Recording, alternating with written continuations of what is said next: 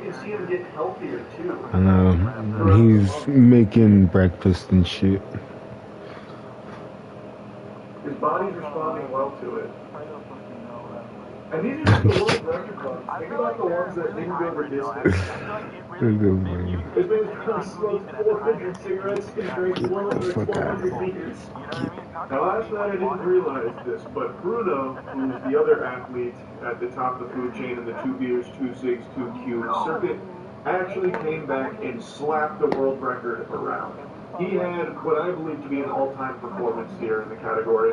Now, what I find extremely admirable about this sub-110, by the way, is that he switched to using glasses for the beers. You can see a full beer being consumed. So now there's no more guesswork, no more speculation. It's all above board.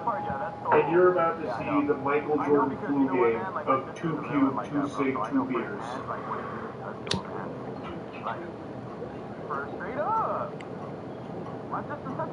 He was checking all his tools, making sure everything still works. That way it's all in one attempt like that. All lickety split. No room for error because of the instruments. I've got to mute the music again because it's DCA. But an excellent chug. That Brewski never stood a chance. And he's sticking with the classic route of 1 beer into double cigarettes, so he can start solving the cubes, which I've come to appreciate. I still think if you double chug and you went both beers back to back, double fisting them, you would probably cut a couple of seconds off. You could shave some, I guess, fuel time, but in the category as optimized as this, every split second counts. But look how quickly he solves those cubes.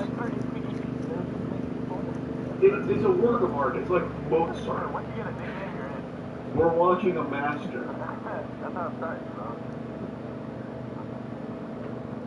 The cigarette's giving him a little bit of trouble. This is where he loses most of his time on the second cig.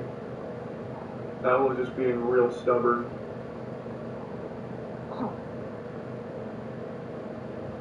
And then right back to the beer. You can tell that he spent the off-season really training his chugging capabilities, which really helped round out his game.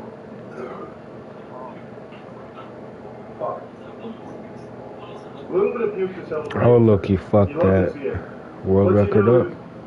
I can't read that. There it is. 106. Mm-hmm. Oh, shit.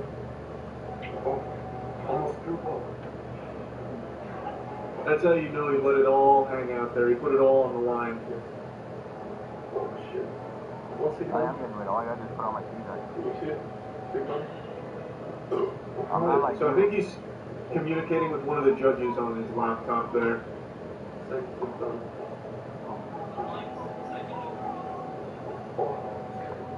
I did 2 attempts.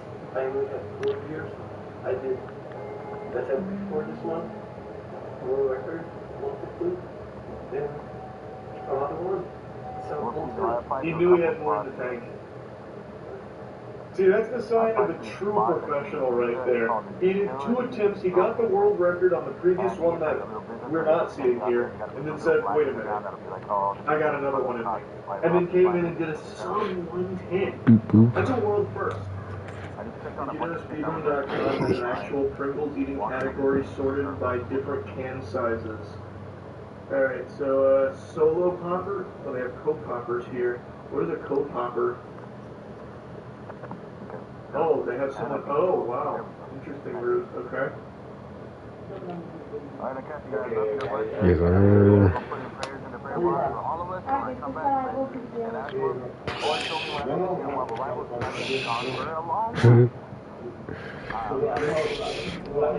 Oh, he hasn't even been trained on the technique. Wow.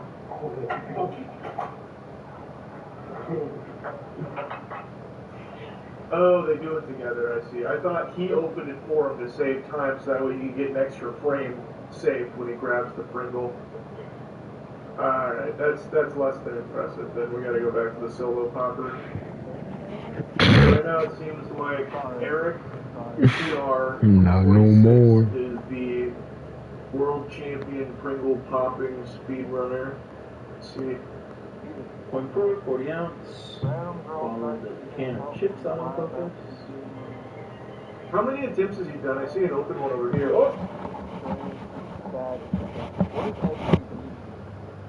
don't know. By all the choices. At Mattress Firm, we make it easy. Our sleep experts have the unrivaled know-how to match you with a perfect mattress. And right now, get an adjustable queen mattress set for $499.99 at Mattress Firm. We make sleep easy.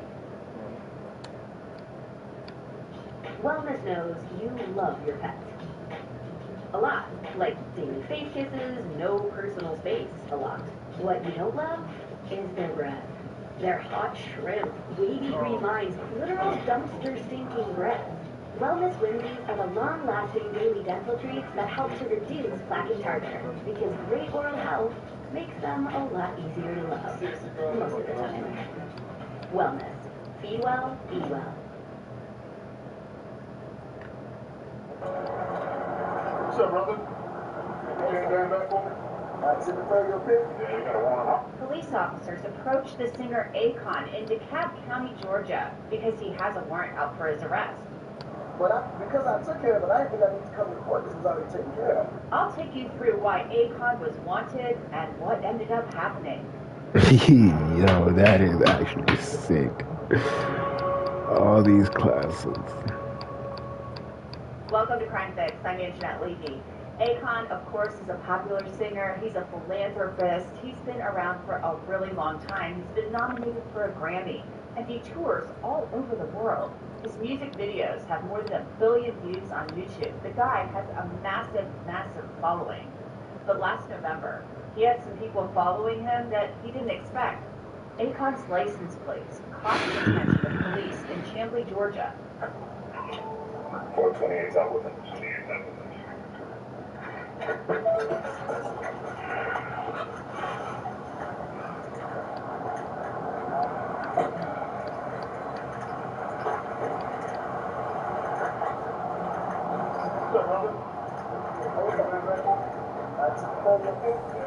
Oh, just on my way to the courthouse. That's how I know. That's exactly how I know I got something about. I really, I got you. I'll handle it. I did this just last night. I was literally on my way to the courthouse. I didn't go for it. Yeah, last night. The way y'all take it? Yeah, I had a flight to catch. I had a flight to catch, man. Do you have anything on it? Huh? You might not even want to. Because everything was already taken care of. Where's that idea? It's in my bag. Did you get it? Any weapons in that car? Yeah, I just heard this last night, really. Wait, which? Have anything on you, brother? No, I'm just testing out. Yeah, what's the color? It's in the, yes, the go yard. Open up the go yard, and then look at the small pump. Protection, bro? Huh? Protection? Nah. The back stuff? Oh, yeah, I forgot. No, I was happy. I was on board. And I took care of it before I left. But I took care of it. I had to let it come to court. This was already taken care of. Because I was being stopped for a failure to appear. And then I was paying that off. I got everything done with my license. I suspended because of it. So I was able to get my license, everything done before I left. And then when I left, I didn't think they would have me come to court after I took care of it. Well, see, we're confirming now. I mean, they can very well say, you know what, we don't want them. What if they do this? You gotta go down there. Matter of fact, see it, Rob. Now, I'll get back to that video and what's going on with that white Tesla Cybertruck in just a moment. But first, I want to tell you why Akon is being stopped in the first place. A Chamblee police report lays out why police surrounded Akon in the parking lot back on November 7th of 2025. A blocked safety camera that reads license plates sent an alert to police that a white Tesla Cybertruck registered to someone with a warrant was in the area. Fox sells license plate reader cameras mounted in cities across the country. They're a little bit controversial. Critics like the ACLU say they allow for mass warrantless surveillance. So that day, last November, the cops went looking for the white Cybertruck, and they found the vehicle in Akon in the parking lot of Tint World. Akon is on his way out of town to go on tour in India. His wife is with him in her pink Cybertruck. Let's back up the video to pick up where we left off. Listen, we're confirming now. I mean, they can very well say, you know what, we don't want them. What if they do this? You gotta go down there. Matter of fact, Shit, Rob. Yeah, open it up. Can I go show them? Yes, sir. Hey, you gonna do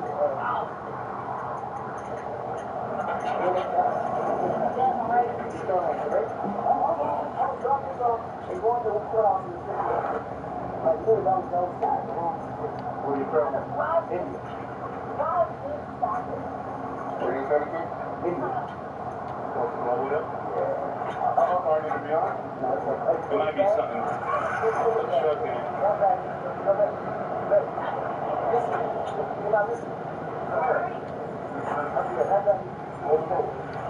It's not that one, man. I'm trying to tell you. I'm on that guy. Oh, this is? Yes. Sorry. But that bag is the one you need. What do I fucking do? Yeah, but you need to pull the thing back. Oh. Like, yeah. Okay. How long you was going to India for? I'm gonna be there for about. I'm gonna be there for 10 days. And then I'm traveling for another 2 days before I come back to States. Take it out the box. Take it out the box. Yeah. It's heavy as hell. I know, you gotta take it out the box.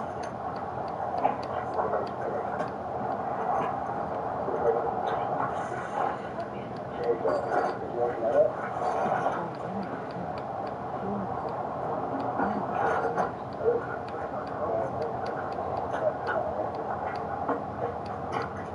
And you see the license is brand new. It's been around the same time. All the time. I gotta know what you did. Everything like that. No, license. You see it. Just take all that out. You see that? See license? That's it. That's it. Brand new license. Show it to me. Look at the date on it. It's the exact date.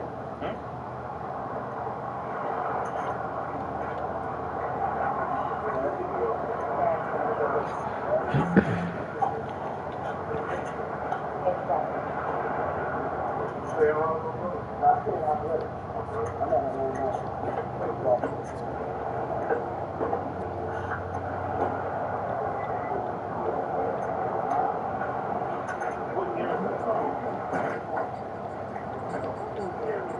Oh, was it sitting here?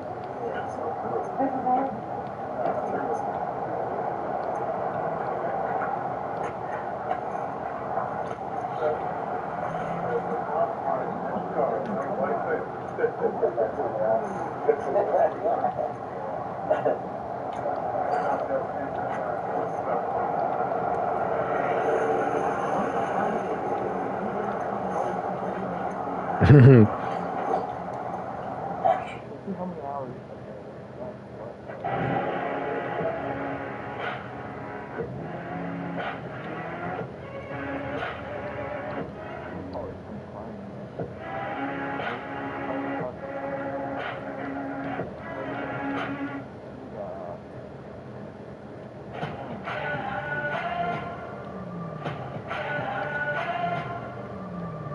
Events like this, they're very important because it gives candidates an opportunity to learn more about Paycom beyond a job description or an interview and get to really meet the humans behind the job, but it also gives Paycom employees an opportunity to learn more about candidates.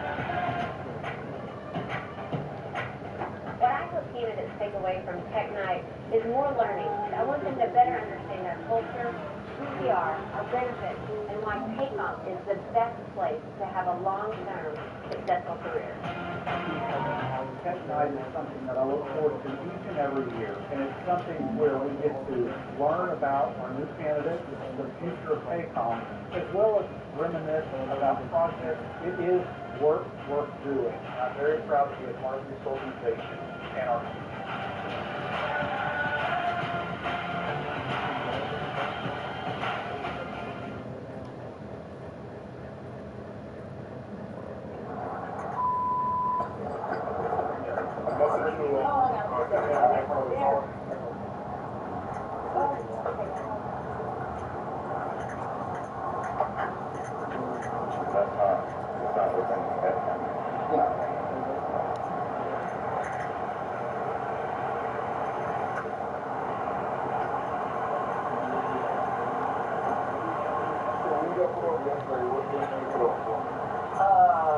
They said I had a warrant for a failure to appear in Roswell.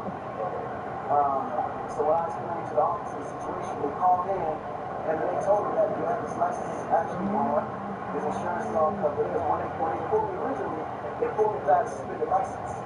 But the suspended license was for failure to appear. Because I was on the road at the time. So they told my truck, took me to the police station, and the police guy, the sergeant at the time, the Roswell, was like, listen, if I can see that you got everything recorded, if you go get the license, all this covered, then, you know, we'll let you go and we'll deal with that. So, yeah, but I was able to go deal with all that the same day. Went to DMV after the slip from the courthouse to show that the insurance and everything was all covered. I got pulled over on exit 7 off Open Bridge. I want to say it was Roswell. Again? Same one? Same one. Yesterday was Roswell Police too.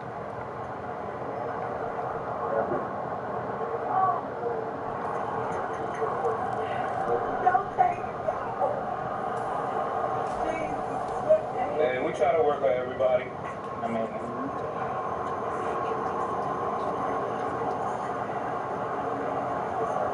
Y'all ready to like scared.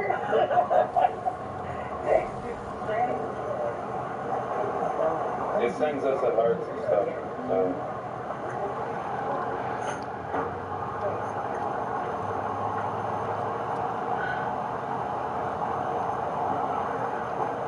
I feel like we had a video shoot. So they want you. You're under arrest, they don't want you. It's been all taken, literally all taken. So how long do I have to wait before I see a judge or something? That's all right, come get you. Oh, Ron, I gotta wait for Ron to come get me? You run to the cabs, and then they're going to be notified that we have you in custody. Let me, give me a second. Let me, that's not going to group me to,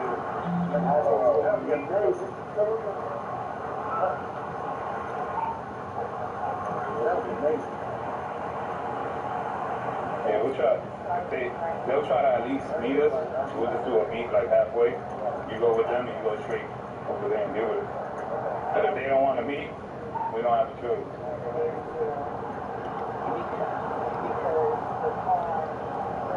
Now, I gotta do with the car, but it's a failure to appear in court. Yeah, all the car was all set up. Akon has a big problem here. He's on his way to the airport to fly to India for tour days, and he's in handcuffs. The drive from Roswell to Chambly is about 23 minutes without traffic, but that's not accounting for the time he may sit waiting for the cops to actually come and pick him up. That could take hours and hours. Now back to the video, and Akon talking to his manager on the phone.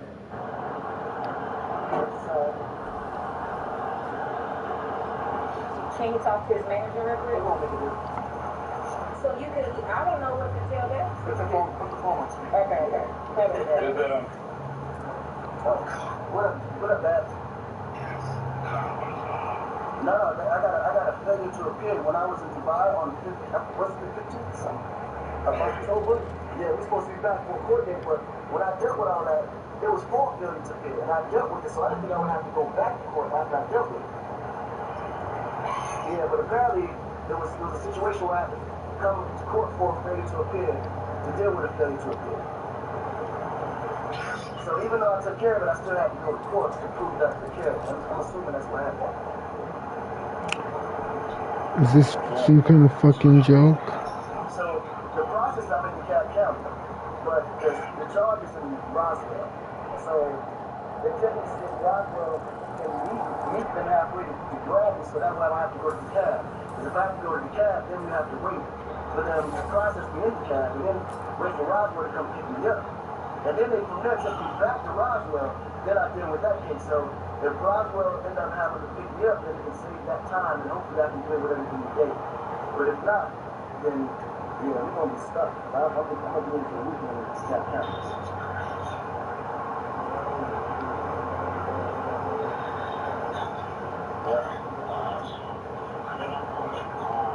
Well, I mean, right now, you can just reach out to the mirror, but if they're going to end up meeting you with Roswell, then you should probably just, follow and we'll go deal with the situation. And hopefully I can see, the judge or somebody with this thing.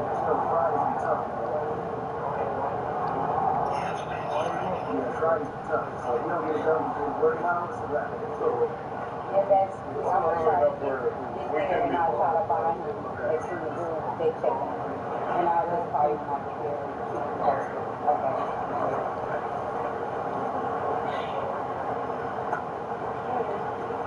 Do I just call you guys? No, if he is gonna go, I would say just go directly over there. yeah, go direct and start. Oh, wait, okay, hold on. Well, I was going to find out, check with Roswell and see him. Yeah, but first let's see where he's going. Okay. Because there's no point for you to go all the way over there if he's gonna end up having to go to the cat. Hopefully he goes straight to Roswell and then you can just go straight over there. But the Indian So what I'm saying is, you can. Yes, we don't make it right. It's whatever flight it's gonna be. That's what it's gonna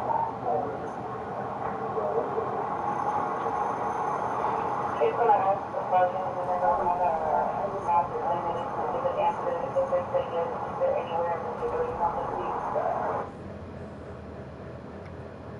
Hawaiian Rolls, we're all about bringing you fresh flavors in new ways. Like our new pineapple luau sliders, bursting with island-inspired goodness. We took our slow roasted pork, tossed it in a pineapple garlic sauce, added a spicy mango aioli, and topped it with perfectly pickled onions. All piled on a Toasted King's Hawaiian slider bun. Get two for just $6.99. The new pineapple luau sliders, only at Hawaiian Bros. You might just see a child, a smile, a pair of chubby cheeks, but we see so much more. A supportive family, the power of early educators, the foundation of Arizona's workforce. Early childhood is the key to a stronger economy and thriving communities. First Things First is Arizona's early childhood agency, where we champion early learning in Arizona's future. You can too. Learn more and stay involved by visiting firstthingsfirst.org/champion. So Akon, he may have to rearrange flights. He may not make it to India. This could mess up the entire tour, but he's able to keep his sense of humor with the help of his wife. Take a look.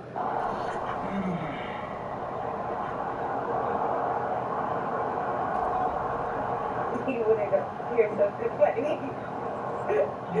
Jason locked mommy out the room last night. And look, he locked himself out, so he had to use the ladder to climb up the window to get back in.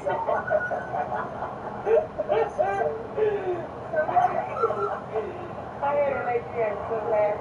That's crazy. Why you lock yourself out the room? Because he said, when he was first, he said, you probably want to be stupid in here. No, that's not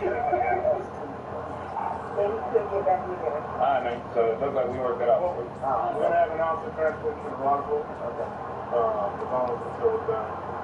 That's it. Thank you so much. You think that make a difference on weekends? We need Roswell to do it. Everything's been taken care of. They want to give my license back. Oh, so what do you do when you get there? I mean, you got to go in the gym? This is one trip on Fort Ridge Road. That's about halfway. I got that. Yeah, that way, hopefully, you'll be able to get out to it. And whatever fees you got there, hopefully, maybe you can take a late flight or something. Yeah, we just have to figure out as long as there's flights we can buy, we just have to come up with something. So they would have to do that. So we don't need that. Just maybe not with like the What's the hours difference between India? How many different hours? Except the other side of the world. Yeah.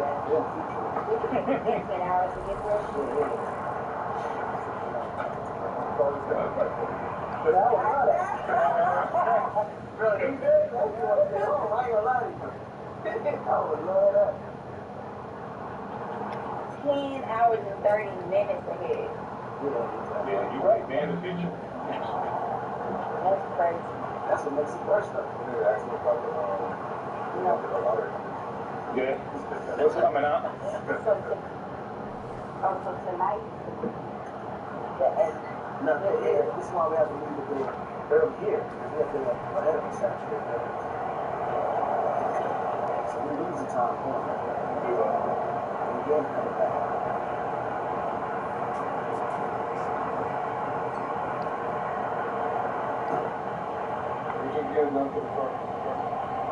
Oh, I had actually this, I was getting the wheels trimmed in that teal color. And then getting the lights in teal as well, too. So the teal makes sense when it's trimmed. Oh, with that front windshield, they probably charge you what they charge for a whole car, huh, to get that thing. That's my windshield. You're trying to take a whole row. Oh, you know my cousin got like the, it's not actual tint, but it's like, it looks tinted because of the slant, right? And then when the sun hits a certain kind of way, it's kind of like almost like shades, glasses. It stops the rays from hitting the eyes. You know, that truck's serious, man. I ain't doing nothing like it. It's probably the best thing on the road. Because it handles like a Ferrari, but then it still has the agile SUV. And it's fast there. Yeah, I've heard that. It's scary fast. Oh, man.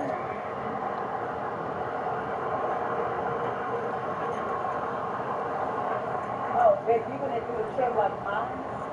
What's that? You like mine gonna edge this that the line?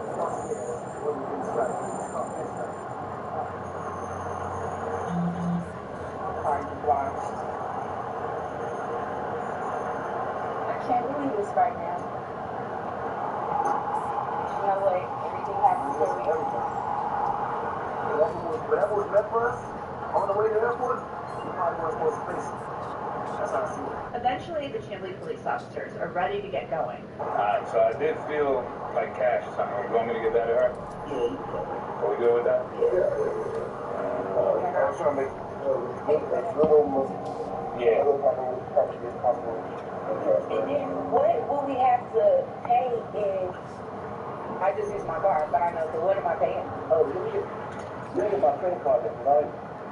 If I make 3 payments, when I make it to my car, or somebody else on the outside, She would have to do it, huh? probably. I mean, she'll have cards, right? Just let them hold at least one card. You want? Just keep the cash. Want Yeah, you can give up the passport. Matter of fact, give me the card and passport, just in case I need it. You know how it works. You got that? Okay, no. So which part? All us, yeah, you never know. You want to go there? Okay. Thank you. And then where do I go? Okay, you can test it because you don't need the car. Accessibility. Yeah, that's it. Give me test it. That's my car. Oh, okay. Yeah, that's it. Oh, yeah. Alright, so these 3, going with you. Where's our party? I think so. Nah, I think she's good. Hold on, man. Ain't nothing in your boots, not like that. Show me something on the front end. Oh yeah, the lights. Put my tail on the light. How you got the tail on that?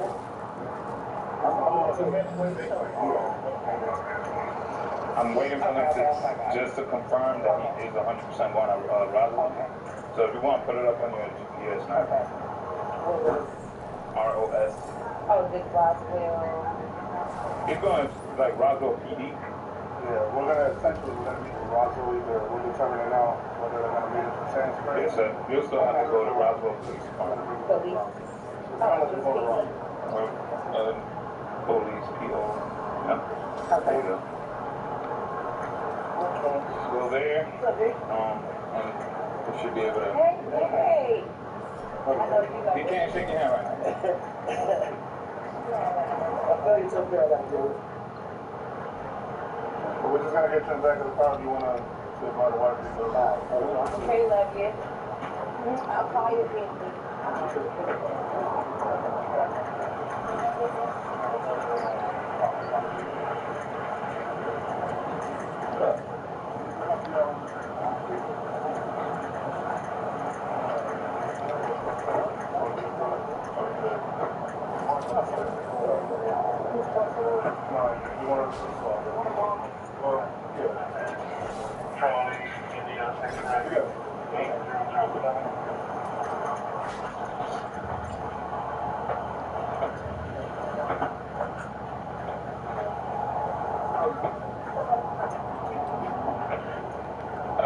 luck.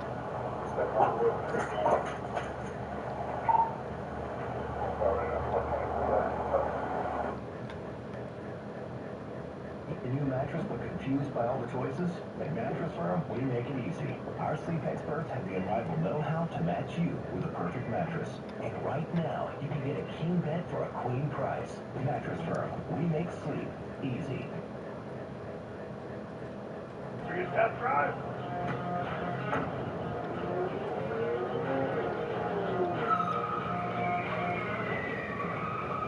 Not only can you save on every new vehicle, but right now you can get America's best full-size truck powertrain limited warranty on every new 2026 Ram truck during Ram Truck Month. Go with them now at Chapman Dodge in Scottsdale.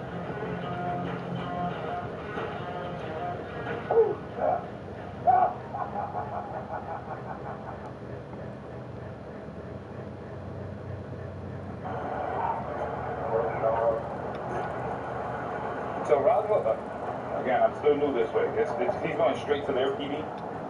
I'm guessing. So They don't go to like the county or something? Well, there's a city charge, and maybe he can just go as he can see judge. It just depends on that. Okay. She'll have to figure that out. You know, maybe it's just a fine that needs to be paid, or maybe he might just fix it. He can still be through and still have to go forward and be there all weekend. what's the charge? That's All right. it.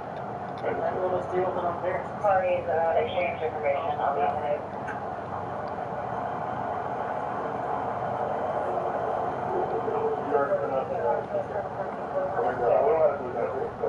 So everything, it seems like it's working out, but then things hit a snag. I don't know how to do that.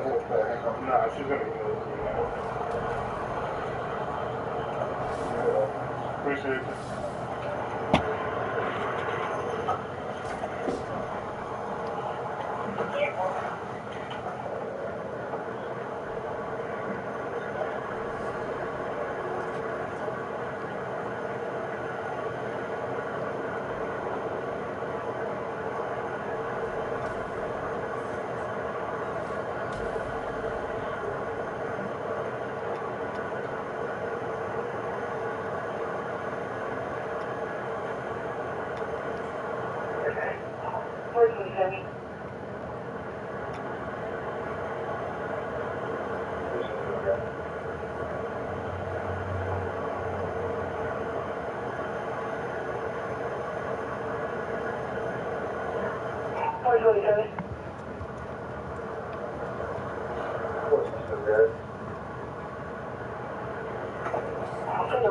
At 3699 Hamlin W Road at the Guatemalan conflict.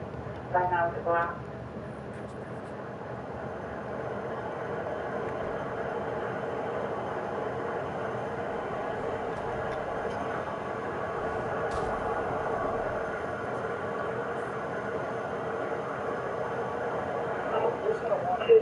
Are you okay with unfortunately retaking them to Smyrna Hill? Roswell is requesting they don't have a unit to meet. You say Smyrna? Hello.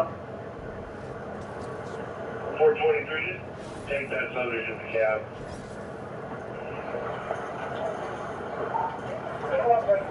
Alright. So I got bad news for you. So Roswell, they don't have anyone that can meet us. So unfortunately, he's going to have to go down and stay. We tried. So you know how you're saying he's gonna have to stay in there. We don't know yet. If you can, so what I would do if I was you, go down to the city of Roswell Police Department, get whatever you need to get done over there, pay whatever fine needs to be paid. Let's see if maybe that way he can just bond out to the cab. If they can send something to the cab, like, hey, he's good to be cut loose. You know, but you got to check with Roswell and see what he got going on with Roswell and see what he got to pay. You know what I'm saying? Or maybe, or he might need to see a judge. It just depends. You know? But I'm gonna do the book. You can go with this outfit. She's gonna talk to him real quick.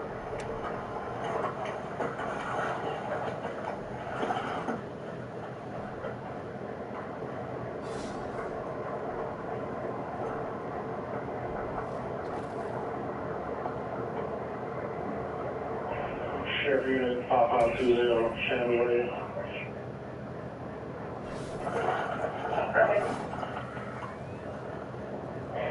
You're gonna cancel the accident, then one party's arrived and they're gonna hell up yourself.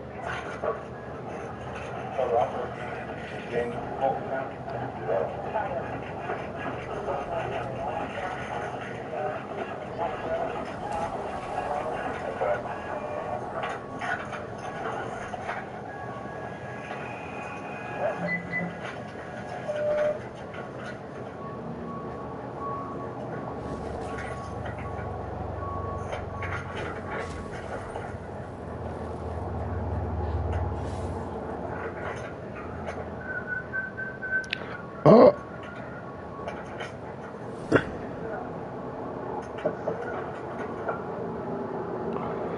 Wow.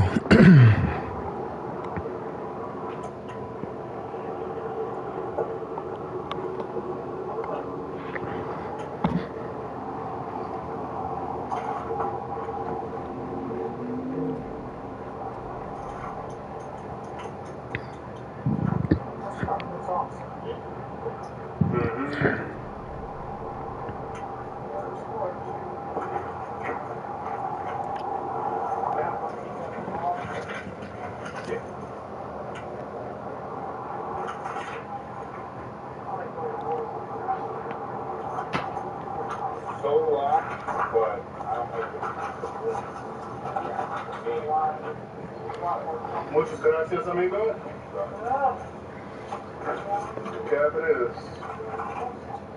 Yes, sir. Right out there. Akon is booked and released a few hours later, and it seems he was able to make his way to India for the tour. He had been cited back in September of 2025 after Roswell officers found him stranded in his white Tesla Cybertruck, and they found his license was suspended. And he also had a failure to appear in an unrelated 2023 court case. So it appears now that this has all been taken care of. And that's it for this episode of Crime Fix. I'm Anjanette Levy. Thanks so much for being with me. I'll see you back here next time.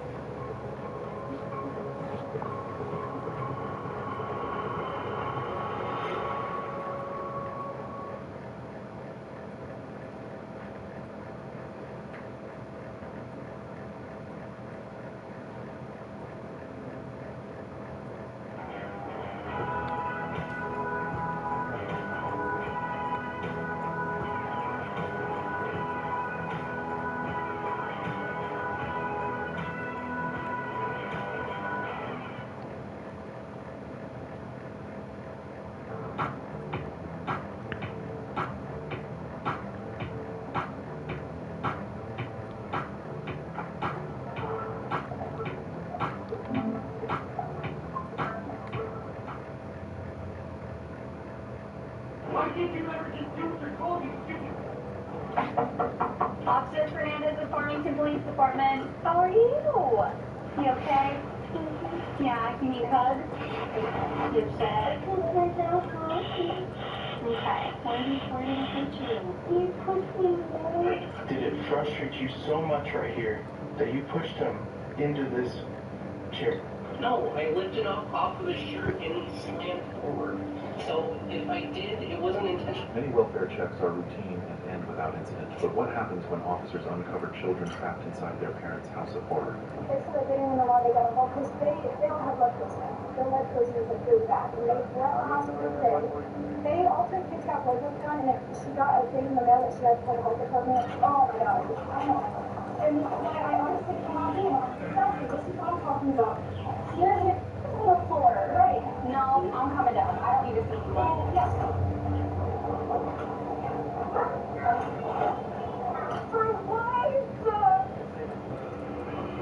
There were moments when cops surprised horrible parents in their houses. We start with a case where a father let the stress of everyday life turn to cruel harm against his own child.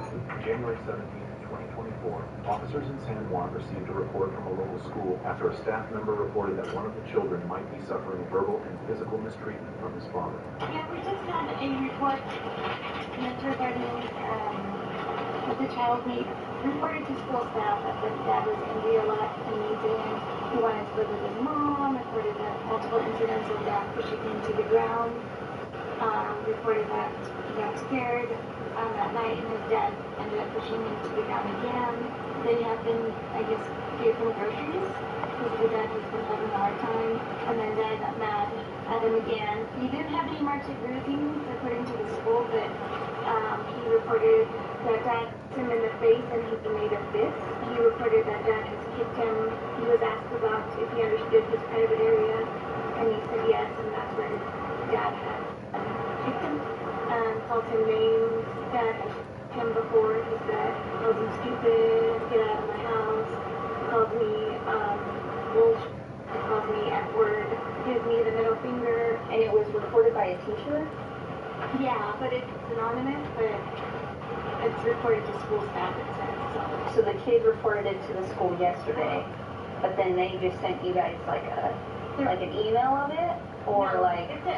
they made a report. So they didn't contact law enforcement? No.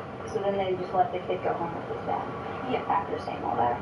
Yeah. And there's no record of mom at all? No, it doesn't say anything. It just gives the dad's father. Okay. As a reference, but that's it. Hopefully he's here with the kid. I did find a grandpa on the kid's power school, so I can give you that information if you need it. With a clearer understanding of the report, officers headed towards the wreck. However, when officers yes. arrived at the wreck, they heard a disturbing and aggressive scene before making contact. It quickly became clear that something was seriously wrong. Why can't you never just do what you're told, you stupid? Officer Fernandez of Farmington Police Department. Hi. Hello. How are you? Can we talk to you outside? Yeah, absolutely. Okay. So we can hear that you're It's pretty glitched upset. out. Okay. So we're just gonna talk to you about some stuff that's going on, okay? With your son. Yeah, absolutely. How do you say your name? I go by Athena. Athena? Okay. Okay. How do you say his name? Aragorn. Aragorn? Okay. Where is he at inside the house? Because I need him. I just was trying for a timeout and so I'm trying to walk away. Okay. Do I have your permission to go make sure that he's okay real quick? Absolutely. Okay. After receiving their father's authorization, officers were met with CCK. Inside the child's bed, the parent was unseen. The child appeared troubled, bracing for what was next. Hi. How are you? You okay? Yeah, can you hug? You upset? Okay. Where did he put you? He pushed me away. That's what he did. Just now? Okay. Can I see, like, your hands and stuff to make sure you don't have any boo-boos or nothing? Okay. You want to pull up your sleeve for me so I can see your arms? You look a little bit red on your arms right here. What happened? See that right there? What happened, do you know? Dad just pushed me away. What about these ones? Is that from the same thing? Okay. You have some red stuff? Where did you, was it your back? Or was it here? Oh, it's up here. It was up here? Alright, and that's where you, what, did it, your face at all? Okay, what side? This one. That side? Alright, how old are you? You're 4? You're 6? Hey, let me see the back, can I see the back of your neck real quick? You can play with your toys, I just want to look at the back of your neck, okay? My dad, this is really easy. You got any you got any boo-boos on your legs? Okay. Yeah. Okay. That one? Yep. Okay. I'm seeing those. What happened with those? Do you remember what happened to your knee? Yeah. What happened? Look at this. Oh my goodness. What happened? Michael pushed me. Who's Michael? Michael's just like my brother. Your brother? Yeah. Does anybody... He really smacked me right there real hard.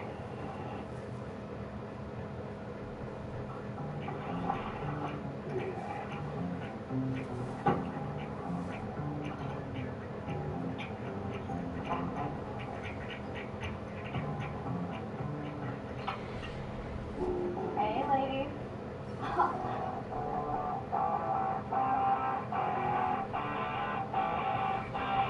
Girl, that jacket. I got it at Goodwill. With hundreds of thousands of unique items arriving in-store daily, you can get it at Goodwill too.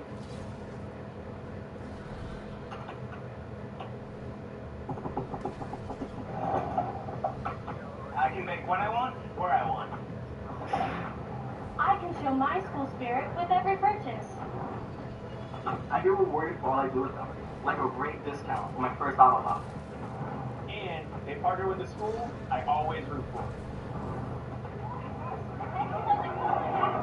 Alright, ready, let's go.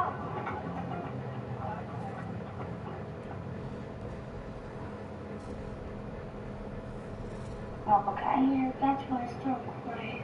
Okay. Also very long time. How old is Michael? 8. He's 8, and he's Yeah. he's your brother? Yep. Who else lives here with you? My dad. Just your dad, nobody else? Yeah. But Grandpa and Michael just come and Grandpa. According to the responding officer, the situation immediately raised concerns. The child's account, combined with his group, pointed toward possible mystery.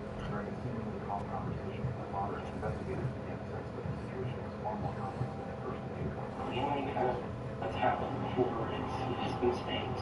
As far as any kicking and stuff like that, I have some aggression points where like personal items, but never anything that goes on to him. You know,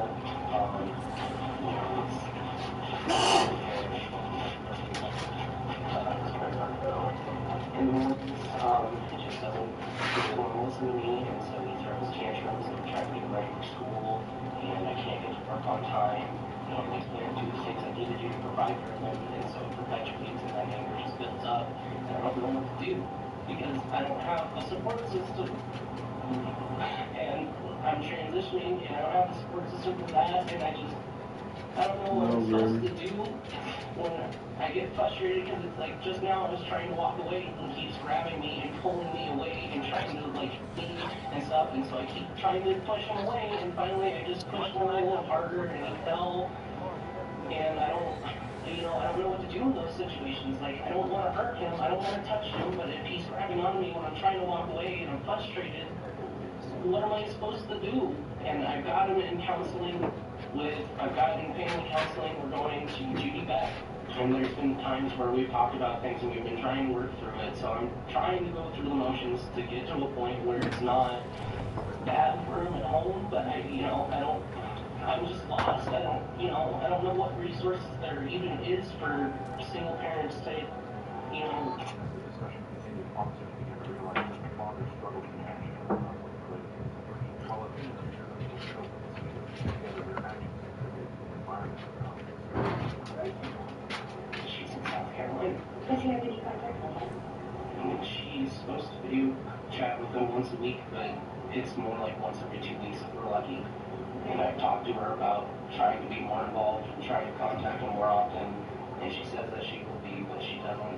And she left suddenly. She just left during COVID. She said that she was going to go live with her mom. We had 50-50 custody, and he was doing great during that time. He was thriving. And she left. It was put all on him. So what we're going to do is just kind of, I'm going to go and talk to him as well, and then we can also offer resources to you to kind of support. We have other support services that can also come into the home and help you out. Right now they do, it's through Desert View. Have you gone through them? I haven't gone through Desert View before. When I first was 50-50 custody with his mom, he was a special needs program and stuff, and they came and visited with us before, and he was thriving during that time. I was doing okay because I had someone else who could help me on that, and so I was doing a lot better. There wasn't any yelling ever or anything like that. As the conversation unfolded, small but troubling details emerged. Statements the father had described as harmless habits took on a more serious meaning to counselors and officers. I forgot, Roundtree, that's what they're called. Oh, okay. Roundtree, yeah, so I was with them for a long time. Okay. And then, when he got older, they said that they could continue service with him, but they didn't see need to at that time. Okay. Does he have any developmental disabilities?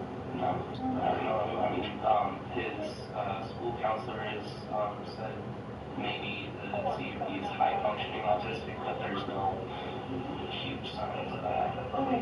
How do you discipline? I usually try to put him in the timeout. Lately, he's just been disobedient and stuff like that, so I usually just get frustrated. I'll take away toys and TV and stuff, and he just tries to escalate the situation. He'll call me names, he'll try to hit me. I'll tell him that's not appreciated. I'll call him timeout, and then eventually he just has to go to a point where you're too lucky that sometimes it's paying him, and it's not harder than, you know, it's enough to maybe make him look like this, but it's about like that. And he's usually, I don't want to say fine after that, but he's frustrated, and then he tells me I'm mean, and then usually I can walk away at that point, but otherwise he'll just really cry for hours. Oh, okay. How many times do you sing? Maybe twice a week. It's not often. Just like at the time. Oh, just once. Yeah, just once. And then Touch could cause it to crumble.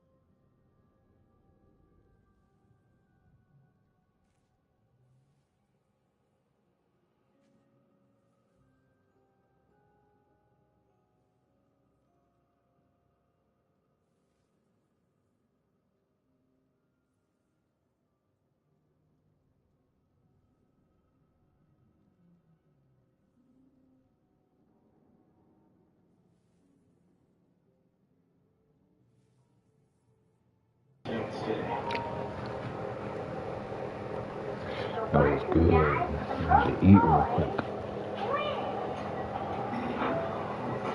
Listen, many Americans can't be wrong because winning is more fun. Your smile is stronger than stone. Look at this amazing demonstration. I want to feel more beautiful. In a search that has continued for centuries, its promise of making I'll be the talk of the town. you've got to learn to get more pleasure out of this. You get more pleasure out of this. Here's the one Daredevil Tigers full of fantastic space. This just is. You don't want to be that. Series on the changing American market and how it's human. You've got to learn to get more pleasure out of this. You get more pleasure out of this.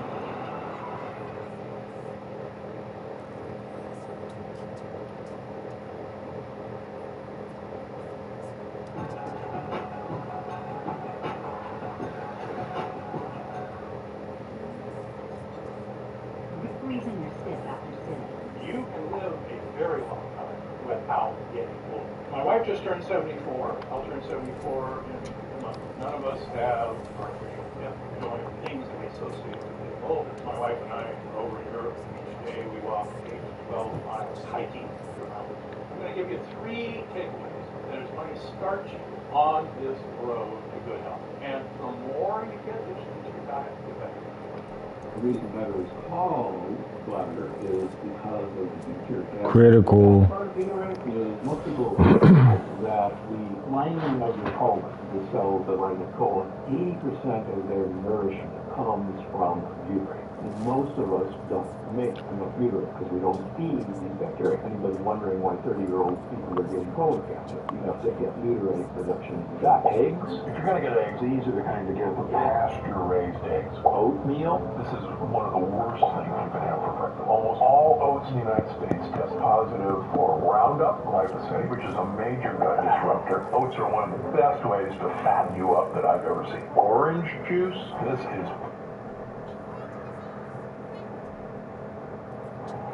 I don't think so. It's hard to say what words he would use, but I'm pretty sure you would get almost the same general story.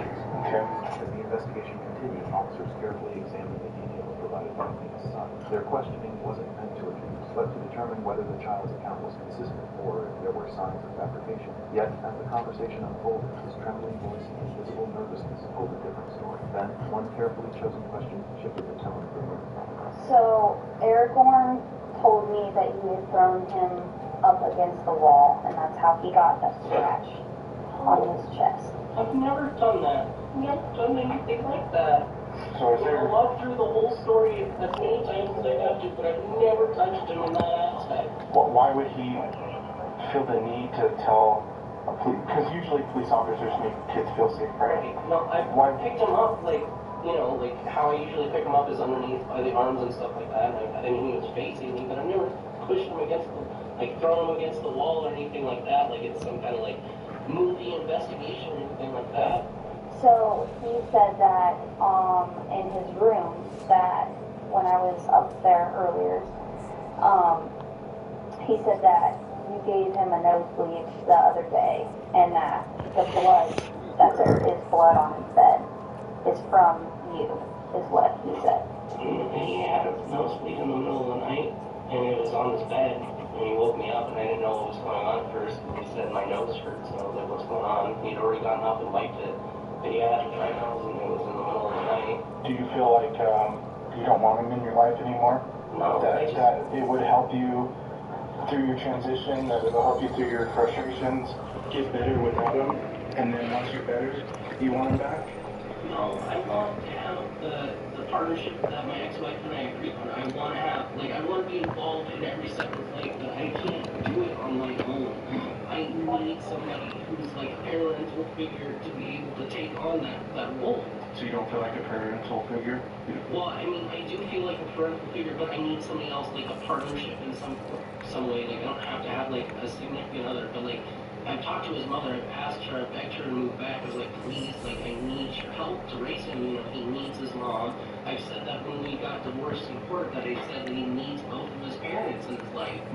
And when she left, she gave me the option to either not have him at all in my life or take him full time. time, and it's like, what are you going to do in that situation? He's my son, of course I want to see him every day. Yeah. So it's like I was pushed into either having him full-time or not at all. Yeah, but as of late, do you feel like you don't want him right now?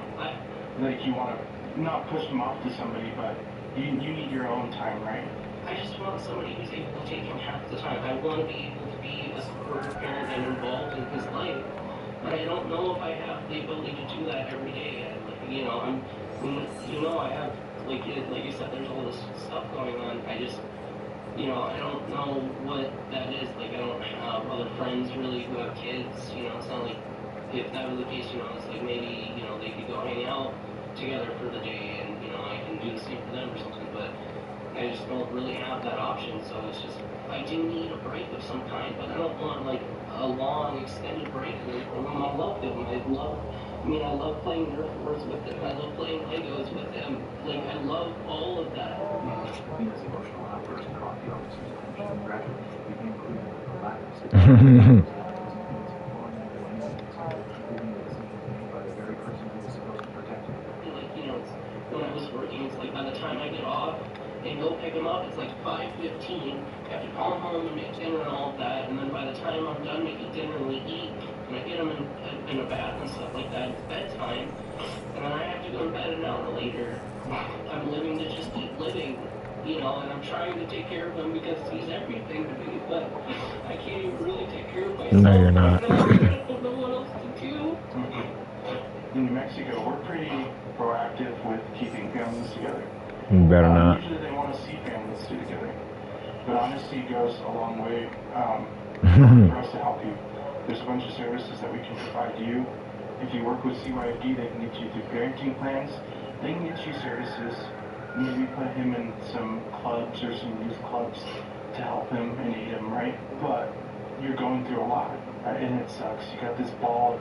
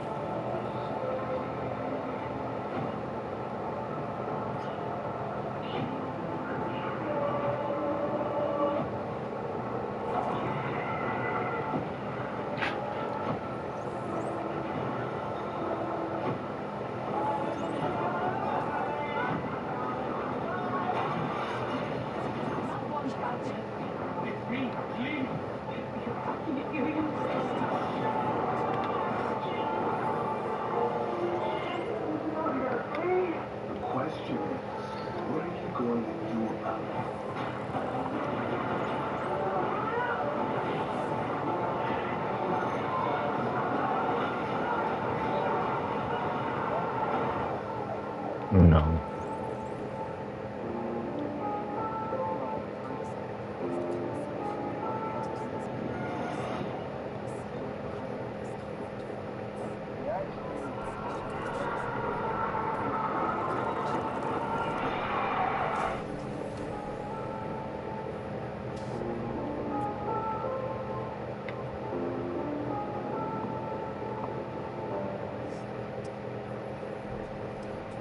As heart raced as rhythm emerged. I was ready to start having fun together. Yes, we can. She was ready. She has Nexplanon to prevent pregnancy, a non-daily birth control that lasts for 3 years. Don't use Nexplanon if you're pregnant or may be pregnant, have or have blood clots or certain cancers, have liver disease, liver tumor, or you and your doctor should be informed. If at any time you can't feel the implants, contact your doctor right away and use a non-hormonal birth control method, such as condoms. Removal of the implant may be difficult or impossible if it isn't when it should be. While uncommon, ectopic pregnancy can occur, which can cause serious internal bleeding, infertility, and even death. You are likely to experience changes to your period. Ovarian cysts may occur and usually disappear. Nexplanon may raise the chance of serious blood clots, which can cause heart attack, stroke, or death, especially if you smoke or have other risk factors. Nexplanon doesn't protect against HIV or STDs. Over 99% effective, no matter the fantasy. Ask your doctor about Nexplanon. I'm biled up inside of you, but I need honesty. I'm being as honest as I can. In the moments that followed, an officer carefully asked whether there had ever been a time where things had gone too far. When Athena spoke, his words blew the case wide open, showing that his earlier claims carried little, if any, credibility. If it went overboard, and when. Because if he's saying that it went overboard, and he's telling us, and he's going to tell multiple people, he's telling his school that it went overboard. The only time I've been overboard is trying to get him dressed. I'm trying to pull his clothes off him, and it's shaking him, but I don't. That's it. That's the only time today where it was really overboard. Did it frustrate you so much right here that you pushed him into this chair? No, I lifted up off of his shirt and he slammed forward. So if I did, it wasn't intentional, but I don't think I was going like. Is this the shirt right here? Or was? No, but I was trying to put on his shirt, so I guess, yeah, you're right. No, I realized that now. Putting on his shirt would probably push him down like that. So now you were, rather than taking off his shirt, you're putting it on. Yes, I'm sorry. It's okay. It's okay. We're willing to work with you. That's what we're here for. I'm sorry if I'm nervous and I'm trying to force something that I really am. Like what? Show me. Pushing down on his shirt. Did you do that intentionally? No, I was just trying to get it on his arms fast because usually what he does when I'm trying to get him dressed in moments where he has been frustrated with that is he'll start like pulling off his sleeve on his own if I can't get over his head. So I tried to pull it over his head and just pull it down as fast as I could. Were you pissed off at that time? Yeah. Where's my bowl? I'm trying to hit my fucking... Oh, don't tell me I took it to the kitchen. I'll let you know what's going on a little bit more. So if you could for me, just grab your phone, make it a fit jacket, and we can go talk outside real quick. So what's going to happen is we're going to do a search warrant on the house. As officers informed her that an investigation would move inside the home, the way that the situation became clear, Athena appeared shocked by how far things had gone. Where I get searched, I have an attorney. It's a search warrant of your house. We have to apply for it through a judge. Okay. Yeah. You can call your attorney. Yeah, definitely. Well, I didn't even know if we did see. Yeah. I would appreciate that. Yes. So the search, we go through the judge. That'll be explained differently. That's granted to us, and we have to do it granted. But in the meantime, what we do is we hold the house, right, for whatever amount of time without anybody in it. We secure it, and we stay here, and nobody else can enter or remain. And if the judge grants us the search warrant, then we are allowed to search it. If we're not granted, then we just give you back to residence. That's how that works. Okay, so I can't talk to my attorney You can. before the search? Yeah. Okay, But that's all I'm they asking. can't stop it. It's up to the judge. Yeah. I'm asking them to stop it. I just want to be able to speak with an attorney before I... And if you need one appointed, you're gonna potentially have to call the public defender's office right now. And you could type in San Juan County Public Defender's Office and see what they need to do in order to appoint you one right now. I'm not sure. I think there's an application process. Since you're unemployed, I think you will qualify for it. Because there's an application process for that. Where do I go when it's being searched? So the thing is I'm just going to have you stand up, okay? Can you stand up for me? So right now, you're just being detained, right? You're under arrest right now, okay? So for right now, okay? Because we believe that there's probable cause to believe that there is child going on. I'm going to be transporting you up to the jail. Athena seemed unable to grasp what was unfolding. Her shock made it clear that she hadn't fully understood the impact her actions had on her own child. I've never been in this situation before, which is why I was asking the questions that I was. Okay. I don't feel like that should mean that I get detained. Okay, so we have enough probable cause to believe that child is occurring, and that has occurred over the past couple days, if not more than that. So we have probable cause to believe that a crime has been committed.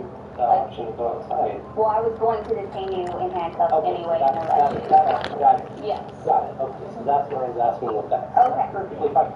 I just want to make sure I was being lied to. No, I'm not lying to you. Given the option of the situation. No. When do I get my own phone call? Yes, you get a lot at the jail. Athena had to give custody of his child to his grandfather due to allegations of abuse and maltreatment. 5 es para celebrar. Aquí está, con la garantía de precio de top. Cuentas con el mismo precio por 5 años. Villancico. 5 años de ahorro. Una forma más de mantenerme un paso adelante. الله والحمد لله والصلاة والسلام على رسول الله وعلى آله وصحبه ومن والاه وبعد. السلام alaikum, dear brothers and sisters. The month of Ramadan has arrived, and by the mercy of Allah subhanahu wa ta'ala, He has been given another opportunity to reap the reward of His blessing. Ramadan is a time to reflect on our blessings and to fulfill our duty to those in need. As you may know, in Pakistan, 40% of the population is living below the poverty line, struggling to meet even basic needs. For these families, quality health care is an unattainable dream. Fortunately, friends of this hospital. In the next case, what should have been dangerous on the streets instead moved inside the home when these parents chose to point a firearm at their own children. But has she done anything with the gun? You said that she put it up to her head in front of you. I said, does someone make you feel unsafe? And that.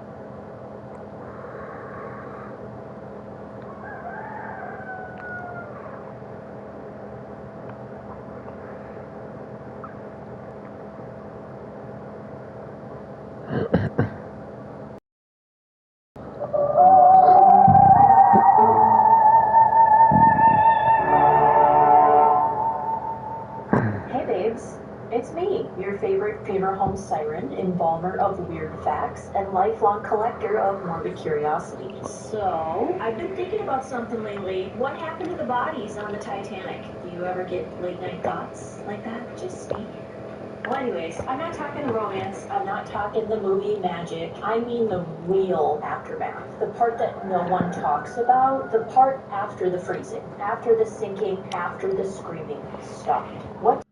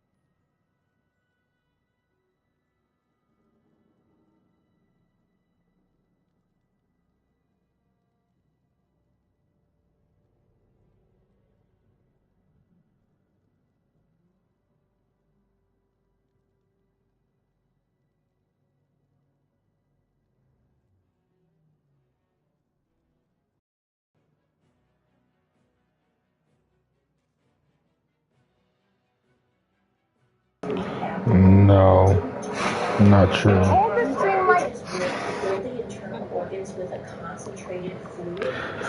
Blinker City. This was battlefield embalming, rough, rushed, but practical. All done on the ship. So it was embalming by the sea, embalming on the boat. And where did all the blood go? I'm so glad you asked. It went straight into the ocean. You're welcome. Sharks, I guess. Could you imagine how many sharks were actually following this boat? I bet it was like hundreds. Anyways, let's talk about the man behind the mortuary magic, a name I had never heard before, John Henry Barnstead. He created the Barnstead method, the original disaster recovery and body identification system. Everybody got a number. Clothes, jewelry, personal items, logged, tagged, and bagged. They even photographed unidentified bodies for later comparison. And then came his son, Arthur Barnstead, the man who carried it out on the McCabe Bennett.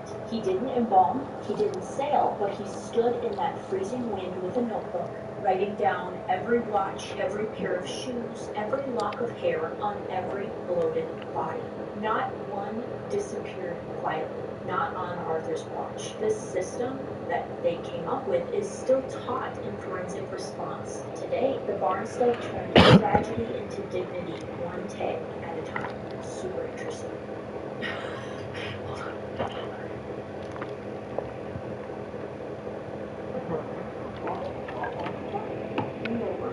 Not anymore.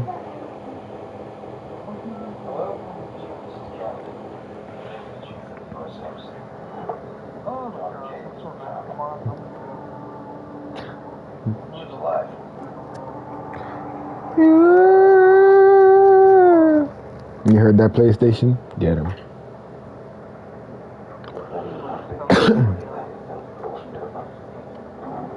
In Africa.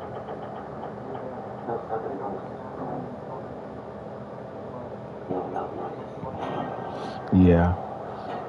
I'm gonna tell him it. It's your new favorite.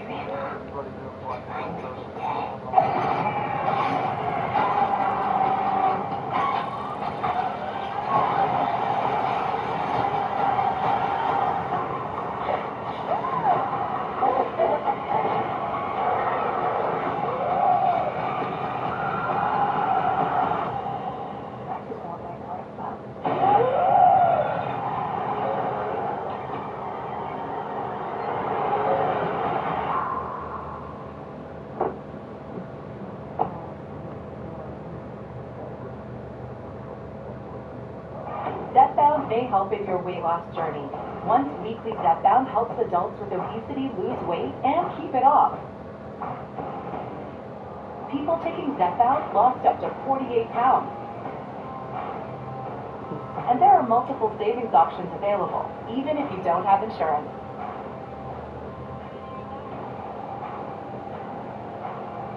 Don't take it related to it, or if you or someone in your family has medullary thyroid cancer or multiple endocrine Back in my bowl.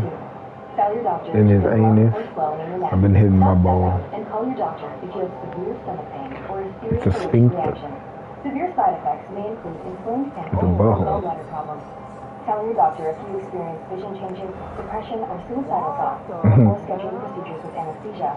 You're nursing, pregnant, plan to be, or taking birth control pills. Taking Zepbound with polyuria or insulin may cause low blood sugar. Side effects include nausea, This shit's diarrhea, live. which can cause dehydration It's got a and butt. breathing problems. If this is clicking for you, ask your healthcare provider about once weekly Zepbound and check your coverage today at Zepbound.com.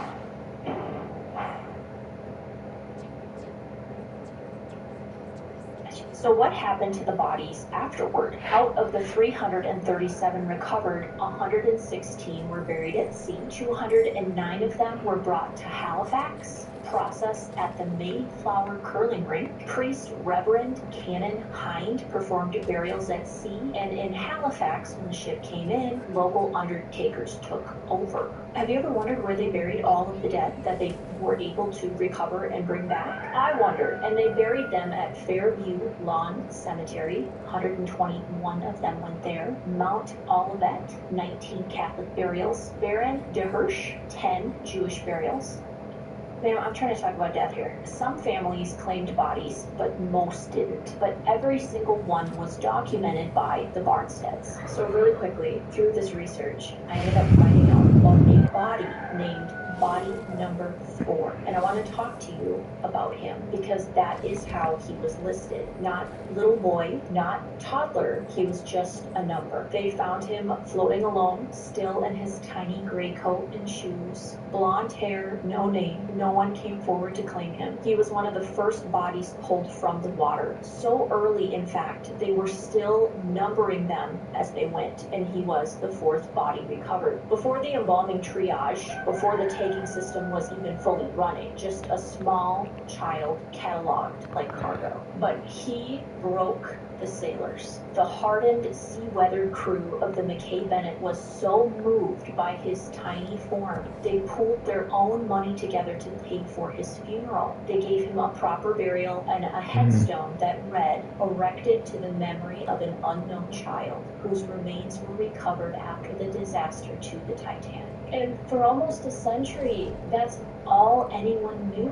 But in 2007, science did what the ocean couldn't erase. DNA testing confirmed his identity. His name is Sidney Leslie Goodwin, and he was just 19 months old. From a large English family, and all of them died in the sinking, and he was the only one ever found. I hope someday I get to visit that grave, not as a mortician, but as a mom, and to say you weren't forgotten.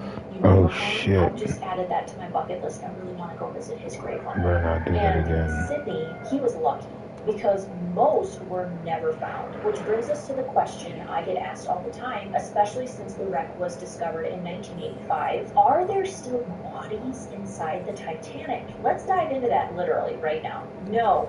Nope.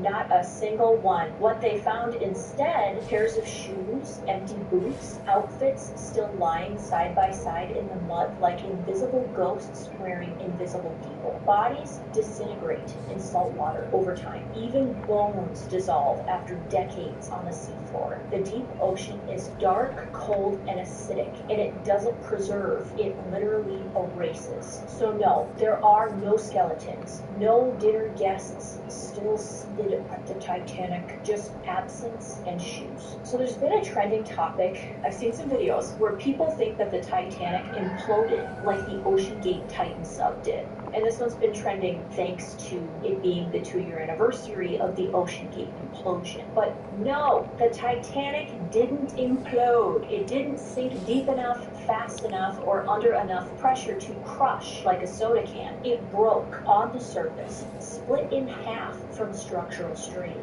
The back end crashed down like an elevator, so people didn't die from pressure, they died from cold and drowning. The Titan sub, different story entirely. Rapid descent, structural failure, extreme pressure, boom, implosion. So no, Titanic didn't go boom, no boom, but she still went down hard. So let's talk about grave robbing. Did you know that the Titanic is classified as a grave? So let's not sugarcoat it. Over 1,500 people died there, and many were never recovered. Their final resting place is the wreck. But that didn't stop treasure hunters. The RMS Titanic Inc. hauled out china, silverware, luggage, even a piece of the hull. And after years of controversy, international law caught up. Now the Titanic is protected under UNESCO, UNESCO, and maritime law. So disturbing it, that's not archaeology, that's literal grave robbing. So if you want to see it, take a sub. You want to touch it, you better bring a lawyer, maybe a priest, and have your stuff pre-planned out, please, for the love of God. So let's bust some myths. Myth number 1, are there skeletons in the wreck? Nope, only shoes. Myth number 2, bodies preserved in ice? Wrong century, ice didn't last, but water always wins. Myth number 3, everyone is dressed in gowns and tuxes. Some were. Most of them had some sort of clothing on, unless they got to a state of hypothermia where they were ripping their clothing off. Most were in pajamas, or life vests, or nothing. Myth number 4, embalming equals perfect presentation. No. Arteries only, no cavity injection, no suction. We're talking a very light preservation, but not museum display worthy.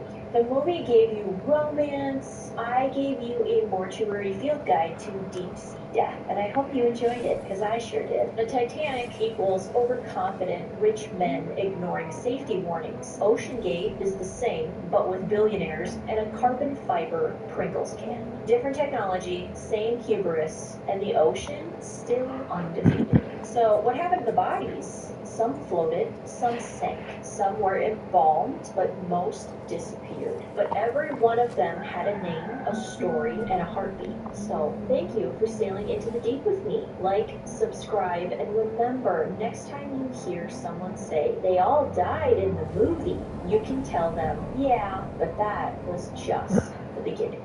If you couldn't tell, I have a new friend because I don't handle grief well, and I needed somebody to love and help heal my heart after I lost Bailey. And yeah, we're still working out a name, but this is my new recording companion. And she'll never replace Bailey. Bailey has a hole carved in my whole heart, but she's definitely helping me heal. And I'm not going to get emotional, but if you've lost a dog, especially this year, last year, at any time in life, and you're debating getting a new one, I have to tell you, it does heal your heart in a way I can't even describe to you. So this is me in my healing journey, and learning how to live without my soul dog has been really hard. So if you've lost a pet, I'm sending you hugs, and let me know what you want to talk about next week. I might talk Egyptian embalming. I really want to talk about that. Pharaoh embalming, that'll definitely be happening next week. So thank you, love you, talk to you soon, bye-bye.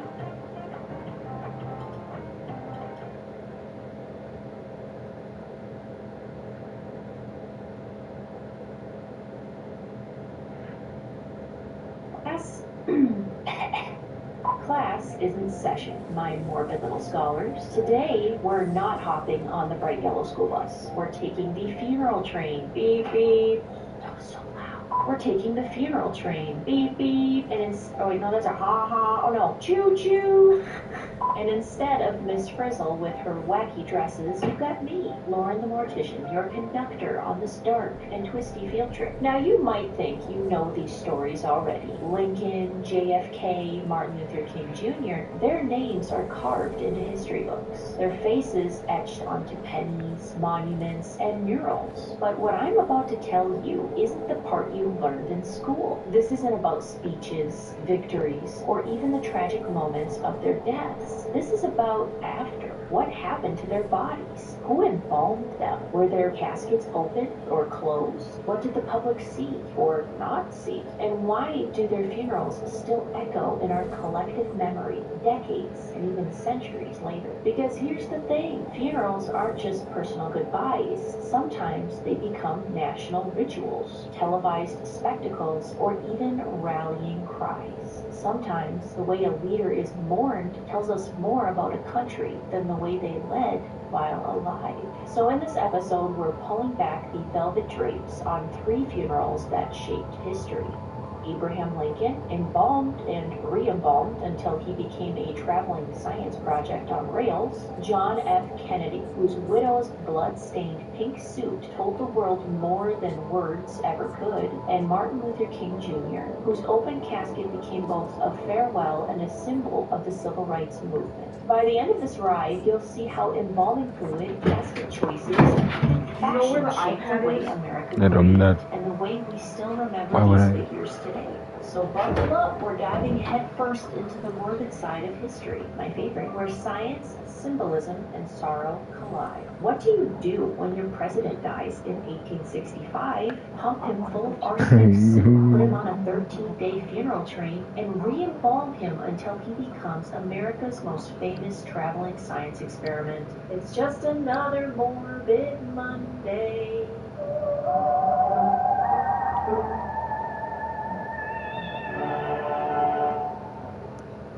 April 1865, Lincoln's night at Ford's Theater doesn't end with applause. It ends with one of the history's darkest headlines. John Wilkes Booth, a famous actor and Confederate sympathizer, slips into the president's box and pulls the trigger on a plan that would change history, hoping to reignite the Confederate cause. Spoiler alert, it didn't.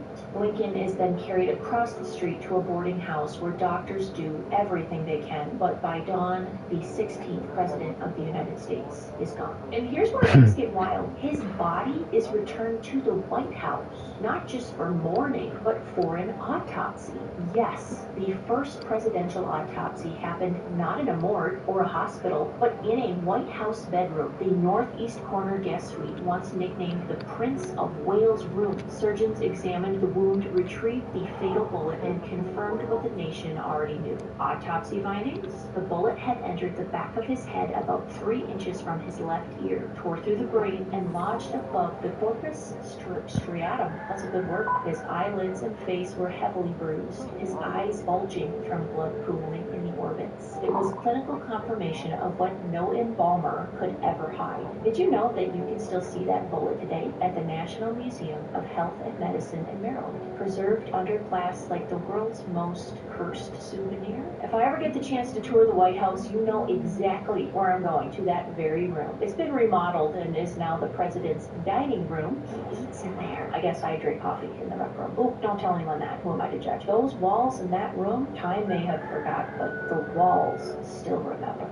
From there, the embalmers got to work. Embalming was still in its awkward teenage years in 1865, popularized during the Civil War, but hardly perfected. They injected Lincoln with arsenic-based fluid, shaved and dressed him, and hoped that would be enough. Spoiler, it wasn't. As the day passed, Lincoln's skin darkened, his eyes sank, and his features grew gaunt. Remember, this wasn't a quiet family goodbye. Millions of people were about to see him. And if embalming was like beta testing an app back then, Lincoln was the nation's high-stake demo. So here's where it gets wild. The embalmers didn't just embalm him once and call it a day. Because Lincoln's funeral was a cross-country tour, whispers began almost immediately.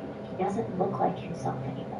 People were concerned. So they packed a portable embalming kit and brought an embalmer along for the ride. Yes, the President of the United States had a personal glam squad of the dead. I love that job. Touching him up between stops. At each city, depending on how he looked, they reworked his features, adding fluid, fixing color, restoring the face so mourners wouldn't be horrified. Charles Brown, the embalmer in charge, famously promised no perceptible change in the body, but accounts from mourners contradicted him. Lincoln's skin darkened, his features slackened, and the differences between stops were noticeable enough that the rumors spread. Flowers were piled high, That's a pickleball already. but to help mask decomposition.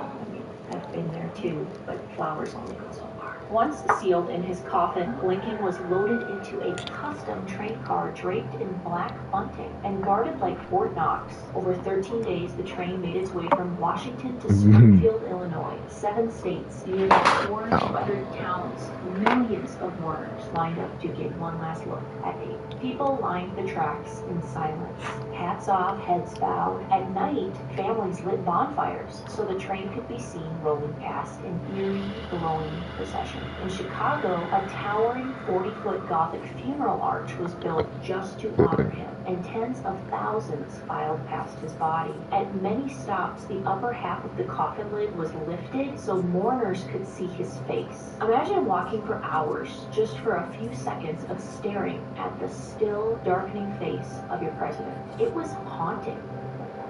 and it pushed the embalmers to keep working overtime, patching him up so he'd remain recognizable for the next crowd. It was like trying to keep an ice sculpture pristine on a summer road trip, but the ice sculpture was the President of the United States. You'd think that would be the end, but Lincoln's afterlife was just as restless as his presidency. In 1878, grave robbers tried to steal his body and ransom it for cash. They failed, but paranoia set in. His coffin was hidden, disguised, and moved repeatedly until finally, in 1901, workers opened it one last time. What they saw was shocking. Lincoln's hair and beard still intact, his chin whiskers visible, the wart on his cheek unmistakable. His suit had molded, his gloves had rotted, his eyebrows had apparently disappeared, but his face was still recognizable after 36 years under embalmers. They did a good job embalming him like 14 times. However many times they re-embalmed him. They resealed him in a coffin, lowered him into a steel cage, and poured nearly 4,000 pounds of cement over the whole thing. Today, he rests beneath all that concrete in Springfield, Illinois,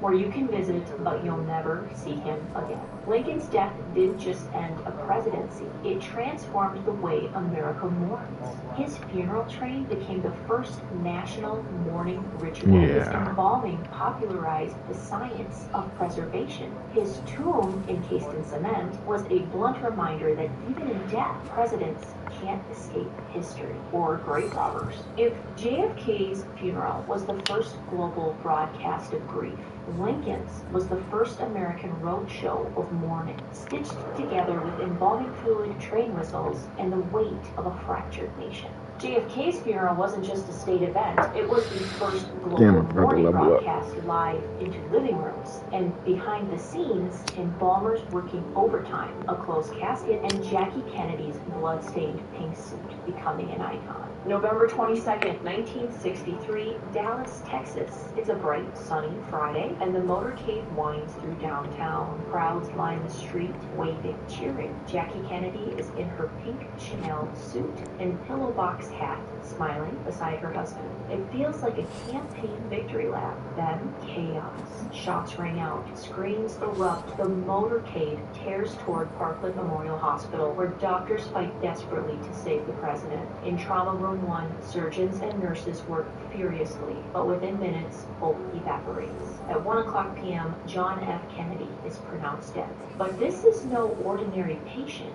Legally, Dallas County officials insisted his body remain in Texas for an autopsy. The Secret Service refused. Jackie Kennedy refused.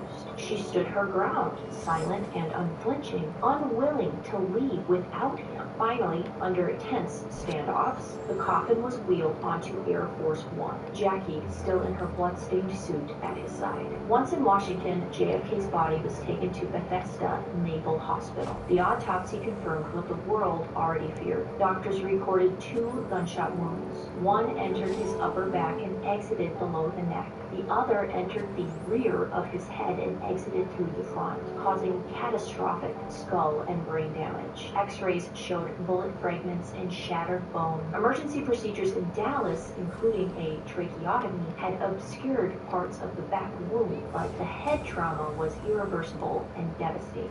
Afterwards, embalmers from Joseph Galler's son's funeral home stepped in. They performed arterial embalming, attempted restorative work, and dressed him in his favorite Brooks Brothers suit, but the injuries were too severe. An open casket wasn't possible. The decision was made. JFK would rest in a sealed bronze coffin hidden from public view. You know, when I wrote this, I put coffin to sound dramatic, but really it's a casket. And if you didn't know the difference, a casket has 4 sides, a coffin has 1, 2, 3, 4, 5, 6.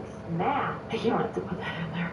That's just... And then there was Jackie. She wore that pink suit through every moment. At Parkland Hospital, on Air Force One, as Lyndon Johnson was sworn in, stepping off the plane in Washington, walking beside the casket as it entered the White House. When aides begged her to change, she refused. No, she said, I want them to see what they've done to Jack. That decision turned a blood-stained Chanel suit into one of the most haunting mourning symbols of the 20th century. It was grief and defiance stitched into fabric.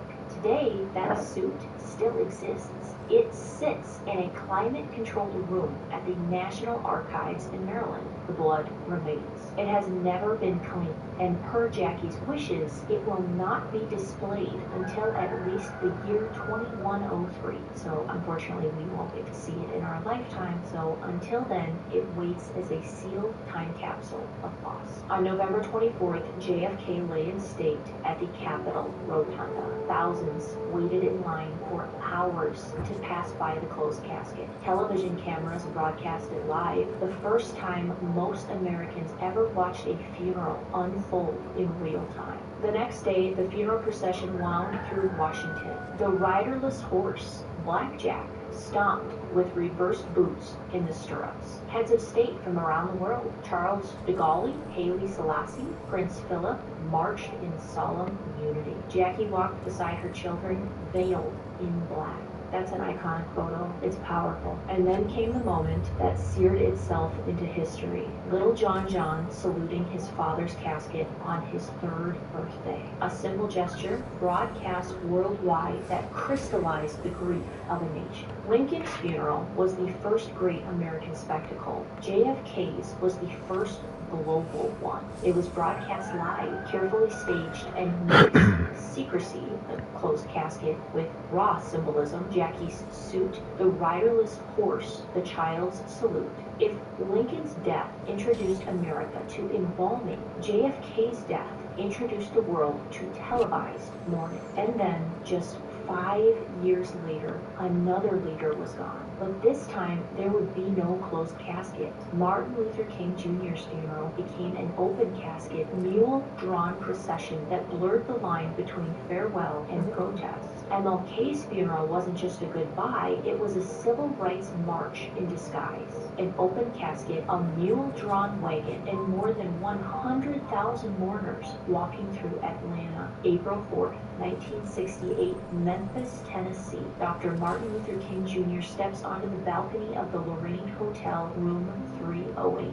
Within seconds, a rifle shot cracks the air. He collapses, mortally wounded. The man who gave us "I Have a Dream" will never finish another speech. He's rushed to St. Joseph's Hospital, where doctors fight to resuscitate him, but the injury is beyond repair. At 7:05 p.m., Dr. King is pronounced dead. Shock doesn't just ripple across Memphis, it thunders across the entire world. Dr. Jerry Francisco, Shelby County's chief medical examiner, performed the autopsy. His findings left no room for doubt. A single bullet entered King's chin-neck area. The projectile tore through blood vessels, transected the lower cervical and upper thoracic spinal cord, and shredded critical structures. Death was instantaneous. He didn't feel a thing. A forensic pathology panel later re-examined clothing, slides, and tissue samples, confirming the trajectory and high-velocity impact. Even with emergency interventions, the vascular damage made survival impossible. After the autopsy, A.S. Turner and Sons Funeral Home prepared King's body. He was embalmed, restored as best as possible, and dressed for public viewing. And here's where the family made a bold, history-shaping decision: open casket. More than 50,000 people filed past his open casket at Ebenezer Baptist Church in Atlanta. They saw his still features, his body lying in quiet dignity. The family understood the symbolism, just as Mammy Till had demanded an open casket for her son Emmett. Coretta Scott King knew that letting America see was an act of protest. King's wounds were dressed, his appearance carefully restored, his body became a message. This is what violence looks like. This is what hate does. This is the cost of civil rights. And by the way, side note, you can totally Google images of this, and if you're morbid like me and you want to see that, it is, I don't even know if I would say it's morbid, I'd say you're normal if you want to see that, because it was such a moment, a tragic moment in history. You can totally Google it. I Googled it, saw it, check it out if you feel inclined. He looks really good. I'm floored by the pictures. On April 9th, King's casket was placed on a simple wooden farm wagon pulled by two mules, Belle and Ada. You know how amazing that is that we know the names of the mules this many years later? I just thought that was kind of amazing. I had to add that in there. Belle and Ada. No ornate hearse, no gilded carriage, just the kind of humble transport that spoke directly to King's lifelong message about poverty, dignity, and equality. The wagon creaked through Atlanta's streets, and behind it came a crowd of more than 100,000 mourners on foot. The procession stretched for miles. Songs rose, spirituals, freedom, anthems, hymns. The funeral wasn't just a farewell, it was a continuation of a movement. Television cameras rolled as Coretta Scott King walked with quiet strength, her children by her side. Leaders of the movement walked shoulder to shoulder with ordinary citizens. Where Lincoln had his train and JFK had his riderless horse, MLK had the people themselves. His procession wasn't orchestrated pomp. It was raw, collective mourning. Atlanta became a city of sorrow and solidarity, every step echoing his message of nonviolence and justice. Do you mind, ma'am? The story is very emotional. Dr. King was laid to rest at Southview Cemetery before being reinterred at the Martin Luther King Jr. Are you hot?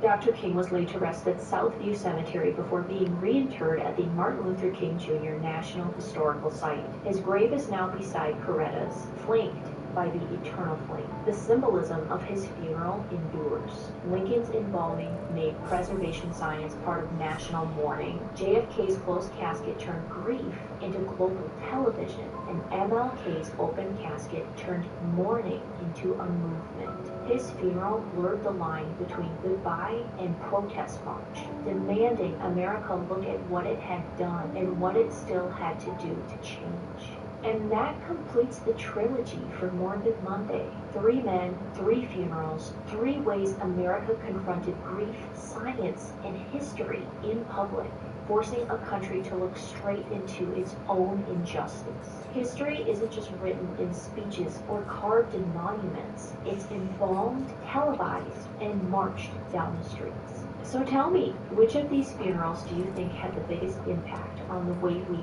mourn today? Drop it in the comments. I read them all, and I love hearing your thoughts. And if you've got a morbid little question or suggestion for the next video, you know the deal. The morbid suggestion box is always open. If you like this deep dive, hit that like button, subscribe if you haven't already, and share this video with other morbidly curious individuals in your life.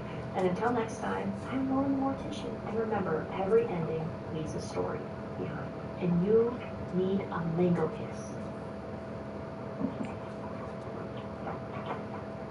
Get it. Kisses. Are you too sleepy to give him kisses? They go wait like wait. Let's just eat my hair instead. Protein. No nutritional value. He's not a puppy.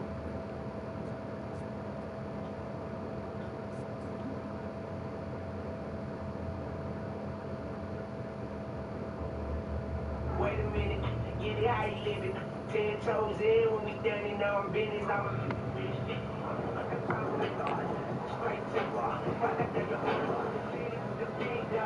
Better ingredients, better pizza. Papa John. Turn roads less traveled into roads best traveled. Find more space to thrive with the Lexus TX.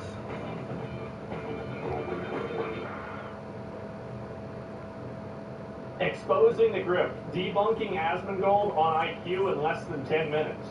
Well, thank God. I didn't want to watch it for that long, so it should be easy. Here we go. In one of the most ironic social media posts of all time, Asmongold makes the claim, in response to media signs, that the average IQ in Somalia is 68. And that I was rounding up, actually. It's like somewhere around 67.67, but yeah. Claim isn't racist, but a fact. What makes this post ironic is the very last bit where Zach claims Hassan's tweet is an attempt to push a narrative. It absolutely is trying to push a narrative. It's trying to push the false narrative that every culture and every group of people has an identical IQ. This is not true. Everybody knows this isn't true. You take 3 seconds and you look at the world and you know it isn't true. Well, not only is this Asmongold's attempt to push a narrative, but the claim itself that African people have low IQs is also an attempt to push a narrative. Yeah. That number typically traces back to the war. There's also a lot of other components to why people have low IQ, and it's not necessarily race. I'm sure that race is a component, but I would say it's probably like a 4th or 5th level component. So the big reason is you've got the big 3, right? 2 of them are like kind of harder to say, and the last one is like a little bit hard. It's a little bit more obvious. Inbreeding is number 1. Do you think that inbreeding is going to lower people's IQ or not? Do you think that a society full of people that are inbreeding are going to have low IQs? Is it going to fuck up people's brains? Absolutely it is. You also have the amount of nutrition. You have food. So if you take people that are inbred, that have no food, you are going to have people that have extremely low IQs. This is just obvious. And the problem is that some people want to pretend like this isn't the case, but it's very evident that it is, because your brain isn't getting the nutrients that it needs. Now, I think that, again, if you really even assign all of that and you remove all of that, very clearly there probably are some degree of racial differences, but the main factors are inbreeding and nutrition. That's a massive fucking factor. And also, if you look at the way that people from Somalia have integrated into British culture, how they've integrated into American culture, how they've come from, let's say, Japan, you will see one common variable every single time. It's that these people are total drains on the society. They are massively problematic. They're scamming. They steal things. They do not integrate. And at the end of the day, they are a negative for the societies that they come to. So why would you bring in all these people that have such a high rate of there being a negative outcome? Why would you ever do that? It's stupid. It has, like, if you just take a step back, are you keeping your country safe? Are you keeping your people safe when you allow immigration from a country that has a massive inbreeding? Do you want to know what the percentage of women who are victims of female genital mutilation are in Somalia? 99%. I'm not kidding. If you look up the World Health Organization, and they have a study on this, 99% of women in Somalia are victims of female genital mutilation. I don't want to import that culture into my country. I don't want to take the risk that I'm importing that culture into my country. I don't want them here. At all. Or some Richard Lynn. This guy described scientific racist. What does that have to do with whether it's right or not? You're calling somebody a word. What does that have to do with this? This man was part of a secret eugenics conference where, and I'm not joking, there were people favorably arguing in favor of pedophilia.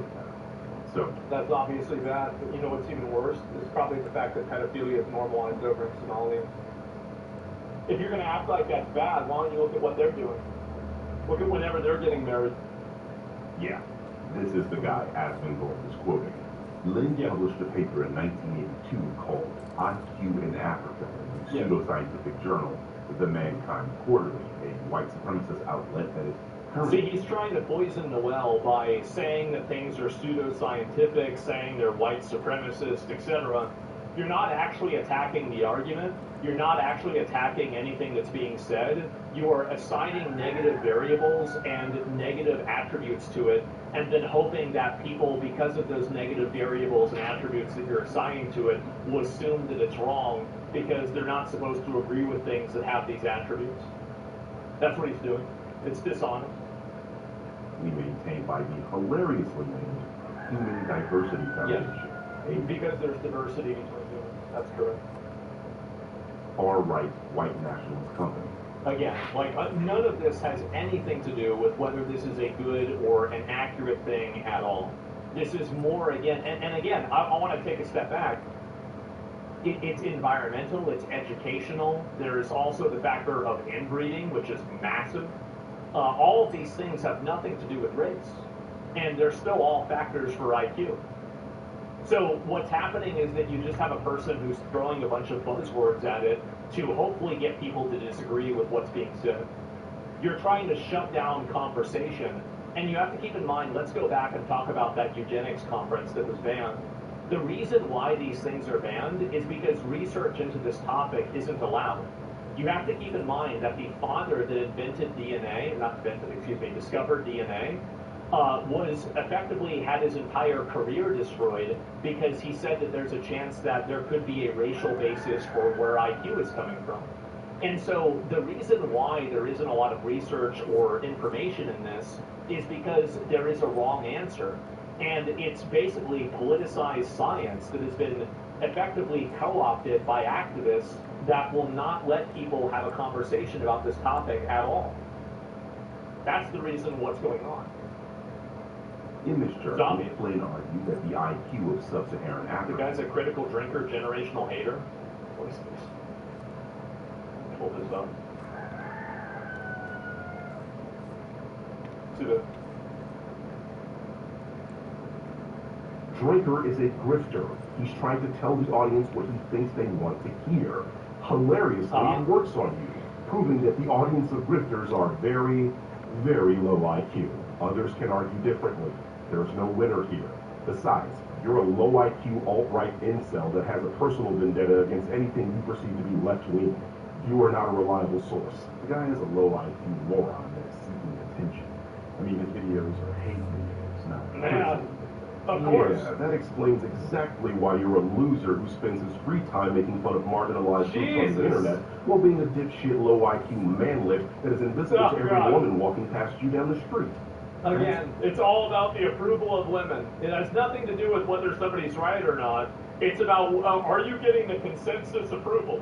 Which you got fired for, you low IQ piece of shit. One thing that always... Notice how his arguments are low IQ? Yeah, because IQ matters. It obviously matters. And anybody that thinks that it doesn't matter is probably low IQ.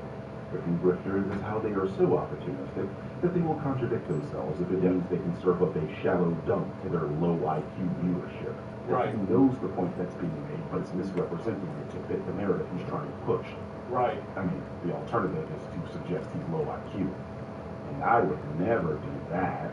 God, I can't take any more of this low IQ brother. Drinker is well, anyway, so this is the person who's making a video of me talking about IQs. Huh. It sure seems like he cares a lot about IQ, actually. Right. And also keep in mind that none of these were arguments. None of this was an argument at all.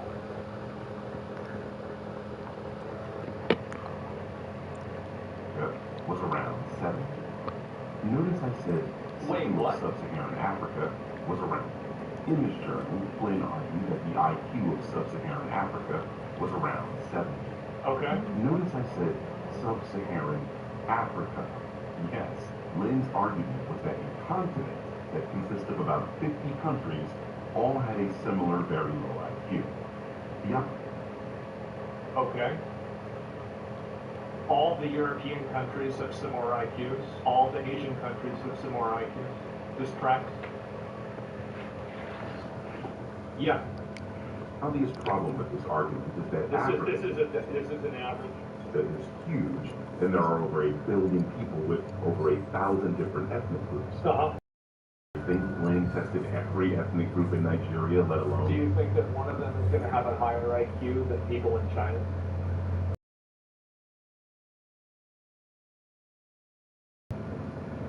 What are we doing? Like, really, it's just so retarded. Oh my god. And the rest of the continent? Yeah, me neither. Anyway, let's be honest for just a second. Other psychologists went back and actually checked Lane's work. Richards, Dolan, and von der Maas published a systematic review in the journal Intelligence, looking at IQ data from sub-Saharan African samples.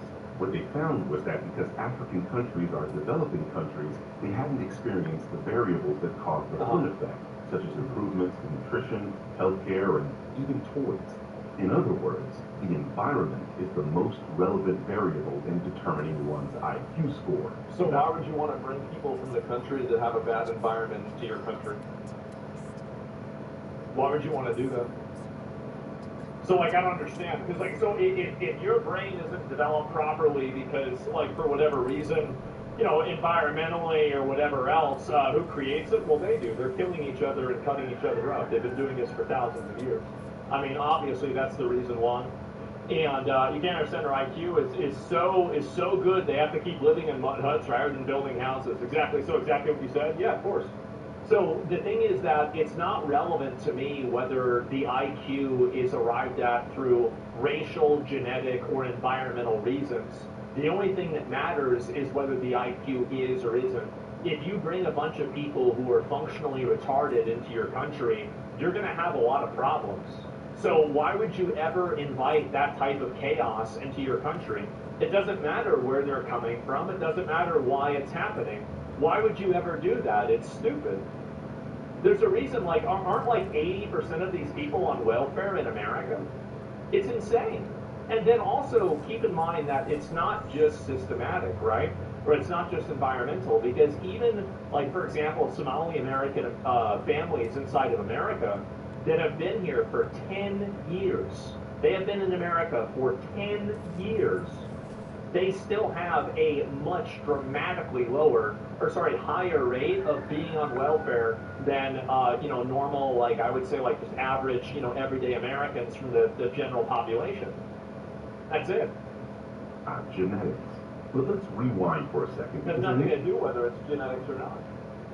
Mention something that you all may not be familiar with. What is it? The Flynn effect. Right. The Flynn effect is the observed rise in IQ scores over time. Basically, if you gave an average... I think this is true. So, in general, you are going to have a ceiling and a floor of IQ. Like, for example, if somebody's really, really naturally smart, if they are not well educated and they're not, basically, they don't have good, what do you call it? They don't have good environment, or they don't have good nutrition, excuse me. And for whatever reason, they don't have these options. Well, what ends up happening is that, yeah, they're not going to be as smart as they could be, but their floor is higher than somebody else's. So it's the same as anything else. There's a variation of it, but that variation doesn't go from 100 to 0. There is a natural limitation that each person has. And if you really think that you can train two random people and one of them can just randomly be Einstein just because you educate them in the right way, you're just delusional. You're obviously delusional. Every single other element of humanity is measured in this way.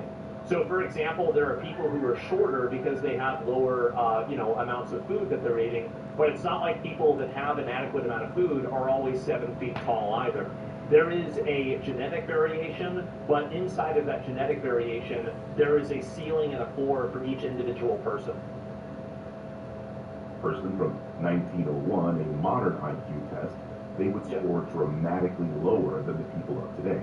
Not because they were genetically predisposed to being less intelligent, but because IQ tests measure certain types of abstract... There are people that are just stupid. And there's a problem is that a lot of people inside of Western society are terrified of the idea that people are not equal. But they're not. And we all know this. Everybody knows this. If you've gone to a public school, you would know this. There are a lot of people that are just born with less talent points than others. They're stupid. They're dumb. And there's nothing that you're going to be able to do. You're not going to be able to, teach them something. Maybe you can make it a little bit better, but you're never going to teach a lot of these people to be rocket scientists. It's just never going to happen. It's a delusion. But people don't want to talk about that because they're worried that it could be considered or seen as eugenics. Reasoning, pattern recognition, and problem solving that modern societies train us in constantly. We're going to take a quick voyage over the cognitive history of the 20th century. Yes. Because during that century... People want to believe that anything's possible with the right luck and the right opportunity. Yeah, it's not. There are some people that are just losers, and some people that aren't. Our minds have altered dramatically. As you all know, the cars that people drove in 1900 have altered because the roads are better and because of technology. Well, it's because people with high IQs designed. And our minds have altered too. We've gone from people who confronted a concrete world and analyzed that world primarily in terms of how much it would benefit them, to people who confront a very complex world. And it's a world where we've had to develop new mental habits, new habits of mind. Now, this dramatic change was drawn to my attention through massive IQ gains over time. And these have been truly massive. That is, we don't just get a few more questions right on IQ tests. We get far more questions right on IQ tests for each succeeding generation back to the time that they were invented. People are getting smarter, okay? This is an argument against what I said. What does this have to do with what I said? Indeed, if you score the people a century ago against modern norms, they would have an average IQ of 70. If you score us against their norms, we would have an average IQ of 130. Now, this has raised all sorts of questions. Were our immediate ancestors on the verge of mental retardation? Because 70 is normally the score for mental retardation. Or are we on the verge of all being gifted? Because 130 is the cutting line for gifted. James Flynn, the political scientist who documented this pattern, showed that IQ scores increased roughly 3 points per decade in many countries throughout the 20th century. I think there's a lot of reasons why that happens, and one of the reasons is a eugenic reason. Whenever you have dumb people that are really stupid, the probability is that they're not going to reproduce. So the reason why is that those dumb people usually make bad decisions. Those bad decisions get them put in jail, and you can't have a kid whenever you're in jail. So that's what happens, is that a lot of dumb people wrong, well, of course it's obvious that's true, is that a lot of the dumbest people are going to get removed from the gene pool, right? What about idiocracy? I love how people are using it. If people are saying the argument against me is it's a movie. The argument against what I'm saying is a movie? What do you mean? No, it's obvious this is true. You're going to have the lowest, the lowest, dumbest people that, like, I'm not talking about, see, like, this is what people don't understand. You're thinking I'm talking about people with, like, a 90 or an 80 IQ. I'm not. I'm talking about people with a 60 or a 70 IQ. This is a totally different wavelength. And those people are probably not reproducing because a lot of those, especially the majority of those people with that low of intelligence are men. Those men are getting put in jail. That's it. So, if IQ were purely genetic and fixed... It's not purely genetic. There's a lot of factors to it. Genetics are one factor, but it's not the only factor. That kind of rapid change would be impossible. Evolution does not move that fast. Your great-grandparents were not biologically inferior to you. They just lived in a world with less formal education. Well, they were shorter, too. Another component to this is that it's height. Like, people in general over the years have become taller. And I think the reason why is the same thing. Like, this isn't even an argument against what I was saying. I think everybody knows this.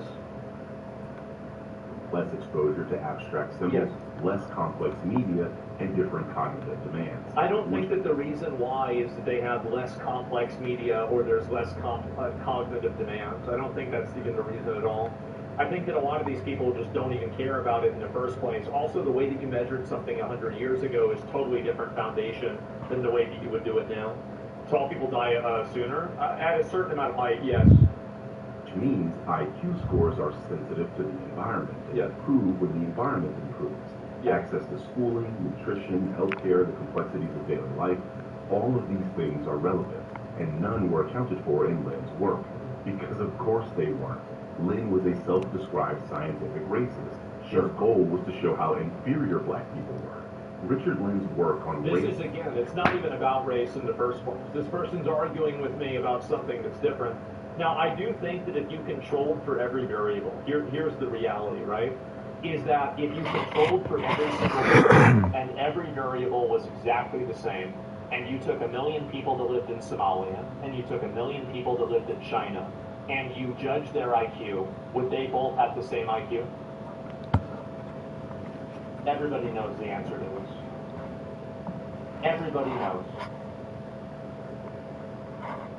And IQ heavily influenced the bell curve, a 1994 book by psychologist Richard J. Kernstein and political scientist Charles Murray that argued intelligence is largely shaped by genetics with some environmental influence, and that IQ is a stronger predictor of life outcomes income, job success, crime, out of wedlock births, than the socioeconomic status you were born into. The bell curve has been challenged by geneticists, psychologists, and statisticians for overstating the heritability of IQ across groups and for downplaying environmental variables, treating socially constructed racial categories as biological truth. Richard Lynn was one of the primary scholars who compiled and popularized cross-national IQ data sets. Here's what I think also, because this is just like more bullshit. I think that what you should do is you should do more research into this and figure it out yourself. Go over there and test these people for IQ. Test people that came over here that don't have these same problems and then see what their IQs are. There's a reason why we don't do a lot of research on this. And the reason why people don't do research on this is because they're afraid of the answer. That's the reason why. And I want to go back to what I've said before, is that look at the people that are advocating for more information versus look at the people that are advocating for less information. I'm confident that I think that more research and more investigation into this will lead to the obvious outcome. But for some people, they don't even want to talk about it. They don't even want to look into it. And that's the real problem. And they don't want to do that because what they built onto it is they built an entire ideology of the blank slate. The blank slate doesn't exist. The blank slate is to a degree true, but there are also a lot of things about it that are not true. And so what happens is that you have people that have this entire ideology that's built around this lie, and because of that, they try to never talk about or never discuss any difference besides this. Can you explain why Lynn said that Iran has an IQ of 80? It's been proven now it's 110. Well, I don't know. I didn't see about Iran. I have no idea what that reason is at all. I don't think that Iran has an IQ of 110, but I know that Iranians have very high IQs on average. 110 would be higher than anybody else in the world by 5 points. So I find that to be unlikely. But overall, I think that's very true. Alleging to show innate racial hierarchies. Yeah. This is the textbook definition of racism, by the way. That race is a fundamental determinant of human traits, and that those differences... It is a fundamental determinant of traits. It obviously is. One of the best traits is skin color. Big surprise. People of one race are going to have one skin color. This is one thing that people don't even consider with like racism and skin color are actually two different things. Like if you have people that are from a different race, like race isn't always defined by just like one specific thing. Skin color is just the most obvious indicator of that. Very clearly there are racial differences between people. Anybody knows this. This is the type of a priori knowledge that every single person in the entire world knows is true, but inside of Western culture, we're supposed to pretend like it's not true because people are all willingly participating in this deliberate lie. Very clearly race is a factor. It's obviously a factor, same as gender is and everything else. But for some reason, because people are afraid of talking about this, nobody ever wants to look into it at all. This produce an inherent superiority or hierarchy. Yeah. Anyway, those data sets compiled by Lynn were later cited approvingly by the bell curve authors Murray and Constance. Yeah. Murray has explicitly acknowledged Lynn's work as part of the research base for their claims about group IQ differences. The problem is not simply that Lynn held... Because also keep in mind that if you were actually trying to debunk this, you would do further research into people that live in these areas, and then he would be showing that further research and the IQ differences being more, like smaller, right? Like, okay, well, there was other research, and this research came out and it proved that it wasn't true. Isn't it interesting to you that in all of these videos and all of this information, not a single actual point of, like, counter research is provided? It's all just people saying that he's racist, or other books that other people disagreed with, or talking about something in a theoretical means, but there's never actually any data that's disproving this. I wonder why that is. We all know why that is. Of extreme views, including open support for eugenics, but that his data practices have been widely criticized for flaws in its methodology. Eugenics works. A good example of it is Yao Ming. So Yao Ming's like 7'4", 7'5", or something like that. And he was actually a product of China having people doing selective breeding. I mean, this is obviously true. If you have two black people that have a kid, the kid's going to be black. If you have two white people that have a kid, the kid's going to be white. If you have two people that are very tall that have a kid, the probability is the kid's going to be very tall. This is the type of what I was saying before. It is this willing, deliberate, and desperate attempt to totally deny every observable facet of reality. And this reality denial, there is an entire pyramid and an entire temple of misinformation and distorted values that are coming out of this. These are people who are fundamentally, not only are they against science, but they're afraid of the consequences of science. That's really it. That has nothing to do with IQ, though. What do you think the probability is that the hereditary traits that are physically observable are the only elements of the things that could have anything to do with genetic variability? What do you think the probability is that height and skin color are almost 100% genetically heritable and IQ isn't at all? Really? Think about this for 3 seconds.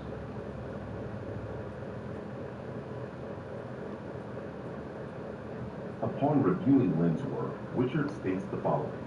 The assertion that the average IQ of Africans is below 70 is not tenable, even under the most lenient of inclusion criteria. Because Lynn missed a sizable portion of the relevant literature, their estimate of average IQ of Africans is clearly too low. Combined, the current systematic review and the results of our review of Raven's test suggests that the average IQ of African test takers is close to 80.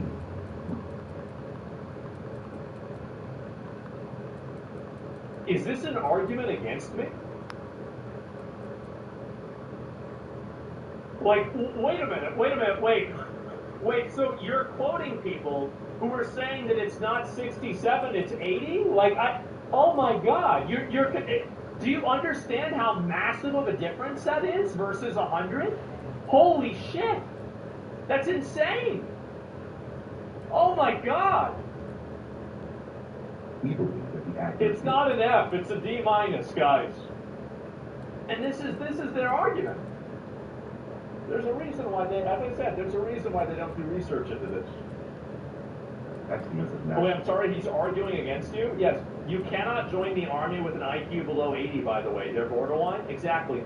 So I think that the benchmark, so you cannot be part of the Army if your IQ is, I think, below 82.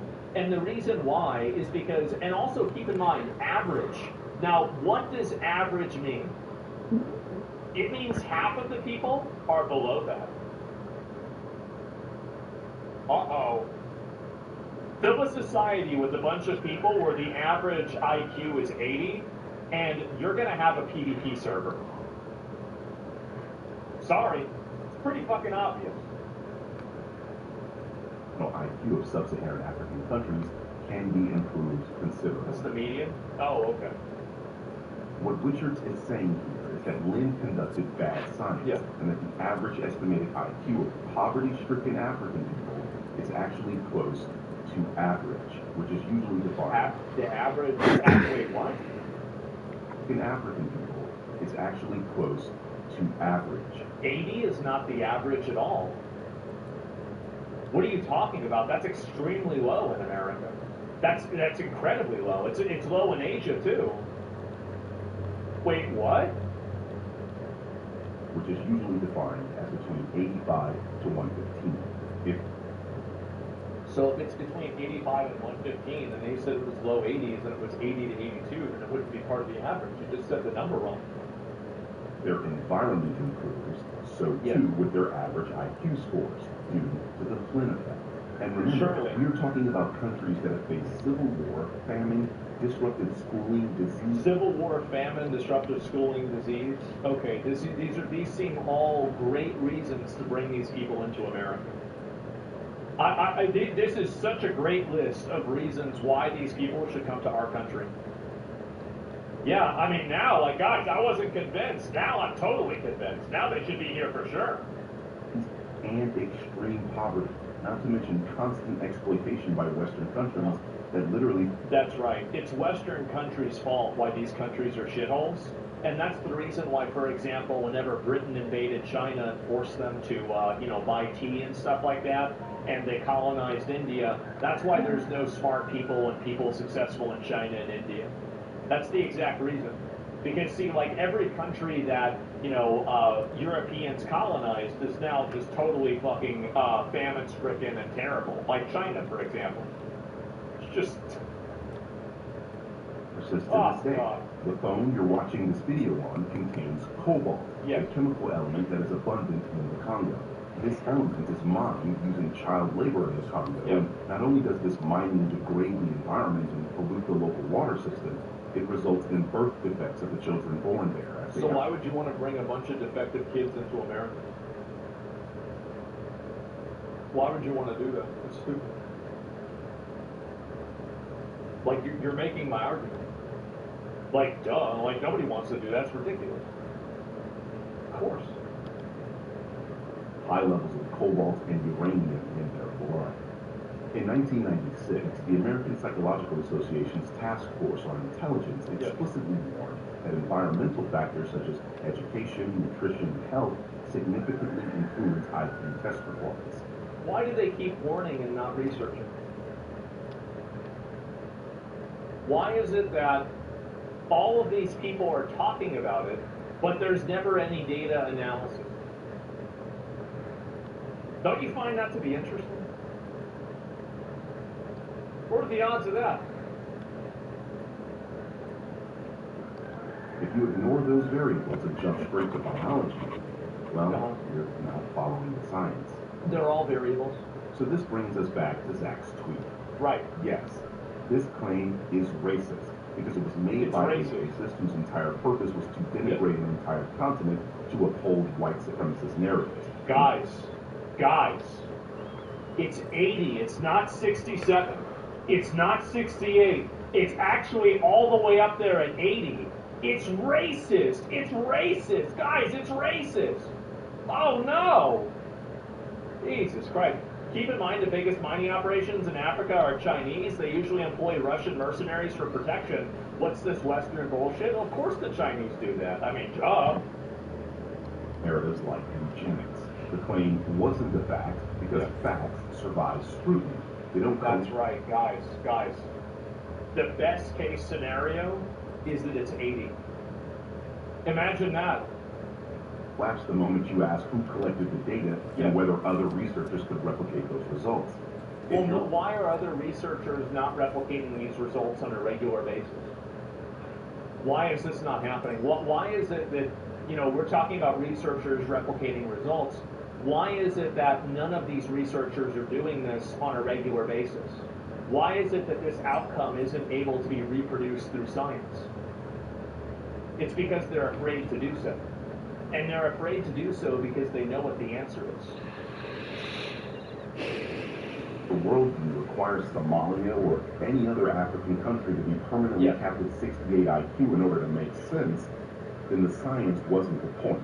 The conclusion is. And that, well, the conclusion is the point, actually. Like, if there's a country that has an IQ of 68 average, or let's say it's 80 on average, let's assume it's 85. Do I want to bring a bunch of median level, average 85 IQ people into the country? No, it's because these people are like an entire almost standard deviation below the average, and I think that their functional value in society is going to be minimal. That's the reason why. Is narrative. Is this the whole video?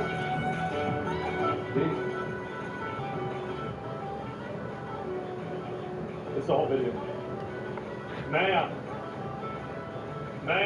that's sad. Wow, mic drops, I know. So basically, this guy spent his entire video calling me racist, and then when he finally showed the data still showed the exact same thing that I was saying, but he said it was a different number. If you think that there's no difference between somebody with a 100 IQ and a 100 and an 80 IQ, you probably have an 80 IQ. I'm sorry, but there's a reason why the military doesn't let people in with that level of an IQ. It's because they're functionally fucking useless and they're stupid. And the fact is that you don't want to bring any of those people. This guy's a generational meltier. Read the tweet and scroll up. What is this? Oh my God. He's too personal instead of factual. Well, he's in, like, what is here? No, these numbers show, oh, here we go. Oh no, wait. Oh my God, oh my God, oh my, bro. Oh my God. This is a another idiot parenting something he knows nothing about. Using per capita for crime arrests is fudging up. Gentlemen,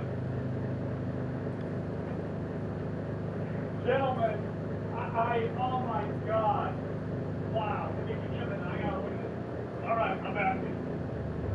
So, using per capita for crime arrests is fudging up the numbers. Guys, listen, if you're looking at this number, why are people in your rates below average? That's a good question, right? Oh my fucking God. The problem is arrests don't take into account exonerations, and black people are the majority of exonerees. Try again, 11 IQ. Surely, guys, there's nothing in per capita at all, and every group of people commits crime at the exact same ratio. Of course, that's exactly the argument. Black people are over-policed and it gives rise to misconduct. Black people are over-policed and it gives rise to misconduct? Oh my God. Black people do not dominate crime statistics, white people do. That's why you idiots try to use, quote, per capita? This guy's dumber than I thought. Oh my God. So basically, I think I'm understanding something. I think that this person made this video about me because, honestly, they probably thought they were being targeted. I think this guy straight up doesn't like white people. Uh-oh. Here we go. Let's see it. It's not. I'm not. It's irrelevant. The point is who started it. Objectively, the answer is white people. Who started World War I? We can discuss Asians or we can discuss the topic at hand. We're not going to do both. The claim was that white people are the most destructive race. Is this not a true claim? I'm asking because I don't know, but I do know there's evidence supporting this claim. Oh my God. We have an actual racist retard. Holy shit. So this is the guy that wanted to criticize me for racism, and so he uses a bunch of bullshit statistics, and then he finally, the only concrete evidence that he uses is something that is basically proving my point, and I can see why he takes this stuff personally. What a retard. Master and other things you never say to anyone in person. Why waste your limited McDonald's internet on frivolous nonsense instead of a genuine topic? White people are a world minority, yet they commit the most atrocities per capita. You won't like that one. Really? Well, what about Mao? And no, these groups show white people commit rape more than the other groups combined. Do you want to know the reason why rape is being... This is going to be maybe a spicy fucking take here. But the reason why rape is being seen by white people more is because in a lot of places in Africa, it's not against the law. That's the reason why. Has it ever occurred to you that they don't even have laws for spousal rape? They don't even have laws for rape in general. So this whole thing, yeah, duh, fucking obviously. What a stupid argument. Yeah, they don't have the data. Do you know why they don't have the data? It's because they don't care. They treat women like second-class citizens and like livestock. Duh.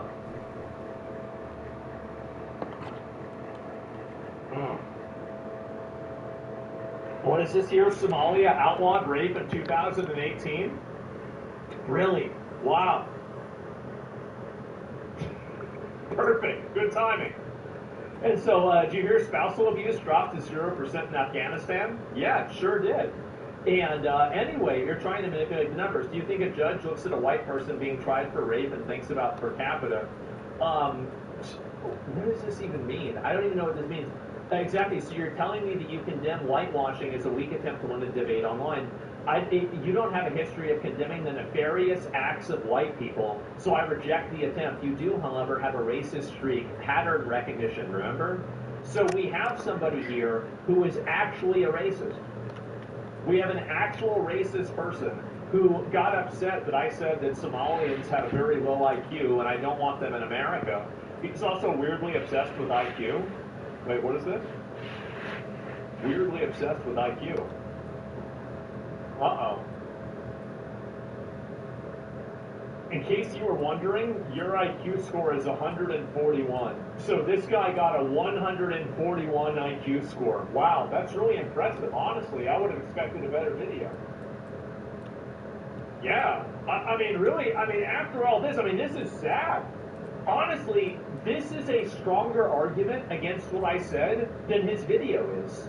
Because how is it that a person that says they have 141 IQ can be this stupid? No, this is actually a better argument than his entire video. Wow! AI help in the song actual IQ, who cares? We're thinking about IQ, about this random person who gives a shit. And so anyway, notice how we aren't talking about this at all. You want to take it there. Which ethnic group in America brutalized and enslaved who again? This is right, guys. Which ethnic group right now, like, this is what I think is funny.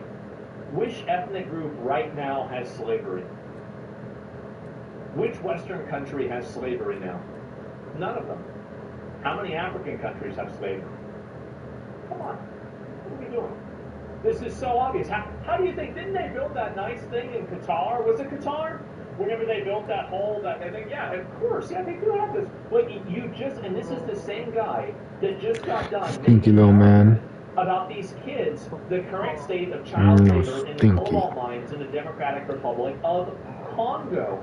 So they're like, do you think these kids want to do this? Fuck no, they don't want to do this. So you use this argument, this person does not believe that you can be racist against white people, that's why he openly hates white people, yet he's the one that's able to call anybody racist.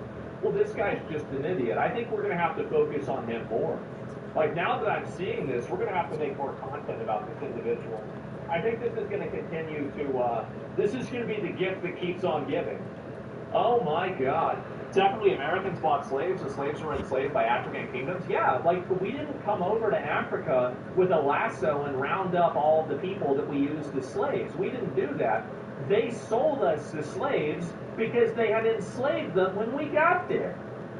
That's the reason. Duh. This is crazy. So many people don't understand. In a room of 100 people, 2 wear red shirts, 98 wear white. One of the red shirts steal, 30 blue shirts steal. Per capita, the red shirts have a 50% crime rate. Blue has a 31% crime rate. Oh my God.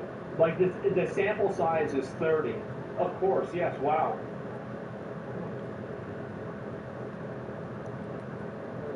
You don't understand what per capita is used for. Only absolute numbers matter for law enforcement. Only absolute numbers matter for law enforcement.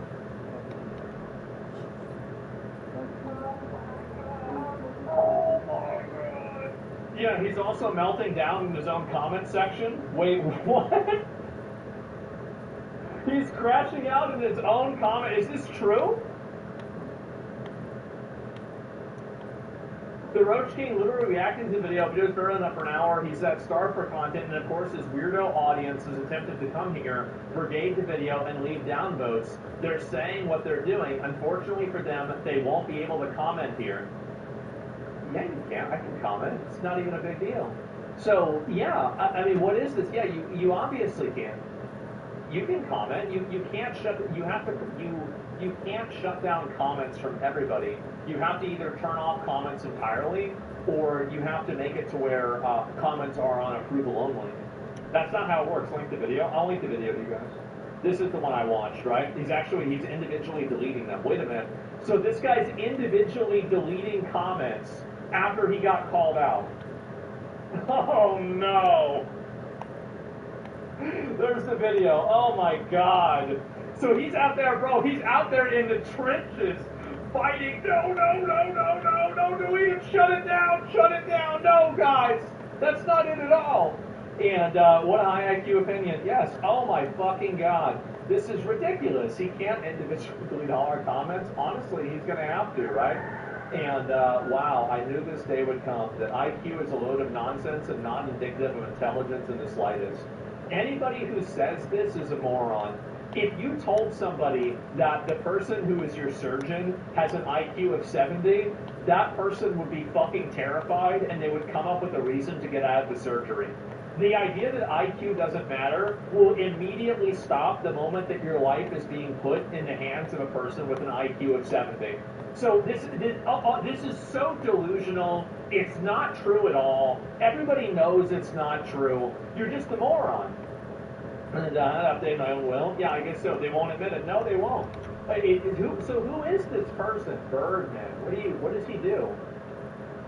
He complains about racism.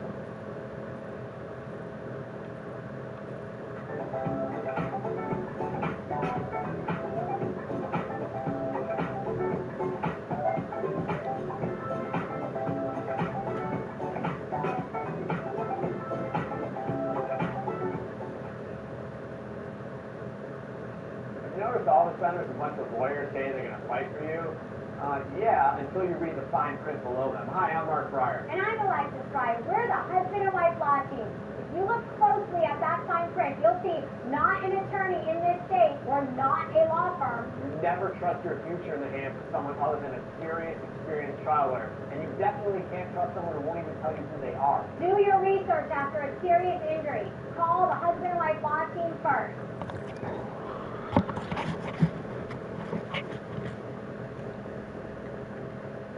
So let me get this straight. So he complains about racism, and he makes videos, negative videos about Charlie Kirk. And then he goes on Twitter, and he's just profoundly racist towards white people, and he crashes out and complains about them. Oh my God. This isn't a 6 not offending anybody. Per capita is used to figure things out like resource allocation. Right, looting does not matter to law enforcement agencies. That's the entire context of the crime. Retard supremacists latched on to a NAR argument. This person thinks per capita doesn't matter. Oh my God. Wow. And what is this here? I'm gonna check you. Did your mom have when you smoked cigarette? This is another one. Smoked the cigarette, hooked up to the machine. So you have somebody you're trying to insult me or be rude to me or something like this. The funny thing is that she even admitted that. She said as they were carrying her out of her room, the EMS was carrying her out. She says, "I'm stupid, I'm such an asshole." She even agreed with you. She said it was stupid herself. Like, what do you mean? Like, everybody's on the same page with this. It was dumb as hell. Like, duh. It's not even true. What a disgusting chatter. Well, people like this love to escalate things to the emotional attacks, attacking your dead family members, everything like that. And the reason why they do that is because they don't have anything else. There's nothing that it has any basis at all. And that's it. Guys just clout chasing. Look at all the tweets. They have minimal engagement. Well, of course they do. He's a moron. But anyway, it doesn't matter to me. I like this. You think I'm some leftist that's going to be shocked at these images? Oh, God. What's if there's any more of these here? U.S. social assistance recipients, and it's the majority of people are white. Man. Man.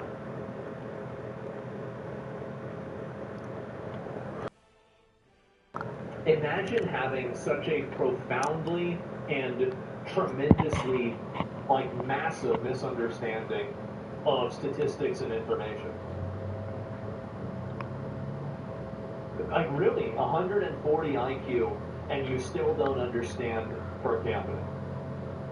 But per capita doesn't matter. The guy just hates white people. He does. It's very embarrassing to see people like this that are talking about this. There is. And now he's upset, and again, he's upset that I reacted to his video. So he makes an entire video about me, and then I react to it, and he's crying about it. Man. That's sad, isn't it? I'll read a few more comments. I want to move on and look at some other stuff, too. And so clearly that's what it is. Shouldn't the graph be the same as the population pie chart? It's so overrepresented? Yeah, of course, right? And absolutely. I don't think he doesn't understand. He's intentionally misunderstanding. Well, he's just stupid, I guess. Like, I don't know. Like, I mean, it's sad to see somebody come together and put this together because it's just so... None of this makes sense at all. Dude doesn't have an IIQ test. Who cares whether he has a high IQ or not? Like, again, when you're looking at averages, that's what you're really talking about. Meme them until they cry. Bet he's here in chat. I bet he is too. That 140 took him a few tries, I guess. Maybe you're right. These are retarded races. Yep, exactly. His video never even had a practical point in it. At one point, he just confirmed your point. That's right. The day of the accident, it was like a regular day, which was family. I called an Uber and the airport appointment that same day. So I was on my way to an appointment. I was just on my phone in the Uber. I was in the Uber, and then the last thing I know, I was in an accident. When I got to the hospital, they told me right away that I had internal bleeding, I had a severe bad back, and a bad back has a lot of pain, and they told me right away that I had to get surgery. At the beginning, after the surgery, it was pretty painful. I couldn't even move. I was in the hospital, and my dad recommended me to Christian Associates. And the next day, when they came, he had some questions about that too. They treated me really well. They helped me out a lot. Overall, I'm grateful, satisfied on the accident. I would like to recommend Christian Associates to families, friends, everyone. Because they treated me well. They really did. They helped me out a lot. And I know they can do this for them.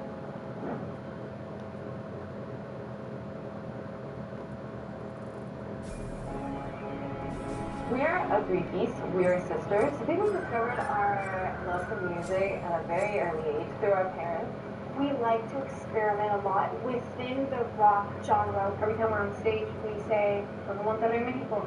And it's just such a blessing to be able to share our culture through music in this way. Especially in our country, Mexican rock and like that passion for the genre is super alive and contagious, I would say. It's the genre of freedom.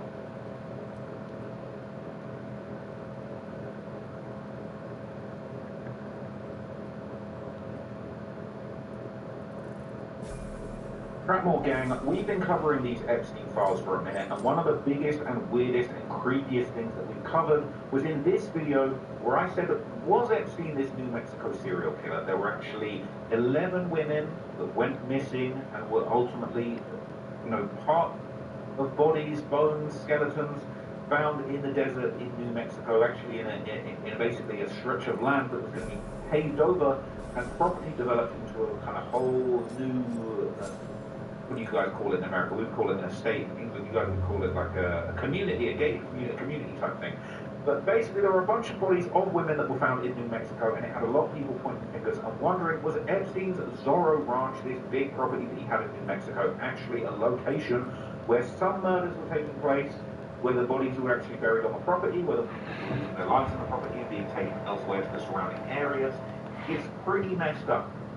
Some people dismiss this as a bunch of nonsense, but other people thought that this had merit. And now, we're hearing a lot of dark things. Now, one of the other things that was mentioned to do with this Zorro Ranch that I did cover in videos in detail were the fact that people were basically saying that Epstein's ranch, the Zorro Ranch, was actually meant to be some kind of baby farm. Okay, this is inside Jeffrey Epstein's baby ranch, S-offender plan, a super race of humans. Now, this stuff is just getting ridiculous at this point, but that is actually seemingly what was going on. He really did want to do this. Just before his death, Epstein allegedly hatched a deeply unsettling plan to use his wealth, property, and social reach to propagate his own DNA to create a super race of humans. Well, we're now hearing crazy news. I've been waiting a few days actually to react to this. A lot of other interesting things to talk about. But as of February the 11th, 2026, okay, just a week ago, it was actually reported that New Mexico officials were calling for an investigation into the Zorro Ranch, and this was mainly after a 2019 email explicitly mentioned bodies being buried in the hills. Today's invasion of documents related to Jeffrey Epstein, providing more information on the convicted sex offenders' crimes. Among the files, claims bodies are buried near Epstein's Zorro Ranch in Santa Fe County. Tonight, the state land commissioner demanding an investigation. I'm going to keep asking questions and keep poking around until I get an answer. Those coming from an anonymous email in 2019 addressed to a local radio host. Police Thomas spoke with him and has the details of that email. Yes, Shelley, we're also hearing tonight from the Attorney General's office, who says it takes these allegations seriously but needs more information to do something about it. Eddie Aragon says it was early in the morning in November 2019 when he got this email from someone claiming they were a former staffer at Zorro Ranch, writing, "Did you know somewhere in the hills outside of the Zorro, 2 foreign girls were buried on orders of Jeffrey and Madam G. Both died by strangulation during rough fetish sex. I got the email. I was startled. The emailer says they had 7 sex videos, including some with minors, but never actually sent the footage, asking Aragon for digital currency Bitcoin. So approximately at that time, Bitcoin was worth about $8,000. They wanted in exchange 1 Bitcoin for the videos that they had in possession. Aragon says he didn't know what to do with the email, so he sent it to the FBI. I've since referred to the FBI on a number of other things, and I've never heard back from them on anything. Fast forward 6 years later, the DOJ released Aragon's email as part of the Epstein files. Matters. I think that New Mexicans need answers. I think the victims need answers. That's what prompted New Mexico Public Lands Commissioner Stephanie Garcia Richard to send this letter to the Attorney General and the U.S. Attorney's Office Tuesday, asking them to thoroughly investigate this disturbing allegation regarding the referenced burials. We need to get to the bottom of really what happened in New Mexico. She said she was horrified to learn in 2019 that our state was still leasing lands around the World Ranch to Epstein's company. I canceled the leases at that time. A month after Epstein killed himself in jail, the land around the mansion totals around 1,200 acres and hasn't been leased out since. We're thinking to possibly turn it into a memorial to honor the victims, or as some kind of wildlife sanctuary, perhaps. So that's what we're thinking for that land. Attorney General Raul Torres' office responding to Garcia Richard hours later with this letter. As we understand it, the allegations appear to be unsubstantiated, it says, going on to say they will work to obtain the original files. Once such information is obtained, our office will review it to determine whether any further action is warranted, and if so, the appropriate next steps. To my knowledge, no investigation has taken place thus far. It doesn't sound like anything is going to be taking place very soon. Trying to predict the future is a hazardous occupation. The only thing we can be sure of is that it will be absolutely fantastic. I'm thinking of the incredible breakthrough, the communications satellite. These things will make possible a world in which we can be in instant contact with each other, wherever we may be. When that time comes, the whole world will have shrunk to a point.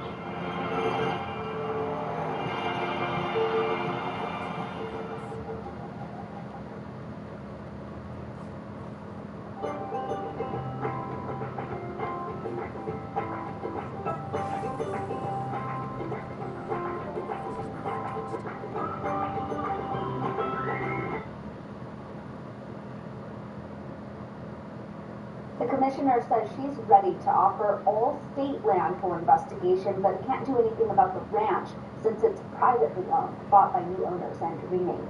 Aaliyah Travis, KOAT Action 70.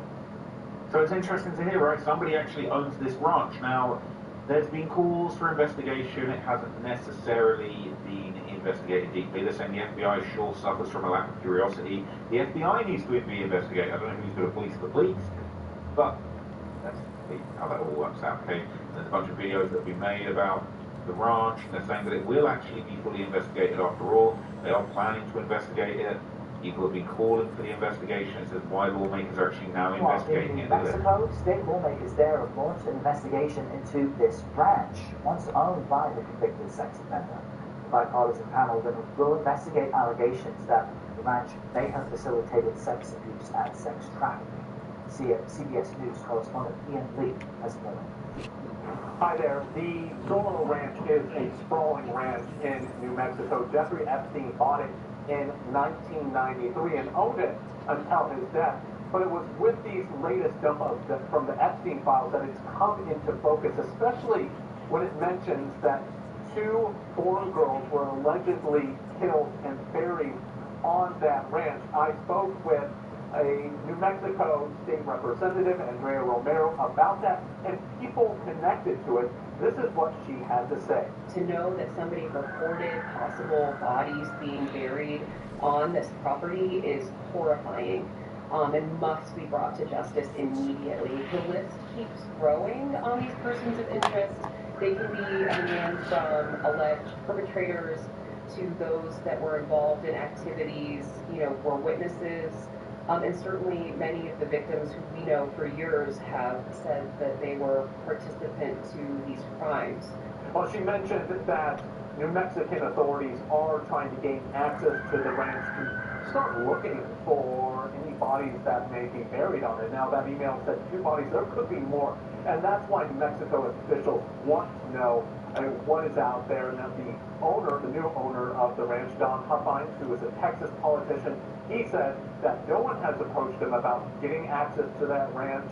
But he did say any law enforcement come to him, they will have full access and full cooperation with their investigation. Now, also speaking with the representative, she said it was critical that this be bipartisan. It passed unanimously. This Truth Commission has a $2 million budget. They have to file a report by January of next year. But this is... So look, they're going to investigate it, okay, somebody new owns it, but interestingly, people have been investigating it for a while, and they've actually gotten in trouble for investigating it. So back in 2023, the YouTuber Interesting Books reviewed actually drone mapped the whole ranch, and he would detail the immediate harassment that he would face at even getting close to the property. Look how mad this is.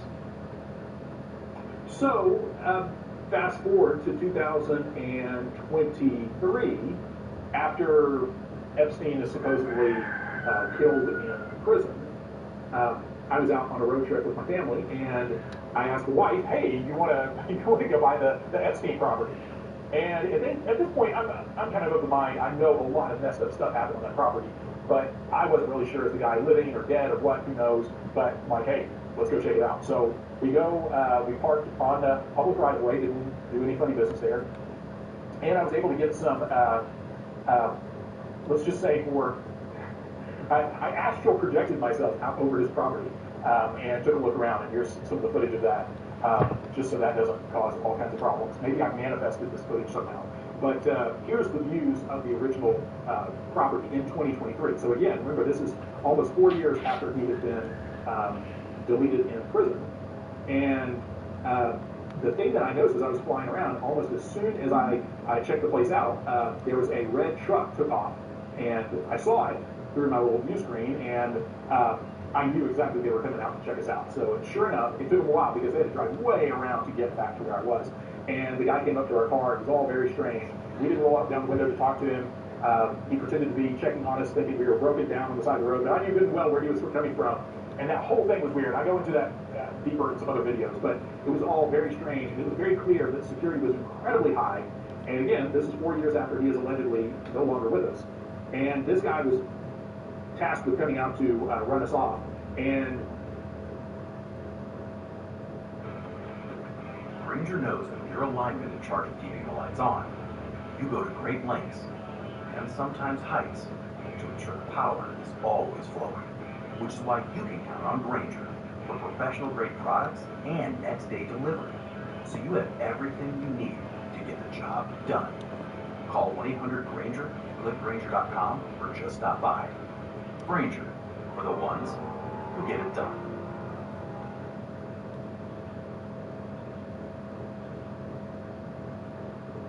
Waited there and actually followed us for a little bit.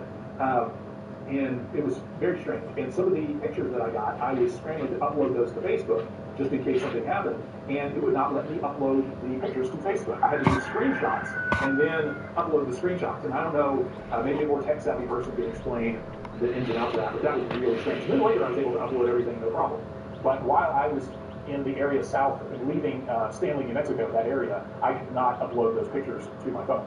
So all very, very strange. And unfortunately, we didn't have any other cameras ready to film the guy coming up to the car. I wasn't completely prepared for that. It was all very strange. And my mother-in-law still is on speaking terms with me, in spite of the fact that she was with us on that trip. And even asked later, she's like, "So you got any other places you want to check out?" And Mrs. Interesting Books Reviewed and I both were in agreement that we had had enough for the day. We would continue on our trip home. So after that happened, checked that place out, got some good pictures and all, got some footage, and no sooner did I put that out for the public than I saw some major hits to my personal business.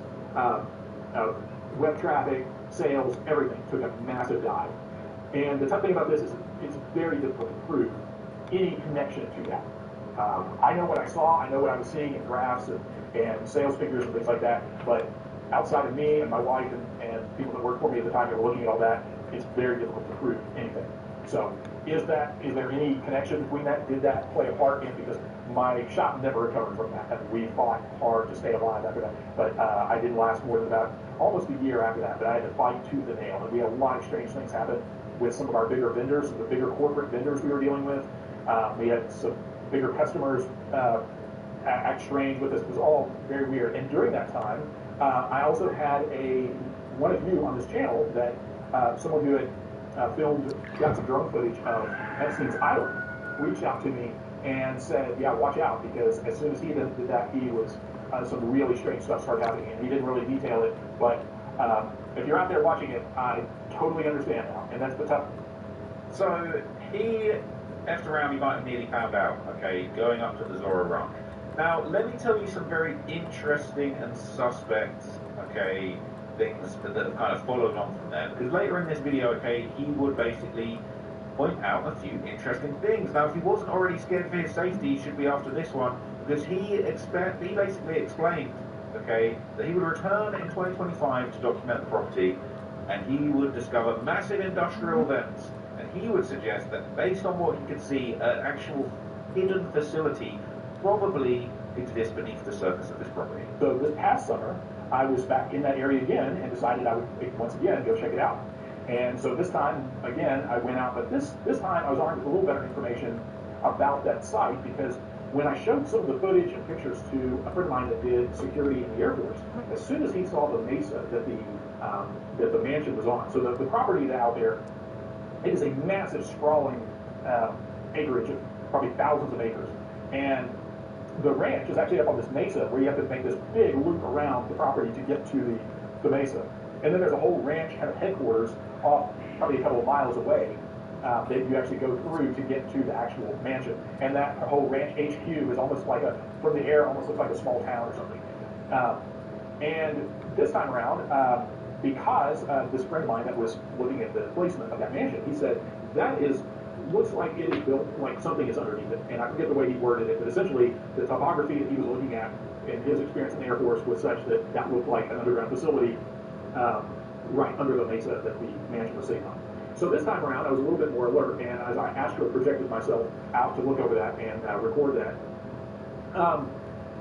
this time I noticed a whole series of vents on the south side of the mansion that look like industrial gratings for like air conditioning and heating vents and things like that on big industrial buildings, except this is a mansion. This should ostensibly be a house, but these are big, like in some cases like 10 or 12 foot by 3 foot wide steel grating going into the ground with a concrete margin around it.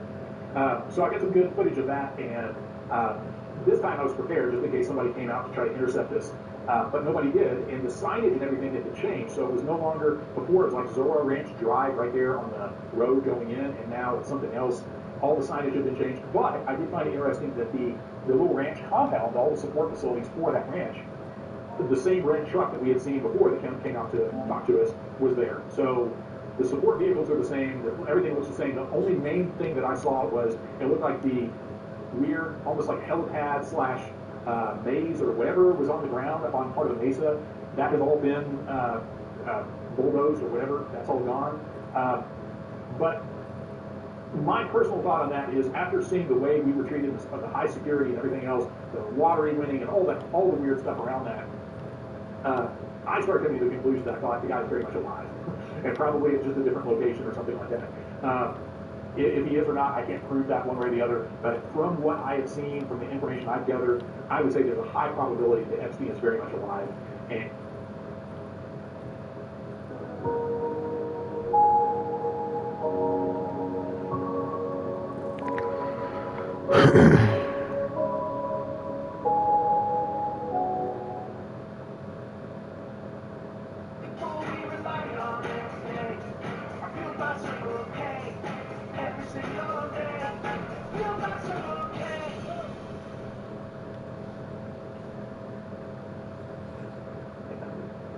So he thinks Epstein is alive, and he thinks that there's industrial facilities underneath that property. Now, it's super creepy, it's super weird.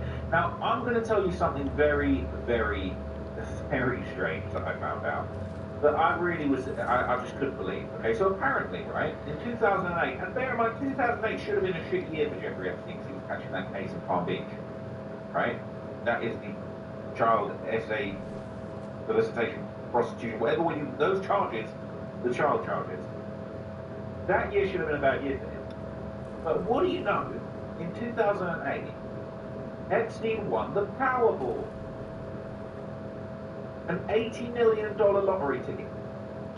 Are you serious? Are you serious?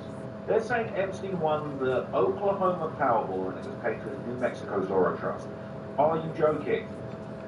Some interesting facts that should be passed on to the investigative agent on the Epstein case. I will also copy Director Mueller. Zorro Trust belonging to Epstein won an $80 million lottery ticket in New Mexico. The Zorro Ranch belonging to Epstein is close to the US-Mexican border where most trafficked children are routed prior to being dispersed to the East Coast. Several high-ranking officials and friends of Epstein have heard that he had relations with trafficked underage people. Both Ghislaine Maxwell in New York and Blank were served last week, 2 key witnesses in Epstein's camp. Are you insane? People saying CIA using state lotteries to fund S trafficking, blackmail lots. Cool.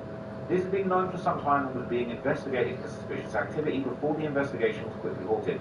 He even went through extra measures to hide it in white by utilizing a shell company. The rich just see us as sand in their playpen.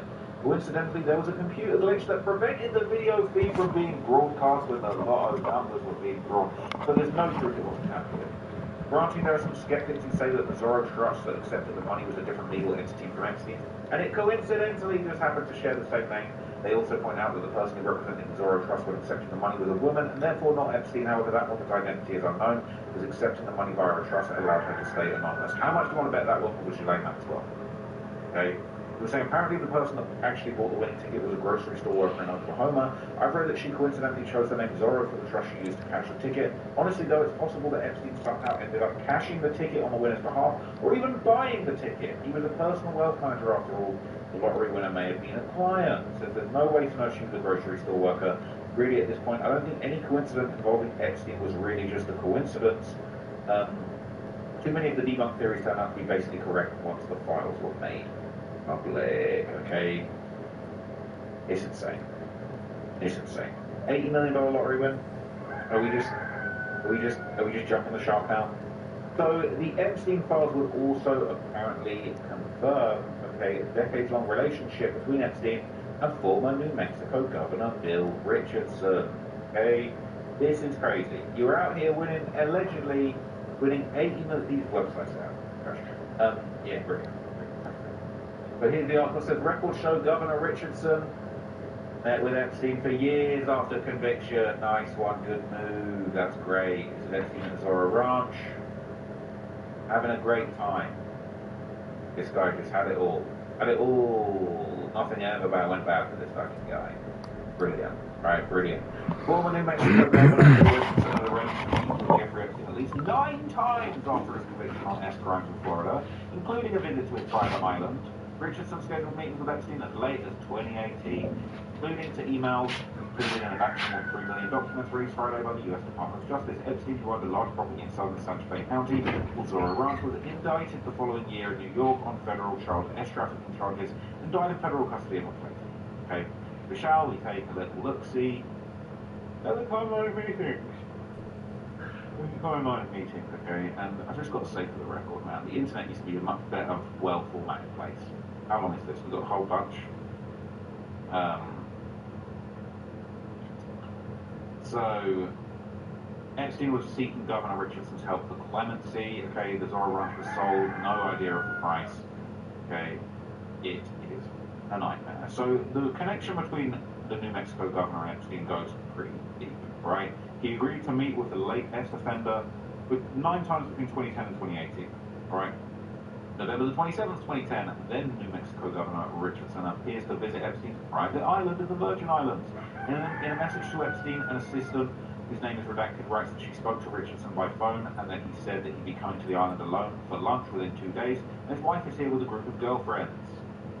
He added Richardson has spoken to Governor Charlie Crist, but he doesn't have an answer yet. There's no elaboration on what was being spoken about. Epstein wrote in an email, Governor Richardson is here. He used to be Secretary of Energy.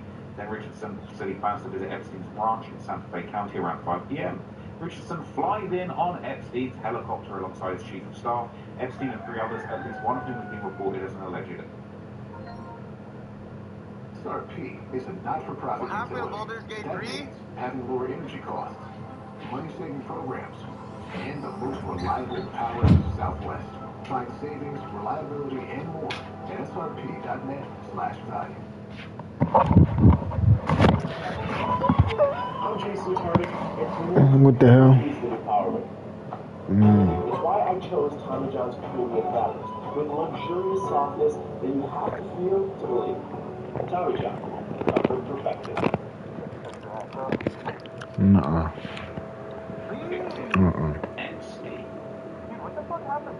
That's crazy. He flew in. Richardson flies on Epstein's helicopter alongside his chief of staff Epstein and 3 others. One of them was reported as a victim.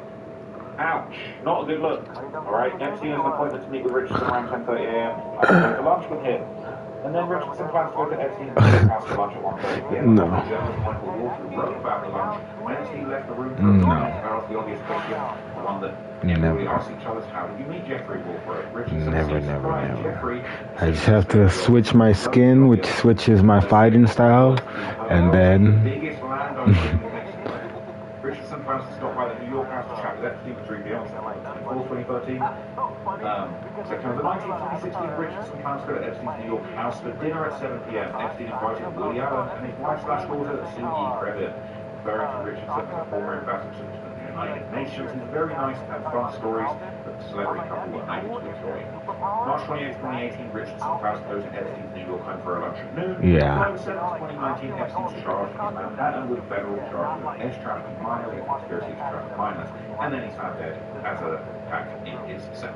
Now, as we know, Yeah, different skins are different characters entirely. Right, and a bunch of times they had super deep connections, and apparently, allegedly, reportedly, Epstein was leveraging this connection to basically trying to seek clemency for his Florida conviction.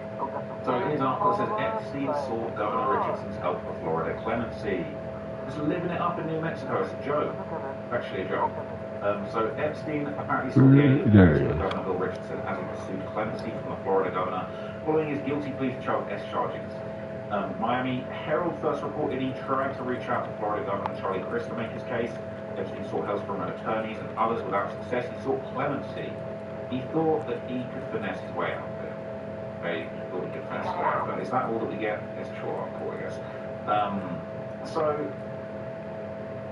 it is crazy, right? It is crazy, scary, spooky, and hilarious. And interestingly enough, just recently, as recently as February the 13th, 2026, investigators discovered that the ranch was quietly purchased by a wealthy businessman currently running for political office after Epstein's death. What do you know? So this spot, alright, it's been pretty ran through at this point, let's be real. Saying Texas businessman running for office now owns Epstein's ranch in Santa Fe County. Saying then Texas Governor Don Huffines attends a meeting with Russian lawmakers in Moscow, August 2018. The saying the family of Texas businessman and politician Donald Huffines now owns the late Jeffrey Epstein's ranch in southern Santa Fe County that was purchased in 2023 by an LLC created a month before the purchase. Huffines is a former GOP senator from Dallas, now running a high-profile campaign for comptroller, the statewide office for Texas overseeing state financial matters. Records showed from the New Mexican that the ranch has been renamed the San Rafael Ranch, and its address, formerly 49 Ranch Road, is now 49 Rancho San Rafael Road. Respect to him for changing the name, because you might as well change it, right? There's a tax protest record obtained from public records requesting to list it. Used to belong to Epstein, more paperwork, right, and undated photo of the ranch from back in the day when Epstein apparently owned it. It is a beautiful ranch. He deserved what he got, but he didn't deserve that ranch. That's a joke. So, it is official now. New Mexico authorities have officially finally announced there will be a full probe. I might have shown you this video earlier, actually. New Mexico lawmakers on Monday passed legislation to launch a full investigation into what happened at Jeffrey Epstein's Zorro Ranch. The ranch, located about 30 miles south of Santa Fe, is where the late U.S. sex offender is accused of trafficking and sexually assaulting girls and women. The so-called Truth Commission seeks to identify ranch guests and state officials who may have known what was going on at the 7,600-acre property or taken part in alleged sexual abuse. It seeks testimony from survivors, and legislators are also urging local residents to testify. The Justice Department released millions of Epstein-related files that shed new light on activities at the ranch. The files reveal ties between Epstein and two former Democratic governors and an Attorney General of New Mexico. Several civil suits accuse Epstein of sexually assaulting girls at Zorro Ranch, locally known as the Playboy Ranch. He was never charged for the alleged offenses. Sigrid McCauley, whose law firm has represented hundreds of Epstein survivors, applauded the move, saying Zorro Ranch had been overlooked by federal investigations. Many of the survivors had experiences in New Mexico, and as we learned, there were local politicians and other people that were aware of what was happening in New Mexico. So it's really important that at this point in time, a closer look is taken with respect to that property. The U.S. Department of Justice passed a request for comment to the FBI. The FBI declined to comment. Oh, the FBI didn't want to comment. What do you know, right? So this has been going around on Reddit. People have been giving their opinion on this. The New Mexico Ranch approves a comprehensive probe. New Mexico approves a comprehensive probe of Epstein's Zorro Ranch. My bad. I'm moving slow today, right? I'm moving slow. We're saying, oh my God, I hope they search for bodies and tear that place apart. Fly 5 months from now. With the accusation found in the Epstein files released, two girls being buried on the ranch was the main driving force to get this probe going. The sea under Epstein's old home had a trapdoor to the sea. Also needs searching, but it's much less likely that something would have remained. So this asshole had a fucking ranch too, alright? And saying it was bought by a Republican Texas former senator. Nothing fishy about that, I'm sure. Nothing fishy about that. So who exactly is going to do the probe? The FBI for sure can't be trusted. People saying the New Mexico State Police Investigation Bureau, I hope they are competent. They will be sick if they find evidence and then just release it, and they put out arrest warrants for those implicated in the crimes. I love competence, alright? That would be nice. Okay? There's a guy on YouTube who flew over it. Alright, we did see that. The industrial ventilation. 5 months from now, this place will be scrubbed clean. You mean 10 years ago? I want an investigation tonight, people. That'd be another video. The LIDAR, the bejeebus out of it, alright? This is the biggest political scandal on the planet. It involves current presidents and foreign governments. It is not going away. They would react to this. Yeah. The r/Epstein subreddit that was underreported news on Reddit. This is now the Epstein subreddit. Breaking. New Mexico lawmakers unanimously approved a $2.5 million truth commission with subpoena power to investigate trafficking and essay allegations prior to Epstein's Zorro Ranch. The commission begins tomorrow, and the testimony may lead to criminal prosecutions. Is most good look. You guys are going down, I hope. Right? So do not foreclose on the possibility that there's a commission set up to find no wrongdoing and then pin it on a low-level participant. Things like this happen all the time. The best way to make a problem go away is make it look like there's a serious investigation and that the perps have been caught and punished. Remember, Epstein went to jail and Trump was impeached. That's it. Anything up to date. The commission stinks of a misdirection. It'll be interesting to see if Trump's reaction to this should be telling. But they have 7 years to bury those corpses out themselves. I have to guess they probably said they've already done that. I hope they didn't. So I hope they look for the two dead girls that were buried there under the water. Maxwell. I also hope New Mexico investigates the Divine Madness Running Club, a cult in New Mexico who contacted Epstein, alleged they knew him, and seems to contact known S-offenders to encourage them to join the cult and meet their well-trained daughters. That is insane. That is insane.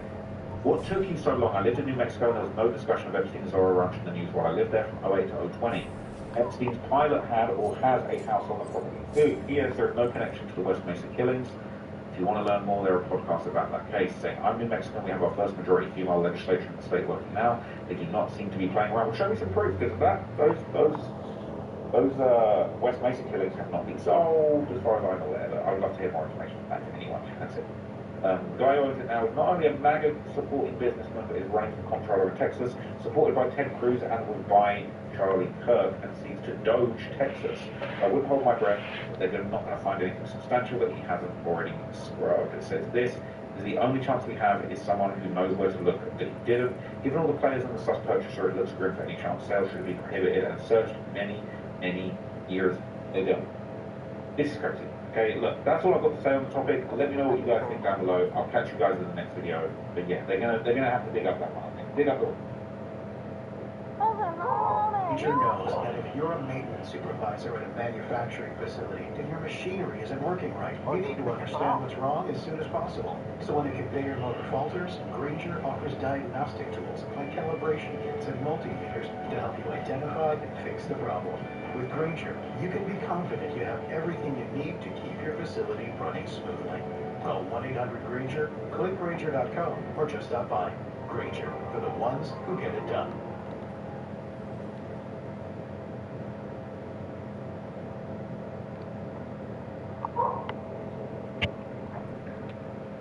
What's up, everybody? Welcome to Flagrant. It's your boy Shelton here at Alex Media, Marky Gags, and we have an illustrious guest with us. Okay.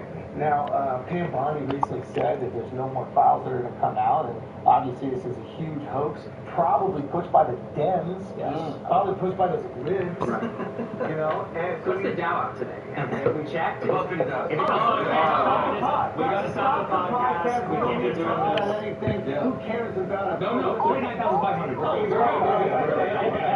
there's a bunch of short ones. Okay, so, Sandra, can you please clear some things up here? Because it looks like the administration has maybe told some lies. And the last time you came down here, you broke down this Epstein thing in an absolutely amazing way. Clearly, you've been dedicated to this, not raising your newborn. Oh, yeah. We greatly appreciate that. So we'd like you to get to the bottom of it. Is it possible that Ms. Barney is lying? Well, let's not admit no, right? Let's run it back. So everybody's focused on her. She tries to obfuscate. She tells Thomas Massey, "You're an anti-Trumper. You have TDS." She's saying the Dow is 50,000. What's wrong with all of you for caring about this? Well, I would say, Ms. Bondi, what's wrong with this? So, Griffin, can we go ahead and pull it up? Pam Bondi list is on my desk. This is a clip almost from a year ago, actually. Back February 21st, almost exactly 1 year ago to the day. Worst husband ever, Garrick Merrifield, has gone to jail. Dun dun dun. The Seeking Sister Wives star, Garrick Merrifield, he's on the show with Large Wife, as he refers to her. Oh yeah. And she's tiny. We call her the tiny wife. Danielle's the large wife. So it's nice and comfort. Yeah, I bet that makes them both feel amazing. She's the big wife. She ain't fitted for further. Yeah. She's the big one. Well, before too long, we'll call her old wife. But who's no longer his wife, who's now his spiritual partner because they got divorced, so that way he tried to marry Brazilian baddies. Yeah, he went to jail. Got his case number, hearing on advisement at Chaffee County. Down in courtroom Z. So apparently he got arrested for preventing someone from using the phone to call the police, which oftentimes is put in with domestic violence charges. So we don't know what's happened yet, like for sure, but the allegations are that there was some dispute going on with one of his wives. They wanted to call the cops, and he was like, no, and took their phone away. Eventually they got a hold of the cops, and the cops came in that way, he went to jail. So he's out on bond, and the actual court case keeps getting pushed back. Maybe they're recording more episodes, I don't know. But, yeah. So, how did we get here? It's been a long time since we watched old Garrett, the chosen one, the prophet. I know how we got here. God told me to snatch that phone. When my family found out that me and Danielle felt that God wanted us to live a plural lifestyle, it didn't go well. They basically disowned us. No, they won't. This is what God wants. God had more days that I shall find another wife. So if you're not familiar with old Garrick, it comes from like a Sister Wives TLC show to where he was inspired by the Word of God that he needed to start a multi-wife family. Like literally, he says in the show that God spoke to him and told him that he needs to like spread the seed and all that. It's a reflection of Jesus and his church, because a lot of the scriptures, the terms where it says he fills you with the Holy Ghost, it's actually a sexual term. Nowadays, telling someone that you want to have sex with them or you want your nuts in their mouth is not gay at all. It's very gay. Especially hey, it's an open party, what's up? I was sent to prison for 110 years. Andrew was convicted in 2002 for the murder of her two roommates. I knew that I was going to die in prison. And then one day, I thought, I bet I can get out of here. So I said, Sarah's not in her bed. I said, she did. got out of here. I get a phone call, and it was Sarah. I'm on a cell phone, and I'm on the road. She just told me she walked out of prison. Investigators say Sarah Penner is on the move and dangerous. She's already killed 2 people. Who knows what she's going to do next? She's a very, very dangerous person. Over my 3 years working with U.S. Marshals, I caught hundreds of murderers. Is that thrilling? Better believe it's thrilling. The fear was that I would lose my freedom. I did what I had to do. Run, Sarah, run.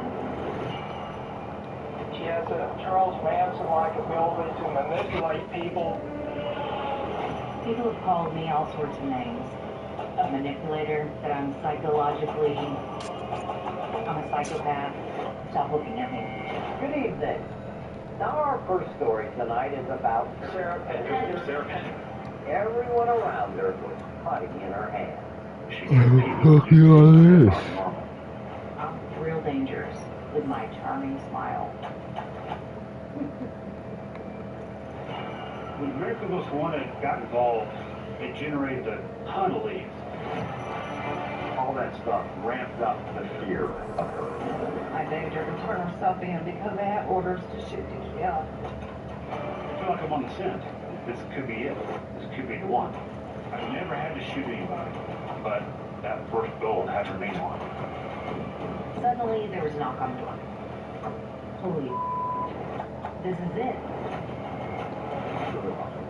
The hunt for America's most wanted woman only on Hulu and Disney Plus. You might just see a child, a smile, a pair of chubby cheeks, but we see so much more. A supported family, the power of early educators, the foundation of Arizona's workforce. Early childhood is the key to a stronger economy and thriving communities. First Things First is Arizona's early childhood agency, where we champion early learning and Arizona's future. You can too. Learn more and stay involved by visiting firstthingfirst.org/champion.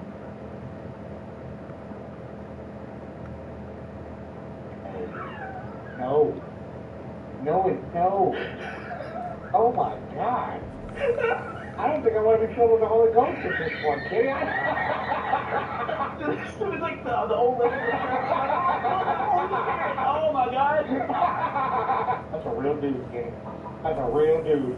And yeah, so the first one they had on the show, old Bert, small wife, Roberta. Oh yeah, Roberta. Yeah, they were so close to getting her to come to the States. Garrick had went and divorced Bard's wife. They went to court. They had a big cry about it.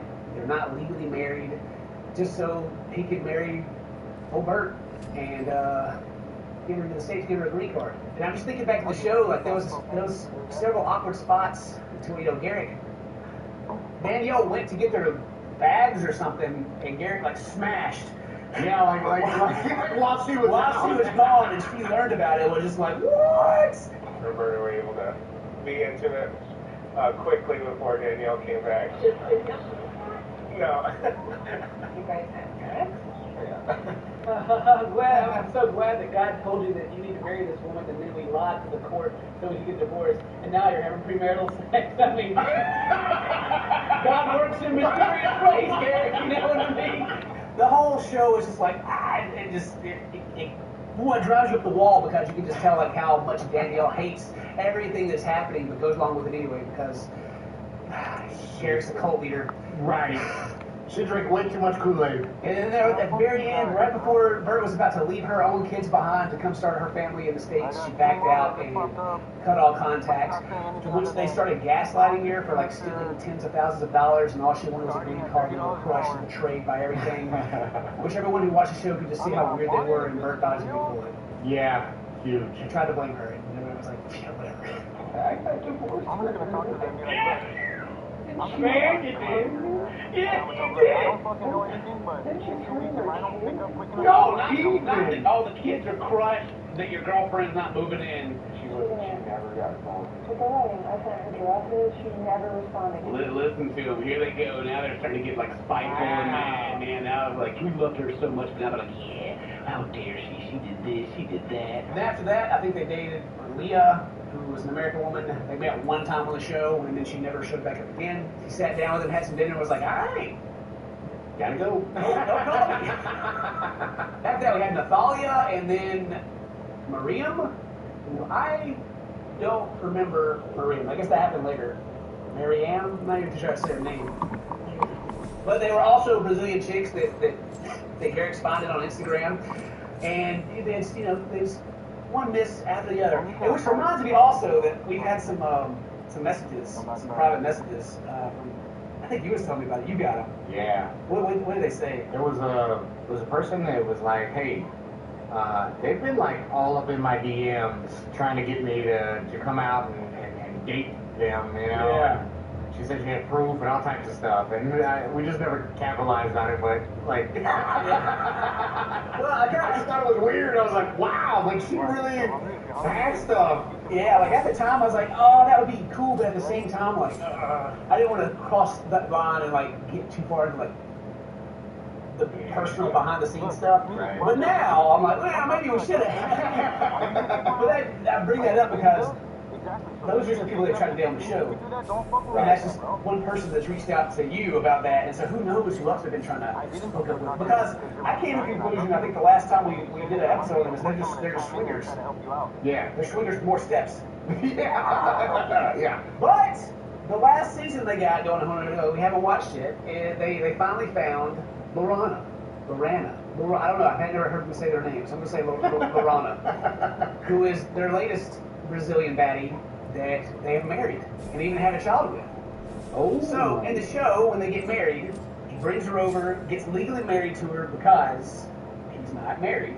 Large wife is just his spiritual partner. Takes care of their teenage kids and everything for them, and potentially has parents that are supporting them. We're not too sure. We'll get back to that. They go to the courthouse to get married, which Daniel waits outside to come out after they get married. They're calling on our family, so we definitely looking for the third wife. So yeah, Danielle patiently waits outside the courthouse while her husband goes inside and gets married to another woman. Because, allegedly, it's like they're trying to commit, like, fraud.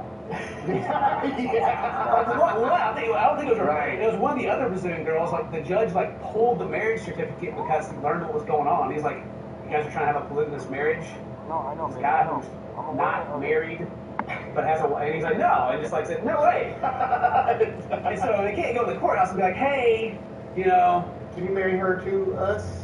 I'm trying to marry this girl also, my other wife's waiting outside. And I was like, no, just wait outside. Yeah, those scenes. Apparently in the season, like when you're watching the episode, she's outside looking like all sad and stuff, but I couldn't find anything for it, so just trust, right? In July 2025, they welcome their new baby. Yeah, got their little newborn. I'm so grateful for it. What's the quote here say? We took turns some nights so I could sleep little among other things. But much better, both physically and emotionally, they believe that little will be returning to normal, she explained. But definitely, I feel like a new woman after the birth of my daughter. The way they, like, word stuff is, like, they got this quote from Garrett. He's like, they got their cool family where they can help raise the family. It's definitely allowed us to do different things. And you may not think too much about that, but they say stuff like that a lot. And I feel like it alludes to more. We're allowed to do different things. I got to get up at night and do other things. Yeah. Also, I didn't have to take care of my kids, so. Yeah, that means, or they like, I don't know. They talk about smashing all the time. I don't know. Right. I don't know. Garrick and Large Wife, they also have like a 3-year-old daughter too. I don't believe you've seen her yet. Oh wow. A 3-year-old baby is growing in the family. Yes, sir. And of course, every quote from their teenage sons is always supportive. The teenage sons are always cool with it. Yeah. I mean, they were real cool with Roberta coming around because Roberta had like her bikini on and they were just like. Yeah. When Bert was there, boy, they was like, whoa, who this? No mom, who this? And then so we get to the end of the season, right? They've gone through they got married and having their life and had their child. And at the very end, Garrett's got more plans that have been given to him from God. God had us to meet another woman. Danielle would have to marry her to have her come. I don't know how long it would take before me and Lorena could get divorced where I could. Garrett's just so happy. Man, she's just the happiest person in all of these relationships. I'm pretty sure Garrett's cooked out his mind or something. You look at his eyeballs and everything. Dude, his eyes are always like bleached red, man. Party animal or swinger. So the plan is, you know, he don't know how long it's going to take for him to be able to get divorced so he can marry again. So Danielle's going to have to marry the next one. Yeah. We're going to have to go to some state. They have same-sex marriages, and whoever the next Brazilian baddie is that Garrett's found on Instagram, to fly over. Yeah. She just got to take it for the team. Yeah, do it for the family. Do your part, large wife. The fact that that's what he called her. Never gonna call her anything else. Everybody called her for a whole season. I know. I wouldn't have heard that. Yeah, she needed a green card, but then it takes like 5 to 10 years for actually her to become a citizen. Yeah. So, I hope the U.S. government has seen this video. And he has some things to say. We got workarounds, okay? Yeah. And he's got his phone on his leg right there. It's his translator. That's how he speaks to his other wife. Still right. He still doesn't know Portuguese. Yeah. He's American, all right? You got time to learn other languages. God dang it. He's out here. Oh, wait, you Brazilian. My bad. He's out here trying to meet other women and marry them and have kids. And, according to Garrett, his semen goes into the brain and unless the Wi-Fi's down. A man and a woman become one, and his sperm goes in the woman that actually goes into her brain, and she becomes one with him. Look at his face over here, like, bro.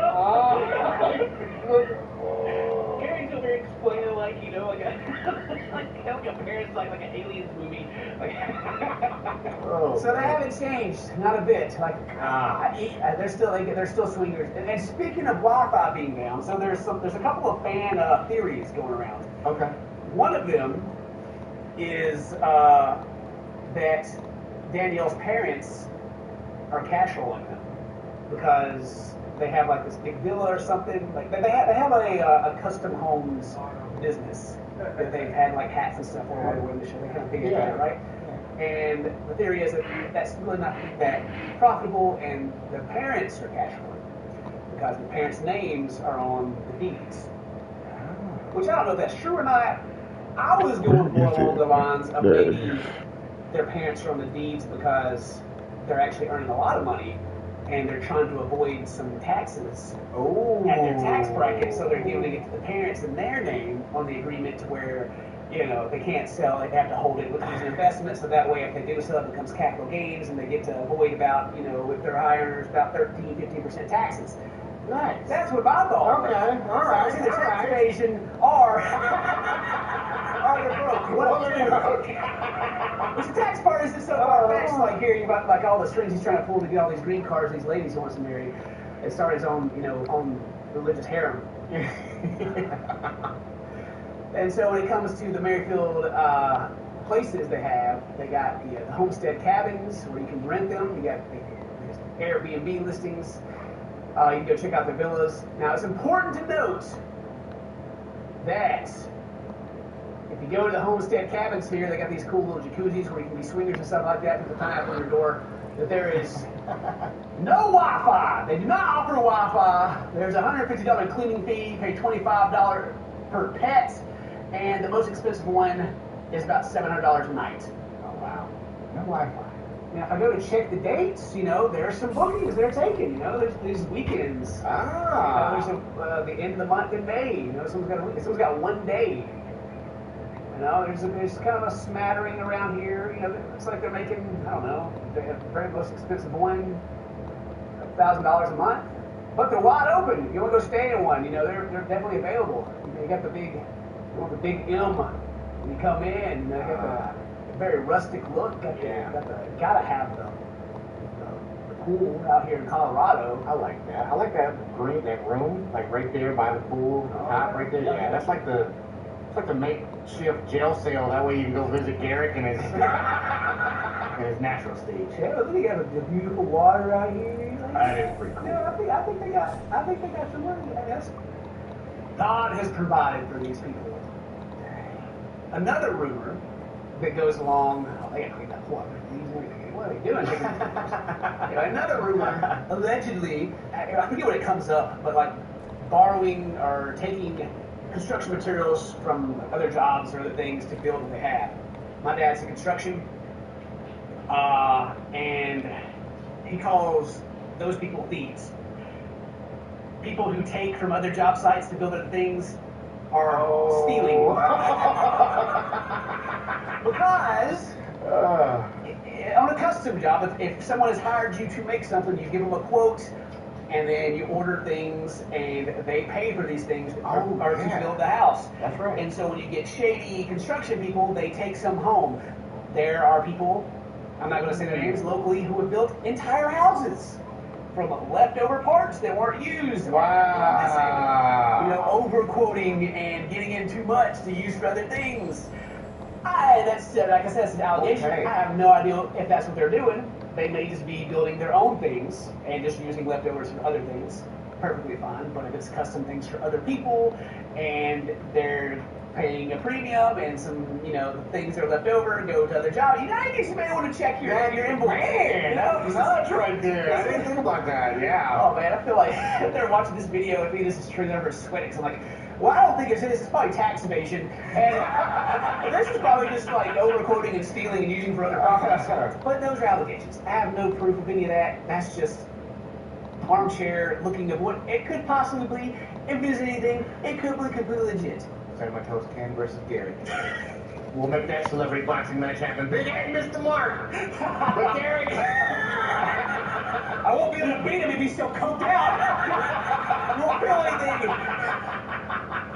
He did that whisper voice too. If he did like the pre-fight interview. And God just told me that he wanted me to do this fight and he would provide. And what's that, honey?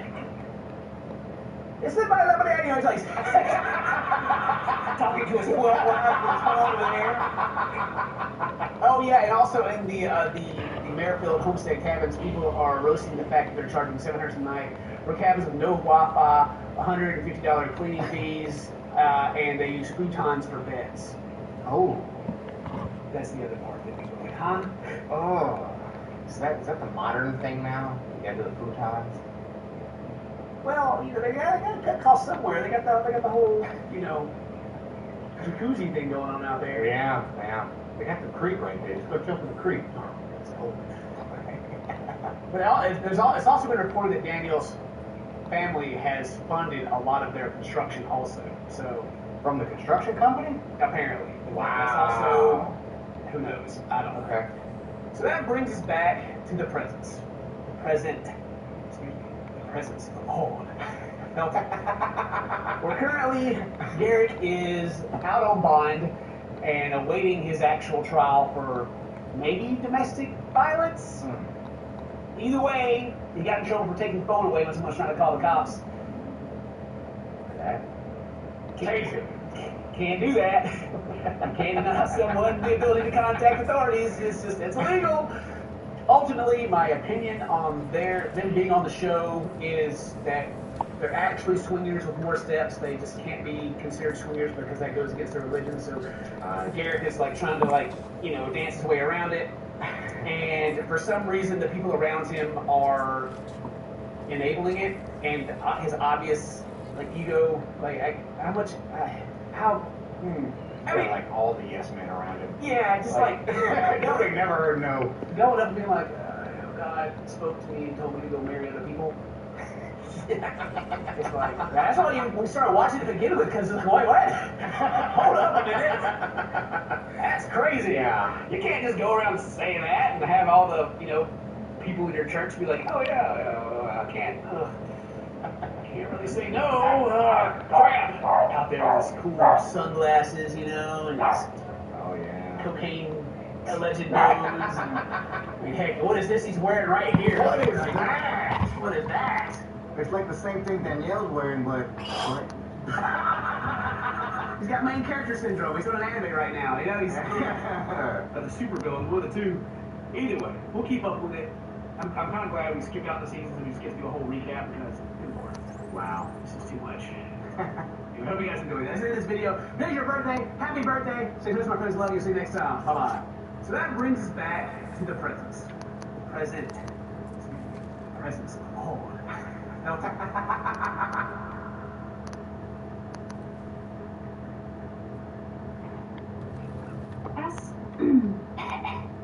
Class is in session, my morbid little scholars. Today, we're not hopping on the bright yellow school bus. We're taking the funeral train. Beep, beep. That was so loud. We're taking the funeral train. Beep, beep. And oh wait, no, that's a ha-ha. Oh no, choo-choo. And instead of Miss Frizzle with her wacky dresses, you've got me, Lauren the Mortician, your conductor on this dark and twisty field trip. Now you might think you know these stories already. Lincoln, JFK, Martin Luther King Jr., their names are carved into history books. Their faces etched onto pennies, monuments, and murals. But what I'm about to tell you isn't the part you learned in school. This isn't about speeches, victories, or even the tragic moments of their deaths. This is about after. What happened to their bodies? Who embalmed them? Were their caskets open or closed? What did the public see or not see? And why do their funerals still echo in our collective memory decades and even centuries later? Because here's the thing, funerals aren't just personal goodbyes. Sometimes they become national rituals, televised spectacles, or even rallying cries. Sometimes the way a leader is mourned tells us more about a country than the way they led while alive. So in this episode, we're pulling back the velvet drapes on 3 funerals that shaped history. Abraham Lincoln, embalmed and re-embalmed until he became a traveling science project on rails. John F. Kennedy, whose widowed, blood-stained pink suit told the world more than words ever could. And Martin Luther King Jr., whose open casket became both a farewell and a symbol of the civil rights movement. By the end of this ride, you'll see how embalming fluid, casket choices, and even fashion shaped the way America grieved, and the way we still remember these figures today. So buckle up, we're diving headfirst into the morbid side of history, my favorite, where science, symbolism, and sorrow collide. What do you do when your president dies in 1865? Pump him full of arsenic soup, put him on a 13-day funeral train, and re-embalm him until he becomes America's most famous traveling science experiment. It's just another morbid Monday.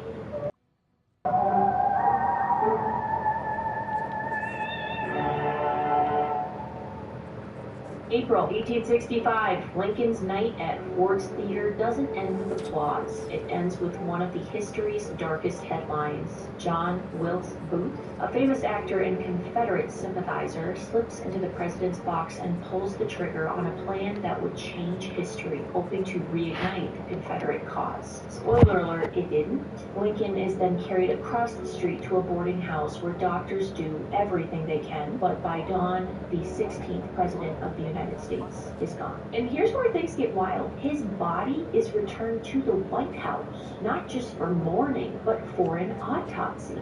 Yes, the first presidential autopsy happened not in a morgue or a hospital, but in a White House bedroom, the northeast corner guest suite, once nicknamed the Prince of Wales Room. Surgeons examined the wound, retrieved the fatal bullet, and confirmed what the nation already knew. Autopsy findings? The bullet had entered the back of his head about 3 inches from his left ear, tore through the brain, and lodged above the corpus striatum. That's a good word. His eyelids and face were heavily bruised, his eyes bulging from blood pooling in the orbits. It was clinical confirmation of what no embalmer could ever hide. Did you know that you can still see that bullet today at the National Museum of Health and Medicine in Maryland, preserved under glass like the world's most cursed souvenir? If I ever get the chance to tour the White House, you know exactly where I'm going, to that very room. It's been remodeled and is now the president's dining room. He eats in there. I guess I drink coffee in the rec room. Oh, don't tell anyone that. Who am I to judge? Those walls in that room, time may have forgotten, but the walls still remember.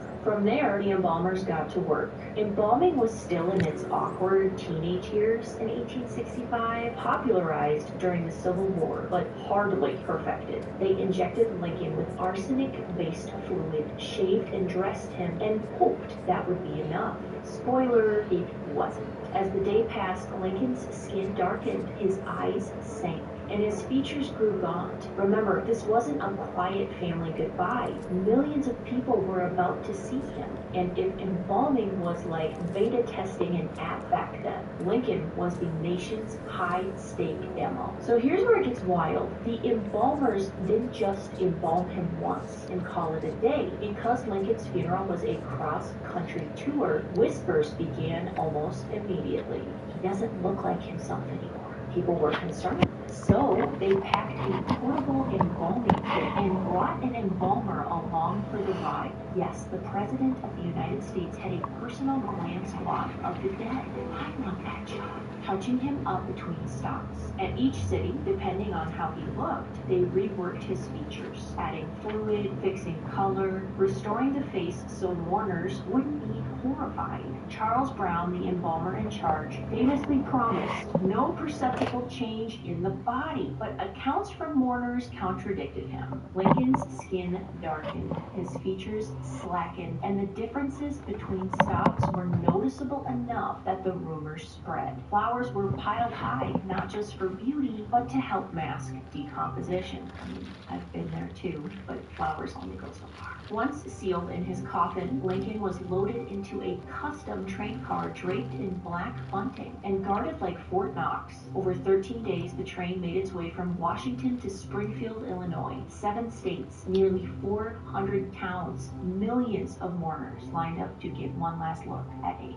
People lined the tracks in silence. Hats off, heads bowed. At night, families lit bonfires so the train could be seen rolling past in eerie, glowing procession. In Chicago, a towering 40-foot Gothic funeral arch was built just to honor him, and tens of thousands filed past his body. At many stops, the upper half of the coffin lid was lifted so mourners could see his face. Imagine walking for hours just for a few seconds of staring at the still, darkening face of your president. It was haunting. Excuse me. And it pushed the embalmers to keep working overtime, patching him up so he'd remain recognizable for the next crowd. It was like trying to keep an ice sculpture pristine on a summer road trip, but the ice sculpture was the President of the United States. You'd think that would be the end, but Lincoln's afterlife was just as restless as his presidency. In 1878, grave robbers tried to steal his body and ransom it for cash. They failed, but paranoia set in. His coffin was hidden, disguised, and moved repeatedly until finally, in 1901, workers opened it one last time. What they saw was shocking. Lincoln's hair and beard still intact, his chin whiskers visible, the wart on his cheek unmistakable. His suit had molded, his gloves had rotted, his eyebrows had apparently disappeared, but his face was still recognizable after 36 years underground. So they did a good job embalming him like 14 times, however many times they re-embalmed him. They resealed him in a coffin, lowered him into a steel cage, and poured nearly 4,000 pounds of cement over the whole thing. Today, he rests beneath all that concrete in Springfield, Illinois, where you can visit, but you'll never see him again. Lincoln's death didn't just end a presidency, it transformed the way America mourns. His funeral train became the first national mourning ritual. His embalming popularized the science of preservation. His tomb, encased in cement, was a blunt reminder that even in death, presidents can't escape history or grave robbers. If JFK's funeral was the first global broadcast of grief, Lincoln's was the first American roadshow of mourning, stitched together with embalming fluid, train whistles, and the weight of a fractured nation. JFK's funeral wasn't just a state event, it was the first global mourning broadcast live into living rooms, and behind the scenes, embalmers working overtime, a closed casket, and Jackie Kennedy's blood-stained pink suit becoming an icon. November 22nd, 1963, Dallas, Texas. It's a bright, sunny Friday, and the motorcade winds through downtown. Crowds line the street, waving, cheering. Jackie Kennedy is in her pink Chanel suit and pillowbox hat, smiling beside her husband. It feels like a campaign victory lap. Then, chaos. Shots ring out. Screams erupt. The motorcade tears toward Parkland Memorial Hospital, where doctors fight desperately desperately to save the president. In Trauma Room 1, surgeons and nurses work furiously, but within minutes, hope evaporates. At 1:00 p.m., John F. Kennedy is pronounced dead. But this is no ordinary patient.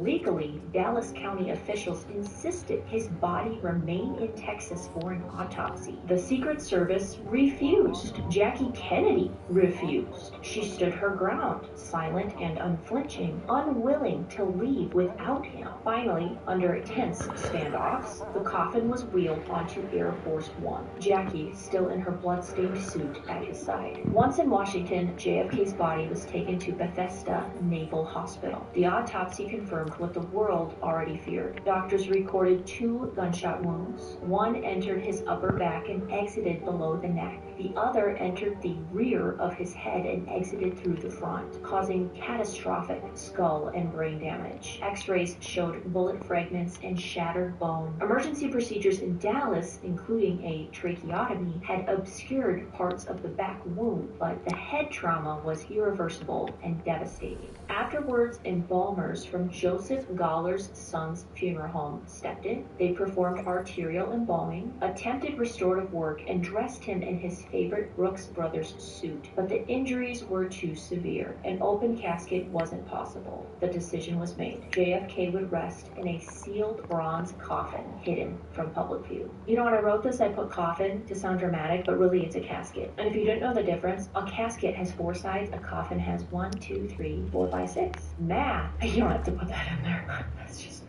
And then there was Jackie. She wore that pink suit through every moment. At Parkland Hospital, on Air Force One, as Lyndon Johnson was sworn in, stepping off the plane in Washington, walking beside the casket as it entered the White House. When aides begged her to change, she refused. No, she said, I want them to see what they've done to Jack. That decision turned a blood-stained Chanel suit into symbols of the 20th century. It was grief and defiance stitched into fabric. Today, that suit still exists. It sits in a climate-controlled room at the National Archives in Maryland. The blood remains. It has never been cleaned, and per Jackie's wishes, it will not be displayed until at least the year 2103. So, unfortunately, we won't get to see it in our lifetime, so until then, it waits as a sealed time capsule of loss. On November 24th, JFK lay in state at the Capitol Rotunda. Thousands waited in line for hours to pass by the closed casket. Television cameras broadcast it live, the first time most Americans ever watched a funeral unfold in real time. The next day, the funeral procession wound through Washington. The riderless horse, Blackjack, stomped with reversed boots in the stirrups. Heads of state from around the world, Charles de Gaulle, Haile Selassie, Prince Philip, marched in solemn unity. Jackie walked beside her children, veiled in black.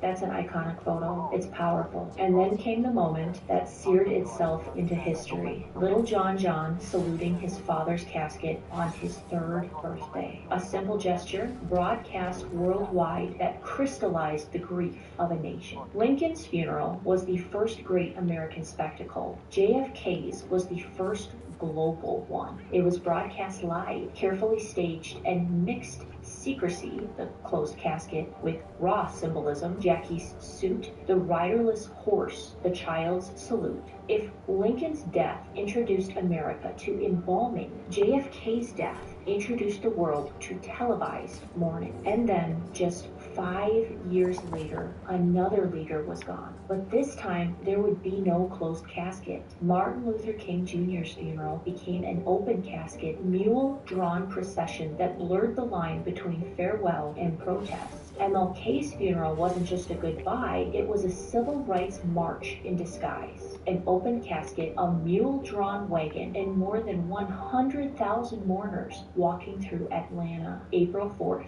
1968, Memphis, Tennessee. Dr. Martin Luther King Jr. steps onto the balcony of the Lorraine Hotel, room 308. Within seconds, a rifle shot cracks the air. He collapses, mortally wounded. The man who gave us "I Have a tangerine will never finish another speech. He's rushed to St. Joseph's Hospital where doctors fight to resuscitate him, but the injury is beyond repair. At 7:05 p.m., Dr. King is pronounced dead. Shock doesn't just ripple across Memphis, it thunders across the entire world. Dr. Jerry Francisco, Shelby County's chief medical examiner, performed the autopsy. His findings left no room for doubt. A single bullet entered King's chin neck area. The projectile tore through blood vessels, transected the lower cervical and upper thoracic spinal cord, and shredded critical structures. Death was instantaneous. He didn't feel a thing. A forensic pathology panel later re-examined clothing, slides, and tissue samples, confirming the trajectory and high velocity impact. Even with emergency interventions, the vascular damage made survival impossible. After the autopsy, A.S. Turner and Sons Funeral Home prepared King's body. He was embalmed, restored as best as possible, and dressed for public viewing. And here's where the family made a bold, history-shaping decision: open casket. More than 50,000 people filed past his open casket at Ebenezer Baptist Church in Atlanta. They saw his still features, his body lying in quiet dignity. The family understood the symbolism, just as Mammy Till had demanded an open casket for her son Emmett. Coretta Scott King knew that letting America see was an act of protest. King's wounds were dressed, his appearance carefully restored. His body became a message. This is what violence looks like. This is what hate does. This is the cost of civil rights. And by the way, side note, you can totally Google images of this. And if you're morbid like me and you want to see that, it is, I don't even know if I would say it's morbid. I'd say you're normal if you want to see that, because it was such a moment, a tragic moment in history. You can totally Google it. I Googled it, saw it, check it out if you feel inclined. He looks really good. I'm floored by the pictures. On April 9th, King's casket was placed on a simple wooden farm wagon pulled by two mules, Belle and Ada. You know how amazing that is that we know the names of the mules this many years later? I just thought that was kind of amazing. I had to add that in there. Belle and Ada. No ornate hearse, no gilded carriage, just the kind of humble transport that spoke directly to King's lifelong message about poverty, dignity, and equality. The wagon creaked through Atlanta's streets, and behind it came a crowd of more than 100,000 mourners on foot. The procession stretched for miles. Songs rose, spirituals, freedom, anthems, hymns. The funeral wasn't just a farewell, it was a continuation of a movement. Television cameras rolled as Coretta Scott King walked with quiet strength, her children by her side. Leaders of the movement walked shoulder to shoulder with ordinary citizens. Where Lincoln had his train and JFK had his riderless horse, MLK had the people themselves. His procession wasn't orchestrated pomp. It was raw, collective mourning. Atlanta became a city of sorrow and solidarity, every step echoing his message of nonviolence and justice. Do you mind, ma'am? The story is very emotional. Dr. King was laid to rest at Southview Cemetery before being reinterred at the Martin Luther King Jr.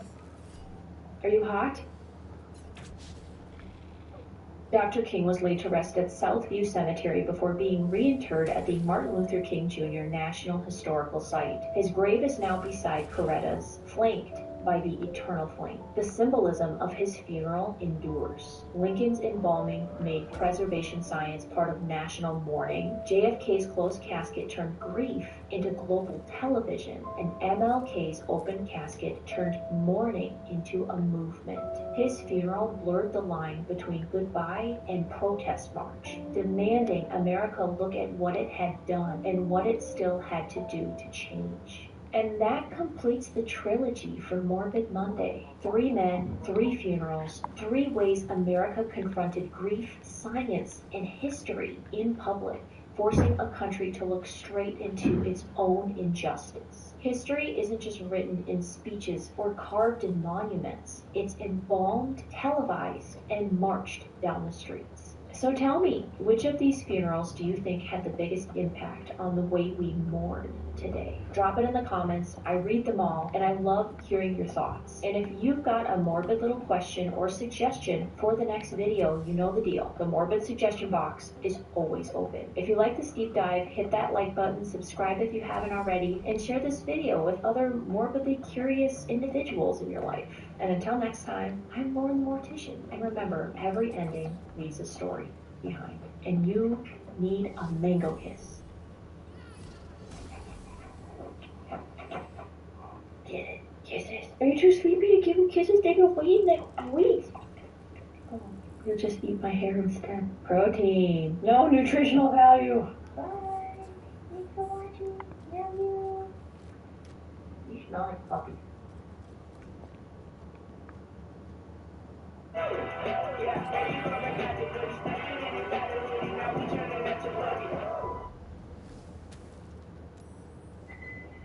I discovered my love for music growing up in the church. My father's a drummer, my mother's a singer. It made it so easy to just engulf yourself in music.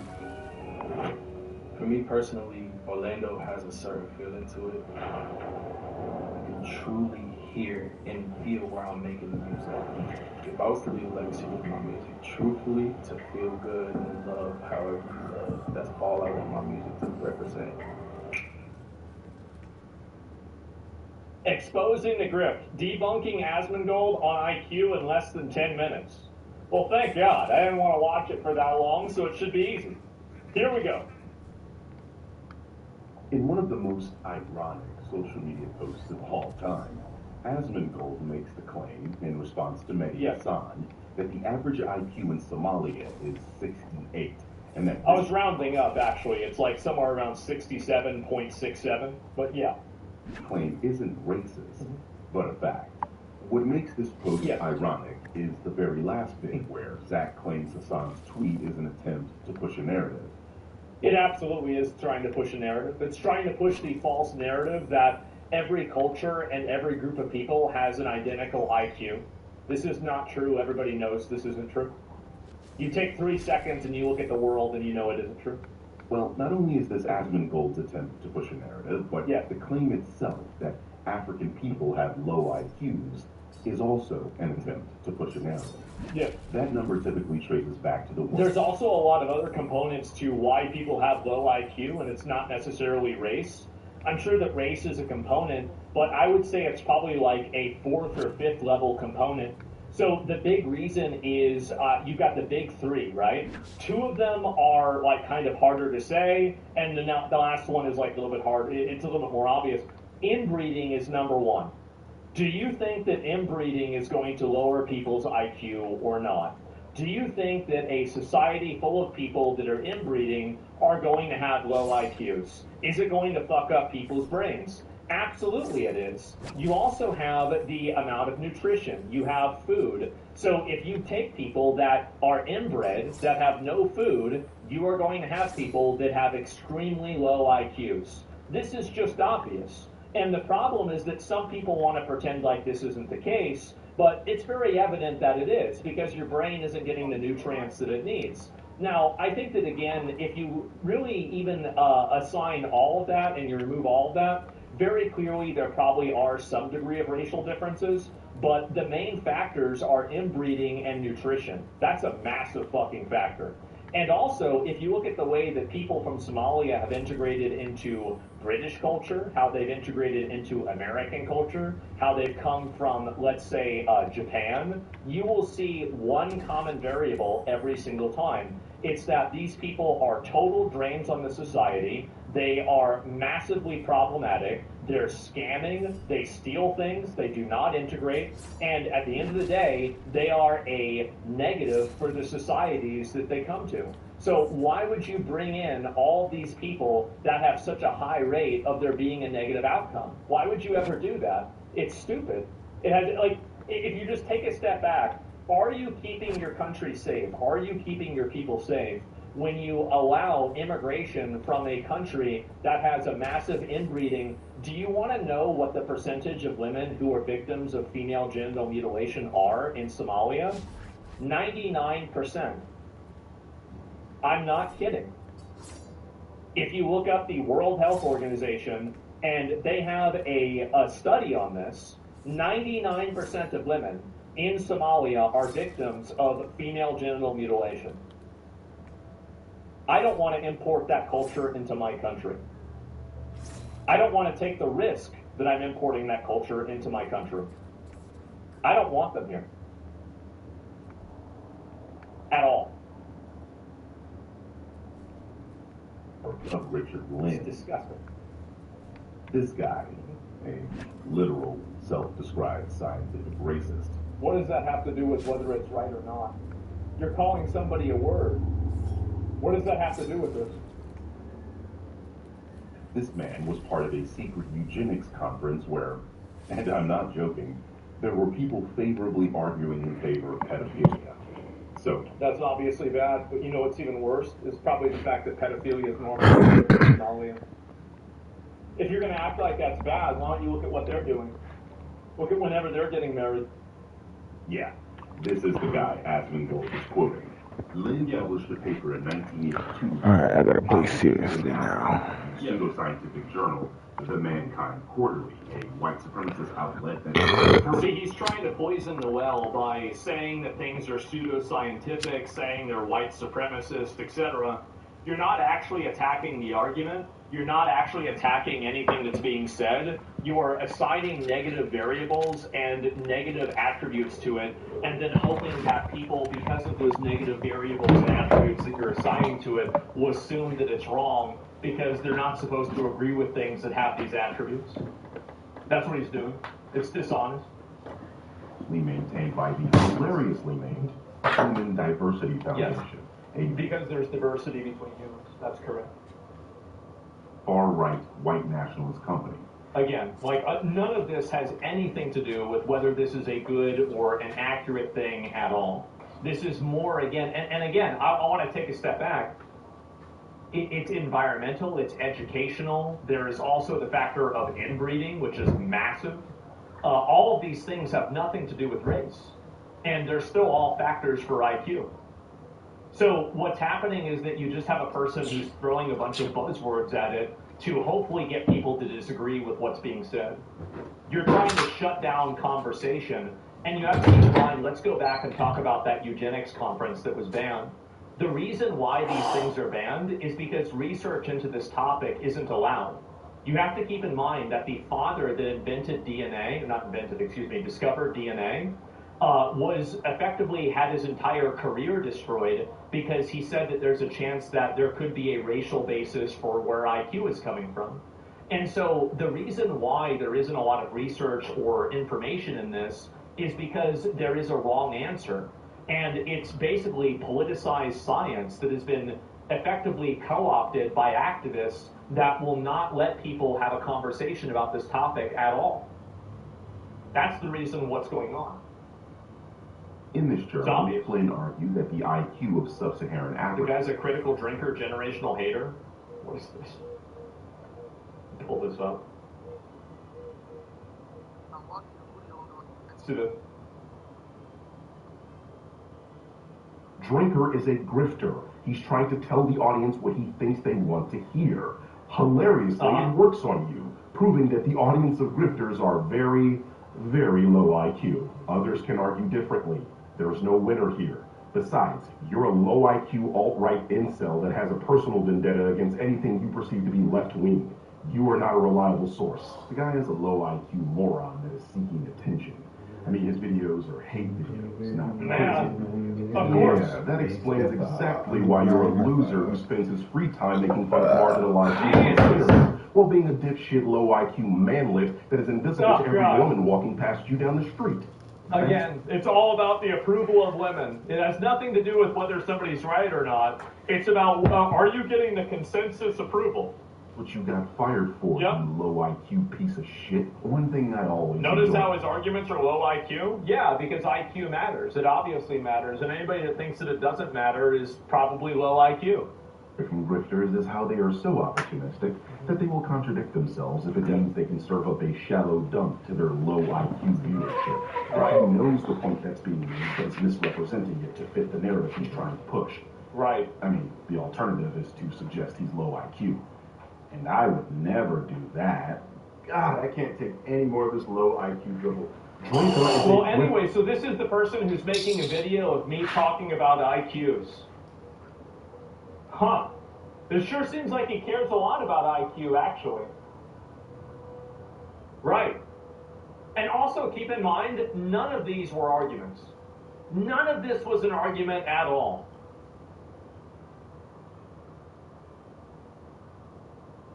Yeah.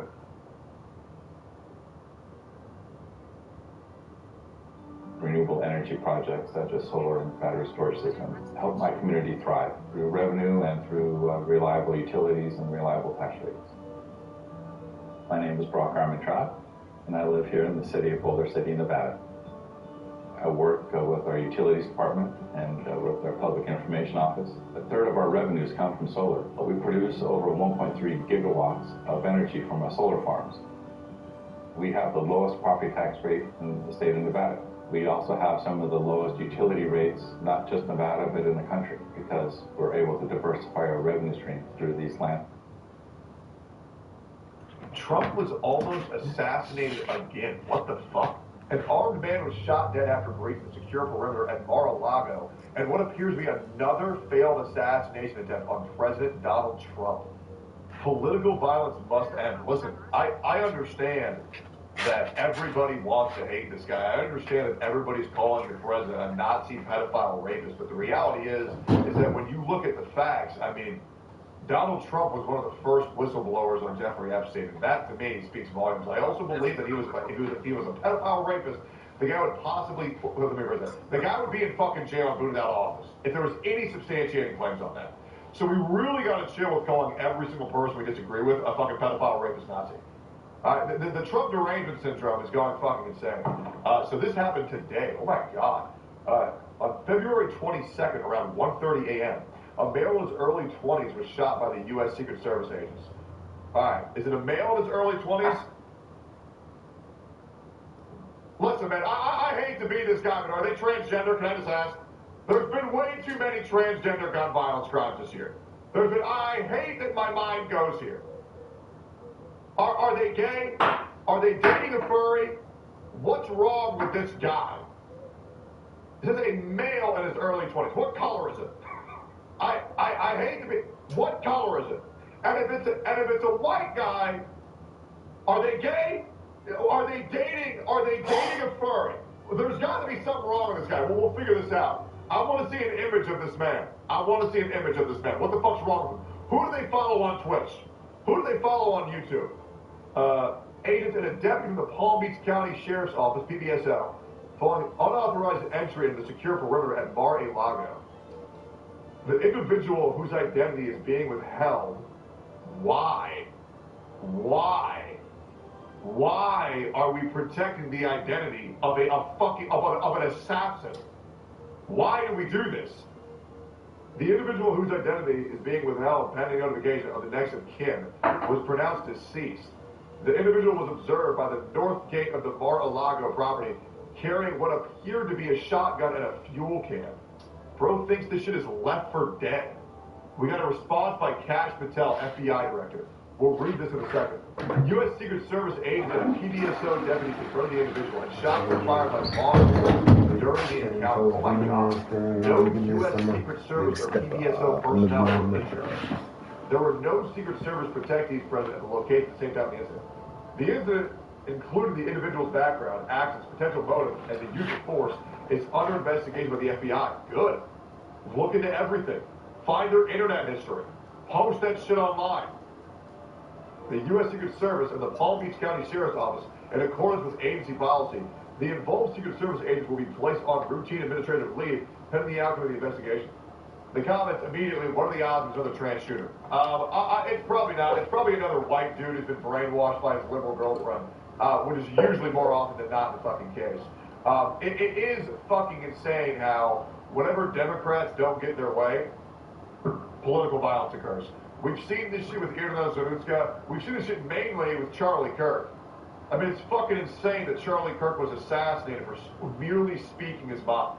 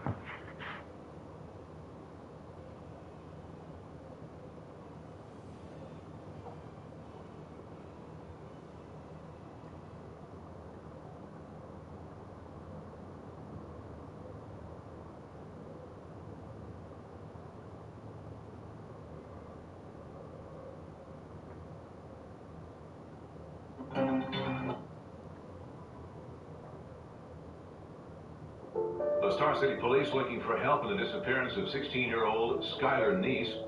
It's now been 72 hours since she went missing from her West Virginia home. We love her, but we want her home.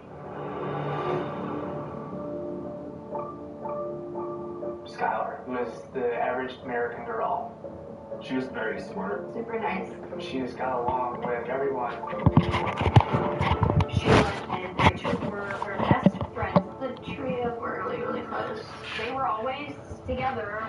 As high school continued, it definitely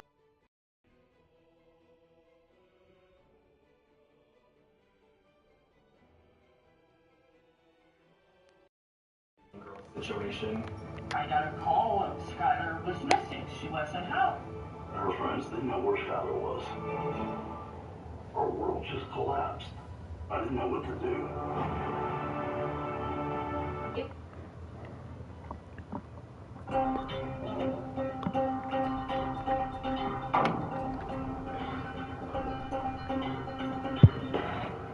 Police across Dallas and Collin counties are worried they have a serial killer on their hands. What's the emergency? We have a neighbor that we cannot awake. It was a gated community.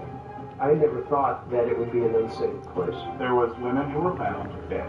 Is that your grandmother? Yeah, it looks like face. And they were missing jewelry. I knew instantly, number one, I should not have opened the door. The best evidence that we had came from Mary Bartell, a victim that had survived. He just smashed a pillow down hard over my face and my chest, and I just couldn't breathe. That's what's haunted us, the thought that our moms probably thought the same thing. Why did I open this door to this man? He absolutely was targeting victims from that Walmart for an hour on end, just watching the people coming and going at that Walmart. One of his favorite hunting grounds. Police say that is 12 murders. Indicted for murder and the deaths of 18 elderly women. This group, saying behind me, represents less than half of the 24 plus victims. I just don't think it's possible. If he's convicted, he'd be one of the most prolific serial killers in Texas history. Technology upgrade. Report what they do. These videos are a crucial piece of the puzzle. Turn around. You're on the camera. We know the answer. That video is the best evidence.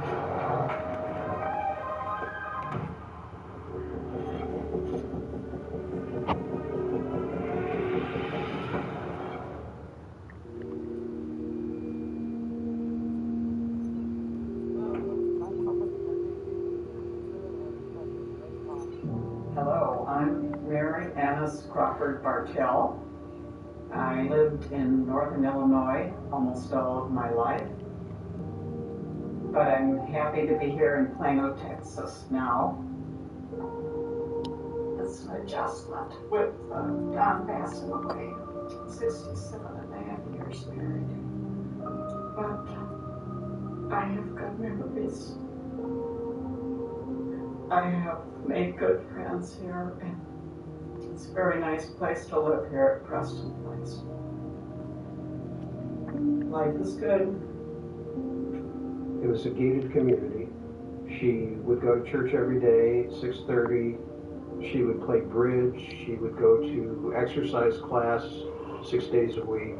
The people that you saw were always friendly, and it just seemed like a very nice place.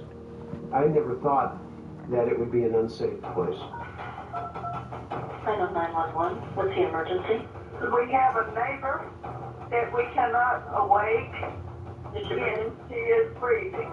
Miss Martell was unconscious and they couldn't get her to wake up. The paramedics are starting to pull into the parking lot.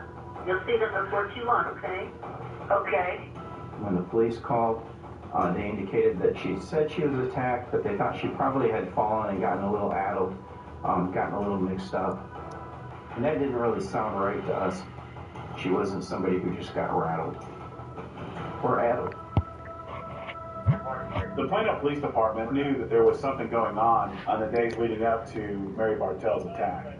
They had been working that retirement community. What callers did we have? The alarm company called because she pushed her pendant. There was women who were found dead, and they were missing jewelry. I was aware that there was other cases in that same complex, and we quickly learned that this is going to be related. No obvious foul play, but there was reports from the family of missing jewelry. I'm going to talk to you now about the date of March 19th. All right. The best evidence that we had came from Mary Bartell, a victim that survived. I was at the computer. It was about 8:30 on this Monday, March 19th, and I heard this very insistent rapping at the door. She went to open the door, and there is an individual standing there. The door was opening inward, and when my eyes were just fixated on these green rubber gloves that I saw. I knew instantly when I saw those gloves, number one, I should not have opened the door. Number two, my life was in grave danger. Miss Bartell's, I believe, like 5'3", and she described this male to be like 5'7", several inches taller than her. I didn't have any success in pushing the door shut. So he was inside and he said, "Don't fight me, lie on the bed." He just smashed a pillow down hard over my face and my chest, and I just couldn't breathe. After, I don't know, 3 minutes or however long, seemed longer than that, of course, that he was just using all his weight to keep me from breathing at all. Wellness knows you love your pet, but not their dumpster breath. Wellness Wednesdays are the long-lasting daily dental treats that help to reduce plaque and tartar, because great oral health makes them a lot easier to love. Wellness. Feed well, be well.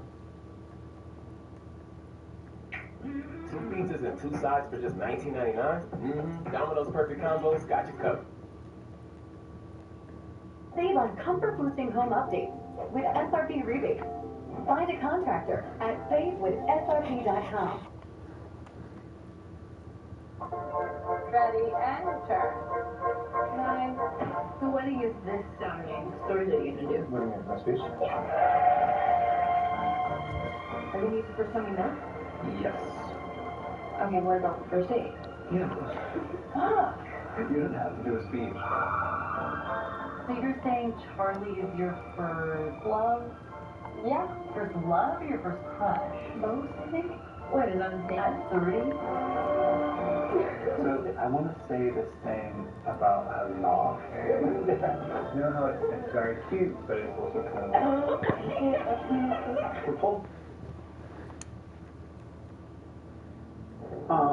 I passed out. I believe he thought she was dead. But she had a pacemaker that helped her survive. When you came to, what were you missing on your hands? I was missing my engagement ring and my wedding ring. The wedding ring. Later that day, they find out that there was another woman, Ann Conklin, who was attacked in the apartment right across the hall from Mary Bartell's. detective said, hey, we got another death there across the hall. Ann Conklin was found on the floor of her living room. This may be related. My mom was attacked Monday. Their mom across the hall died on Sunday. Ann Conklin's daughter shared that her mom had a ring that she would never take off, and it was gone. And there was some other jewelry that was missing. And they're going, you know, could this be the same thing that happened to our mom? They have a suspected homicide in Ann Conklin. They have 2 or 3 other cases where they think could be. Not much as far as underlying condition. Women had been dying way beyond what you would expect. Typically what would happen is they would just say, well, they died in their sleep. Mary Brooks was out of Richardson. The officers arrived thinking that they were just there to assist a family who had found a loved one who had passed away. Your grandmother? Okay. Yeah, it looks like she's deceased, okay? Right? Hang tight. Just sit down for a minute. Let's see what the fire department does, okay? 26 on route, Joey. Okay, overhead. I do know she had gotten the flu about last week. She touched it out. She got better over the weekend, but okay. Hey, when you got here, was the door locked? Did you, it was unlocked? Okay. One of the officers who had been a detective realized that even though they felt like this was a natural, they wanted to document the scene as well as possible. It looks like she came home from Walmart and she hadn't had a chance to put the groceries away yet. And then I guess maybe she started feeling bad. Do we know what caused her death yet? There's no telling. Okay. And unless you request an autopsy, you're not going to know. The next day, when the family are preparing for a funeral, they're looking for her will, and they can't find a safe that should be in the house. So there's just a few things that are missing. The safe, it's like, who in the heck outside of our family would even know it was there? They also can't find jewelry that she never went anywhere without. The single solitaire and then 3 marquee cut diamonds. Kind of awkward is. Okay, and she wasn't wearing it. And she was not wearing it. Okay. And so it would be in the safe that you're... No, it wouldn't. It wouldn't. Yeah, it might have been on her finger. If not, it would have been in, I think, in her bedroom. But we can't find it anywhere.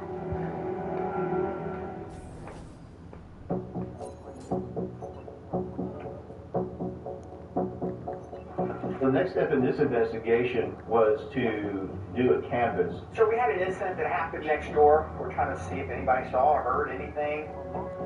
Not only the building where Bartell was at and Ann Conklin was at, but the surrounding buildings. Did you see anything suspicious, any people that weren't supposed to be here? It was that canvas that really helped us with our investigations. A couple of days before, an individual had called in a suspicious person. He wrote down a license plate, gave a description. The license plate came back to a village Shamir. We had learned that he was from Kenya. He was married, had a young kid. He was working as a healthcare provider. It was a great lead for us. Now we had a black male that we're looking for, roughly 5'7", well-dressed. He quickly became a person of interest that we needed to talk to. So they are on all alerts at the Plano Police Department to try to track this individual down.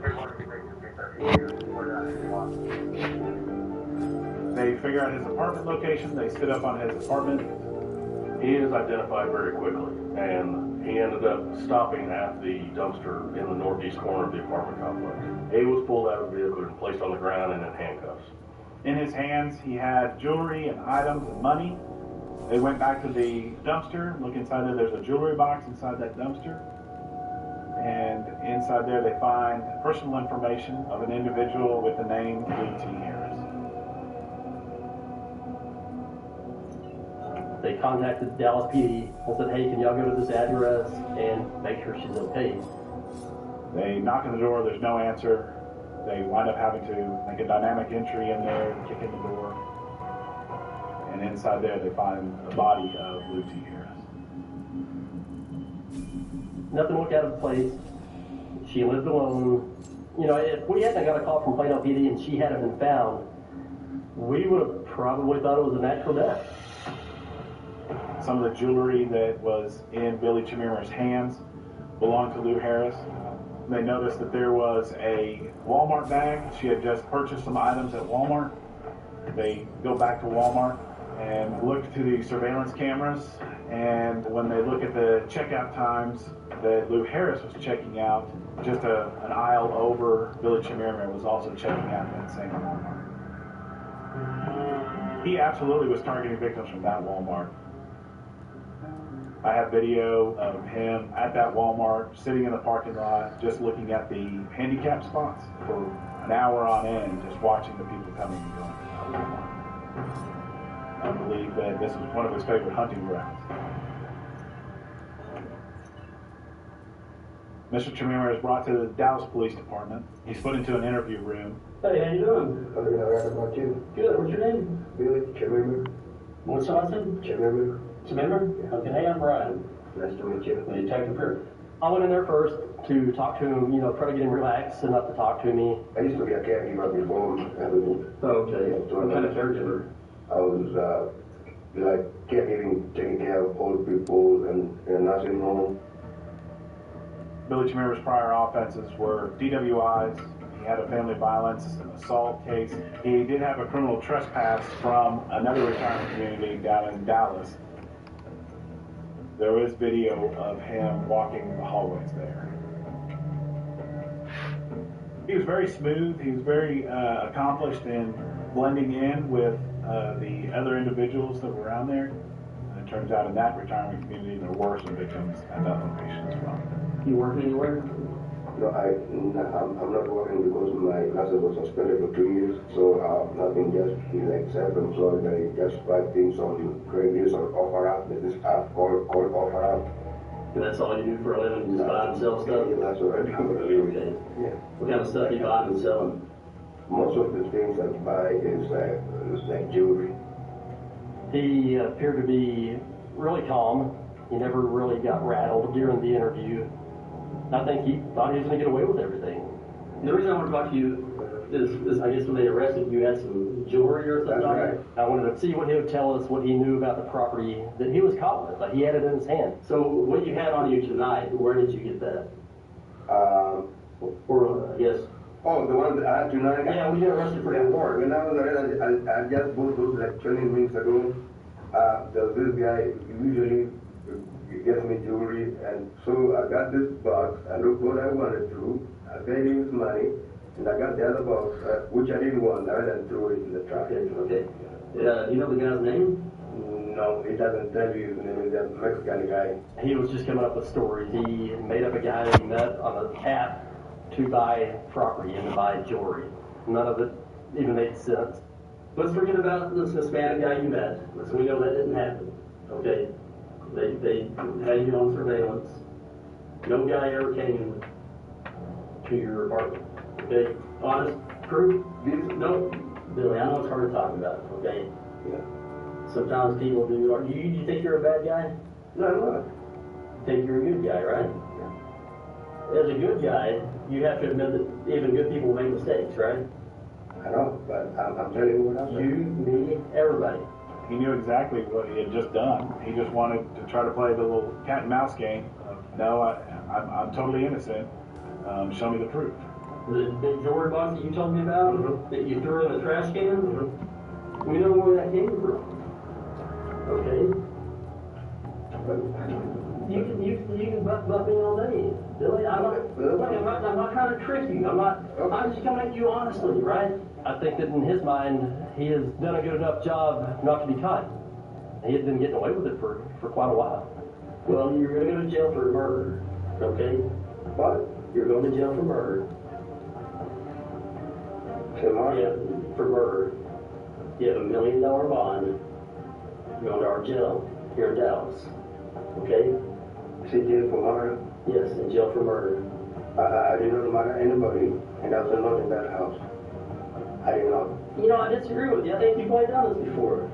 Say what? I think you've probably done this before. Done what? What happened tonight? What? I I already told you why you're going to jail, right?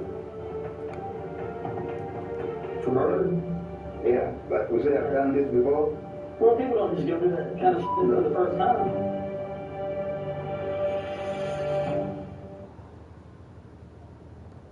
Jonah floor jacks and jack stands, built tough for every lift. Only at Harbor Freight.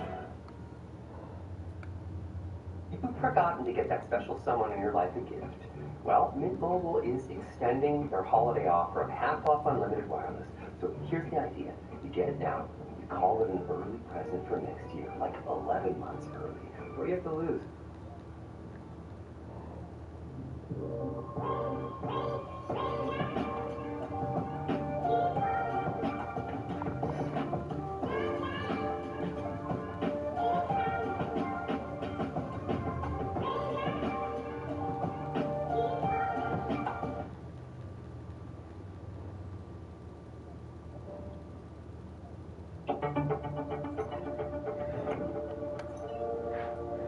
We'll jump out of the room.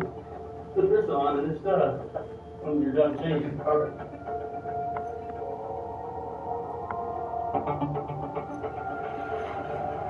Is that any warmer?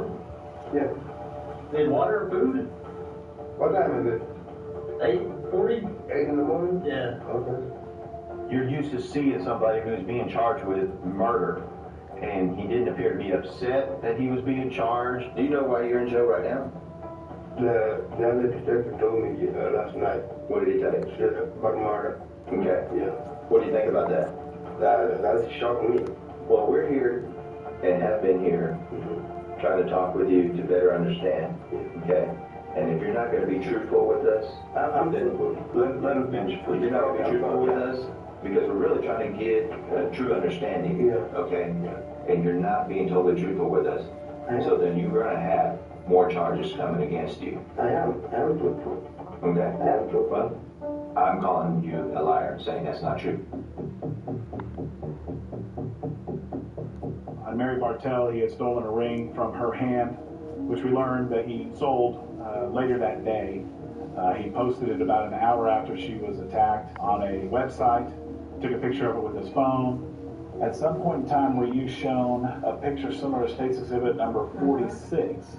And I said, that is my ring, my diamond ring that my husband gave me 50 years ago. That is not your finger, though, that ring is on. No. Probably a big mistake he made was posting these items quickly after he had killed these people. And at that point, it prompted me to pull up a picture that I've gotten from the Bartell family, one of the rings that was missing. Is this the one that you sold and posted? Yes, kind of like that. Looks like that one? Yeah. That ring was hers. We know you were there. It looks almost like that, but not, I don't know if it's that one. You're not being truthful. I am. You're not. He was going to local pawn shop types of places where they sell diamond and gold jewelry. The particular place where he sold a lot, they actually had security video, and some of this footage was within a few hours of the time that he had just killed an elderly female. He would come in well-dressed, smiling. They described him as jovial. It was very heartbreaking to see how he could come in with this jewelry that he took from someone he just killed and just pleasantly, without being nervous or anything, was able to sell these products as property. I have unattended deaths. I have suspicious deaths of women. Every time these unattended deaths happen, rings are missing. This is the first time you've ever heard of anything like that? Yeah. And do you think it's a coincidence that we have phone records putting you in our complex on dates that we find our people deceased with missing jewelry, and you sell jewelry? Yeah, but what I'm saying is that odd? Is that yeah, sounds weird? That's odd. That's the question of the day. This one? That's what I was telling you. That's the question of the day. Question of the day. Yeah. Yeah. He never asked for a lawyer. He said that the truth would set him free. You know, you seem pretty happy. I mean, you don't seem very happy. You just got told that you had a murder case. No, I don't like that. I don't need a lawyer or nothing. I better go and die because of the truth. I'm saying. You go ahead and what? I better die for the truth I know. I can call him a liar all day long, it's still not gonna change the fact that he's sticking to that story. I'm wanting to see if there are any, what we'd call maybe defensive wounds on his hands where somebody's trying to defend themselves and scratching him, maybe bite marks. I'm gonna stick a couple of cotton swabs in your mouth, okay? Anything that would maybe give us physical evidence on his body from the victim. Do you know anything about our suspicious deaths? Nope. Are you willing to tell us anything about it? Nope. I don't know nothing. You don't know nothing? I don't know nothing. You're not involved in it? No. He was like, everybody will see that he was right and we're all wrong and he's gonna walk away from all of this. Here's what's going to happen. They're going to take you to Louisiana jail. Okay? And they're going to book you in for capital murder. Police across Dallas and Collin counties are worried they have a serial killer on their hands. If you think that one of your loved ones could be a victim or you have any helpful information, police want to hear from you. In Dallas alone, our initial estimates is over 750 elderly females that we're going to go back and review. We're going to make every attempt to identify all the victims in the communities across the Metroplex before we investigate this case and provide justice for the victims and for their family.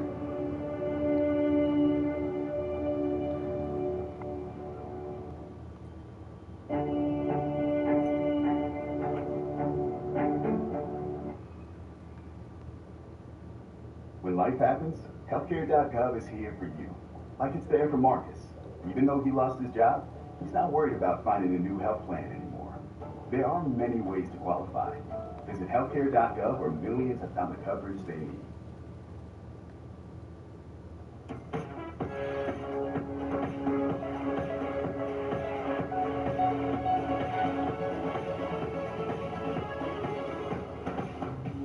Warning, this product contains nicotine. Nicotine is an addictive chemical.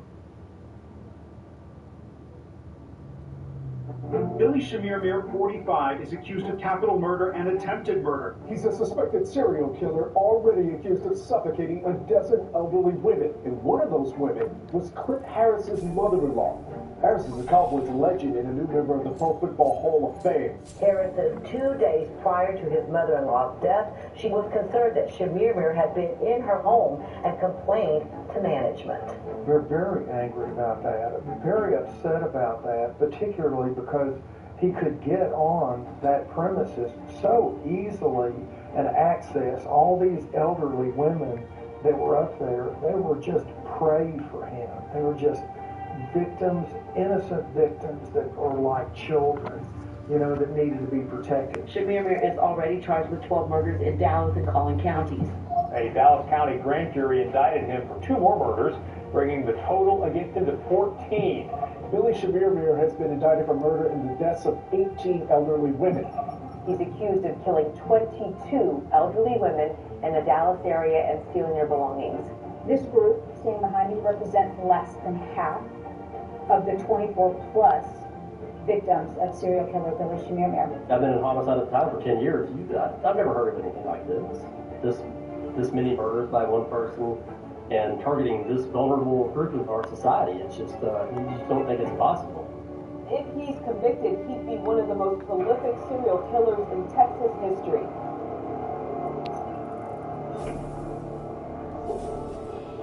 They had offered life without parole, and he declined it. He said he's not guilty, so he's not accepting anything. Lou Harris was always going to be my first case because we had the defendant with her property in his hands hours after he's on video walking out of Walmart with her. I mean, every piece of evidence was so key in telling this enormous story. Stalking, smothering, and stealing. 3 words prosecutors say sum up the trial of accused serial killer Billy Shamirmir.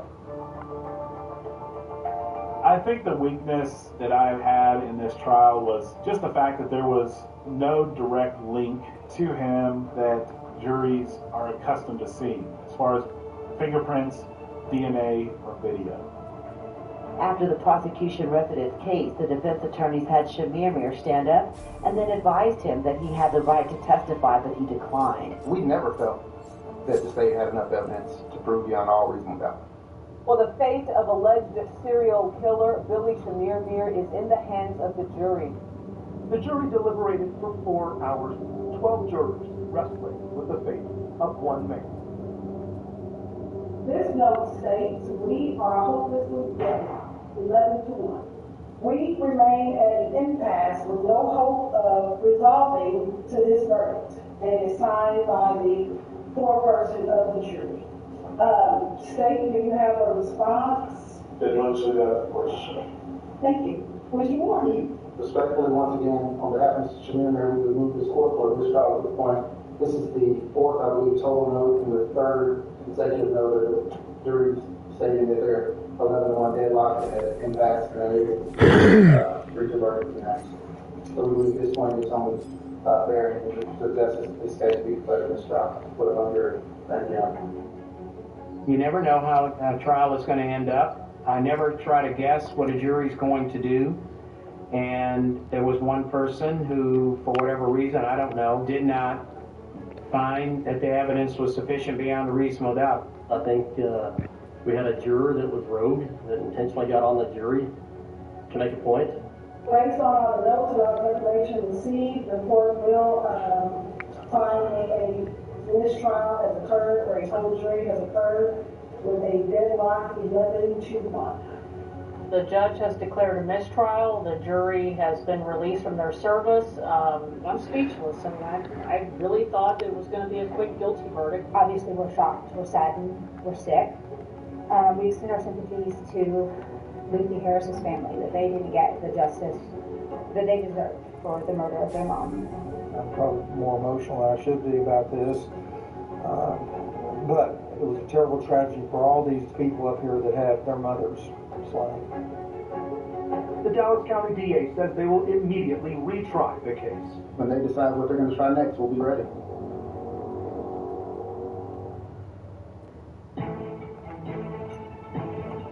Today, the first step in the retrial of accused serial killer Billy Shamir. You may remember it was just months ago that a judge declared a mistrial. When there's a mistrial and the state decides to retry a case, it normally does not benefit the defense because now they see weaknesses, they see issues they have, and they try to shore those things up. So this time, say are ready to begin for your open session. Yes, Judge. Members of the court, the council. Ladies and gentlemen, good afternoon. I'm going to stand up here and present the state of Texas versus Billy Shamir. What you're going to hear about in the next couple of days is about some incidents that happened back in 2018 here in your county in Dallas.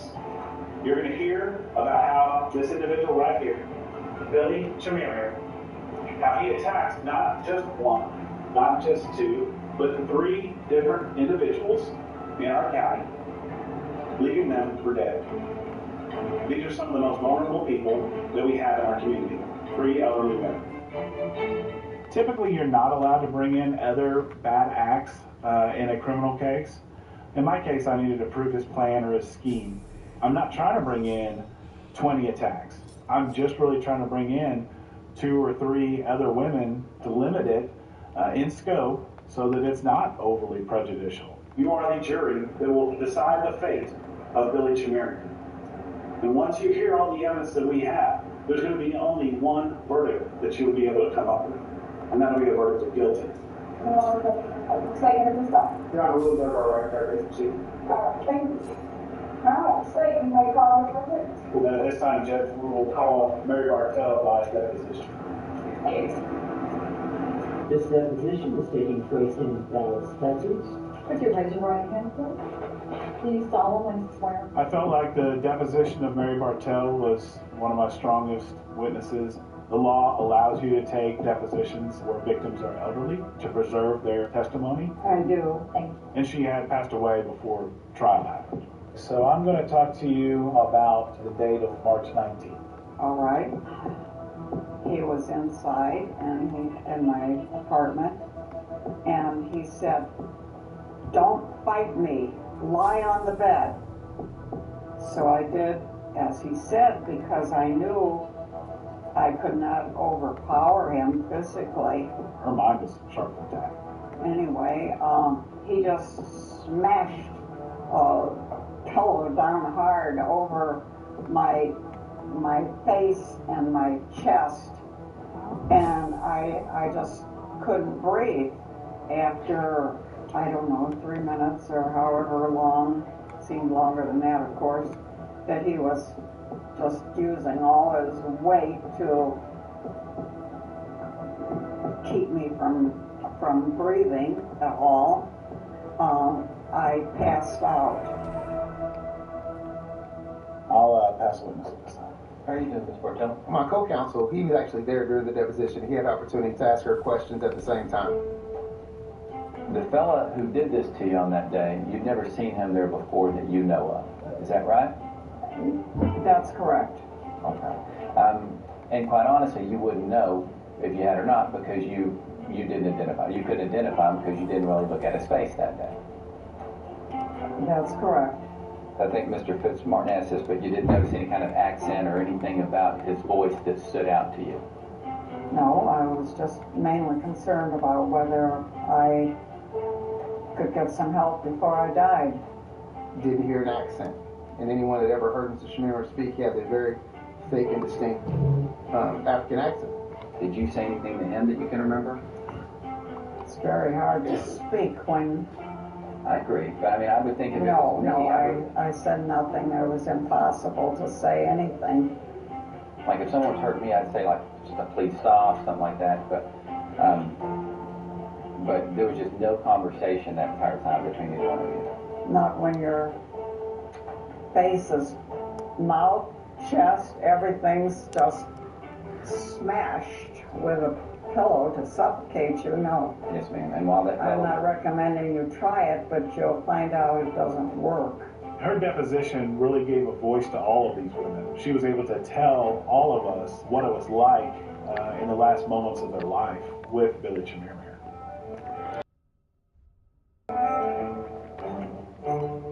Rebecca, this afternoon they had some pretty strong evidence. It definitely was. That video of Billy Schmiemer and Lou Harris at the same time at a Walmart on the day that she was killed is very compelling evidence for the prosecution. We're now looking out the front door of that Walmart. Yes, sir. Can we see Miss Harris walking in? Yeah. And is that Billy Schmiemer walking in? It is. This is Miss Harris here. Yes, sir. This individual walks right here. Is that Mr. Schmiemer? It is. Mr. Schmiemer leaves that area and goes where? To the bathroom area. In 32753, what do we see? What's up with you taking cigarettes that you give to me? In 328, it's gone. Tore apart. I have nothing. This is the exiting doors. Do we see Mr. Schmiemer exiting there? At 329 and 27, do we see Ms. Harris exiting? He's a stalker, he's a surveiller, and then he's a killer. And so it starts to draw the picture out when you have the Walmart video. Did you know an individual named Lou Teeger? Yes, Mrs. Harris was my mother-in-law.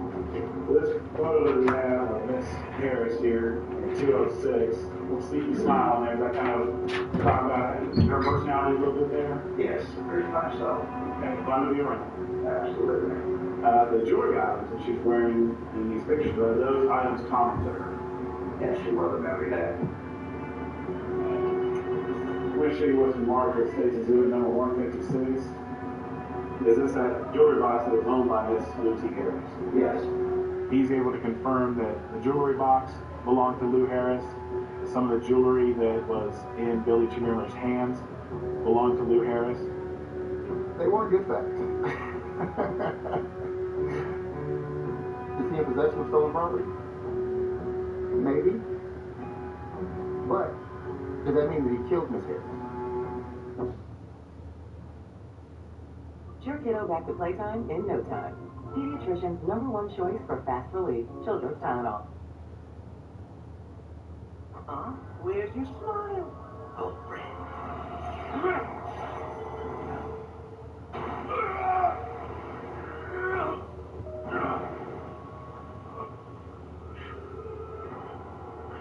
That's not a good look, former hero.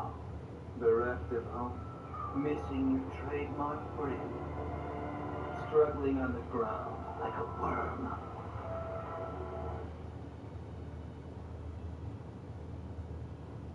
Tax USA, where federal filing is always free with no games or pricing limits. Because choosing your tax software is a guessing game.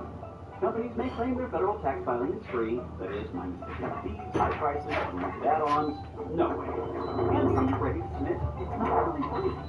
Not this year, my friend. You have found Pre-Tax USA. Say goodbye to forced upgrades and unexpected fees. The only trick up our system is free federal tax filing for everyone. Plus, filing a state return is less than $20. Go to PretaxUSA.com.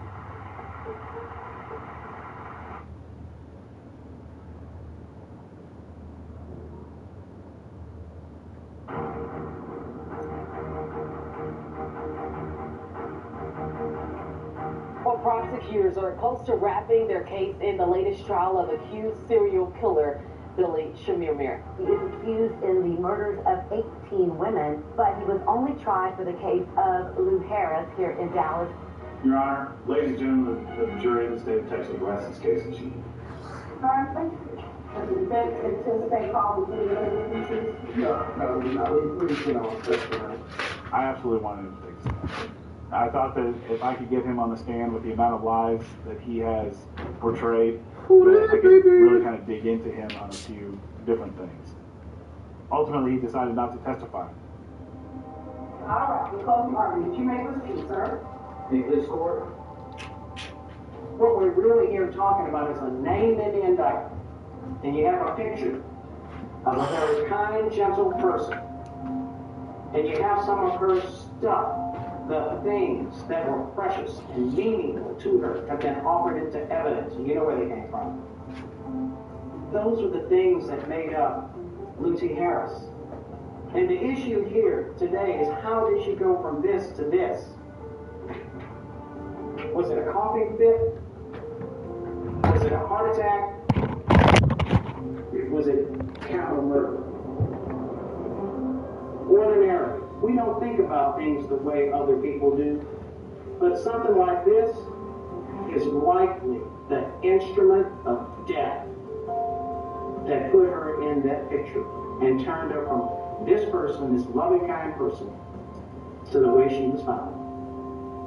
The reality of it is, all this week, the instrument of her death has been seated beyond a reasonable doubt in this courtroom, just a few feet from you.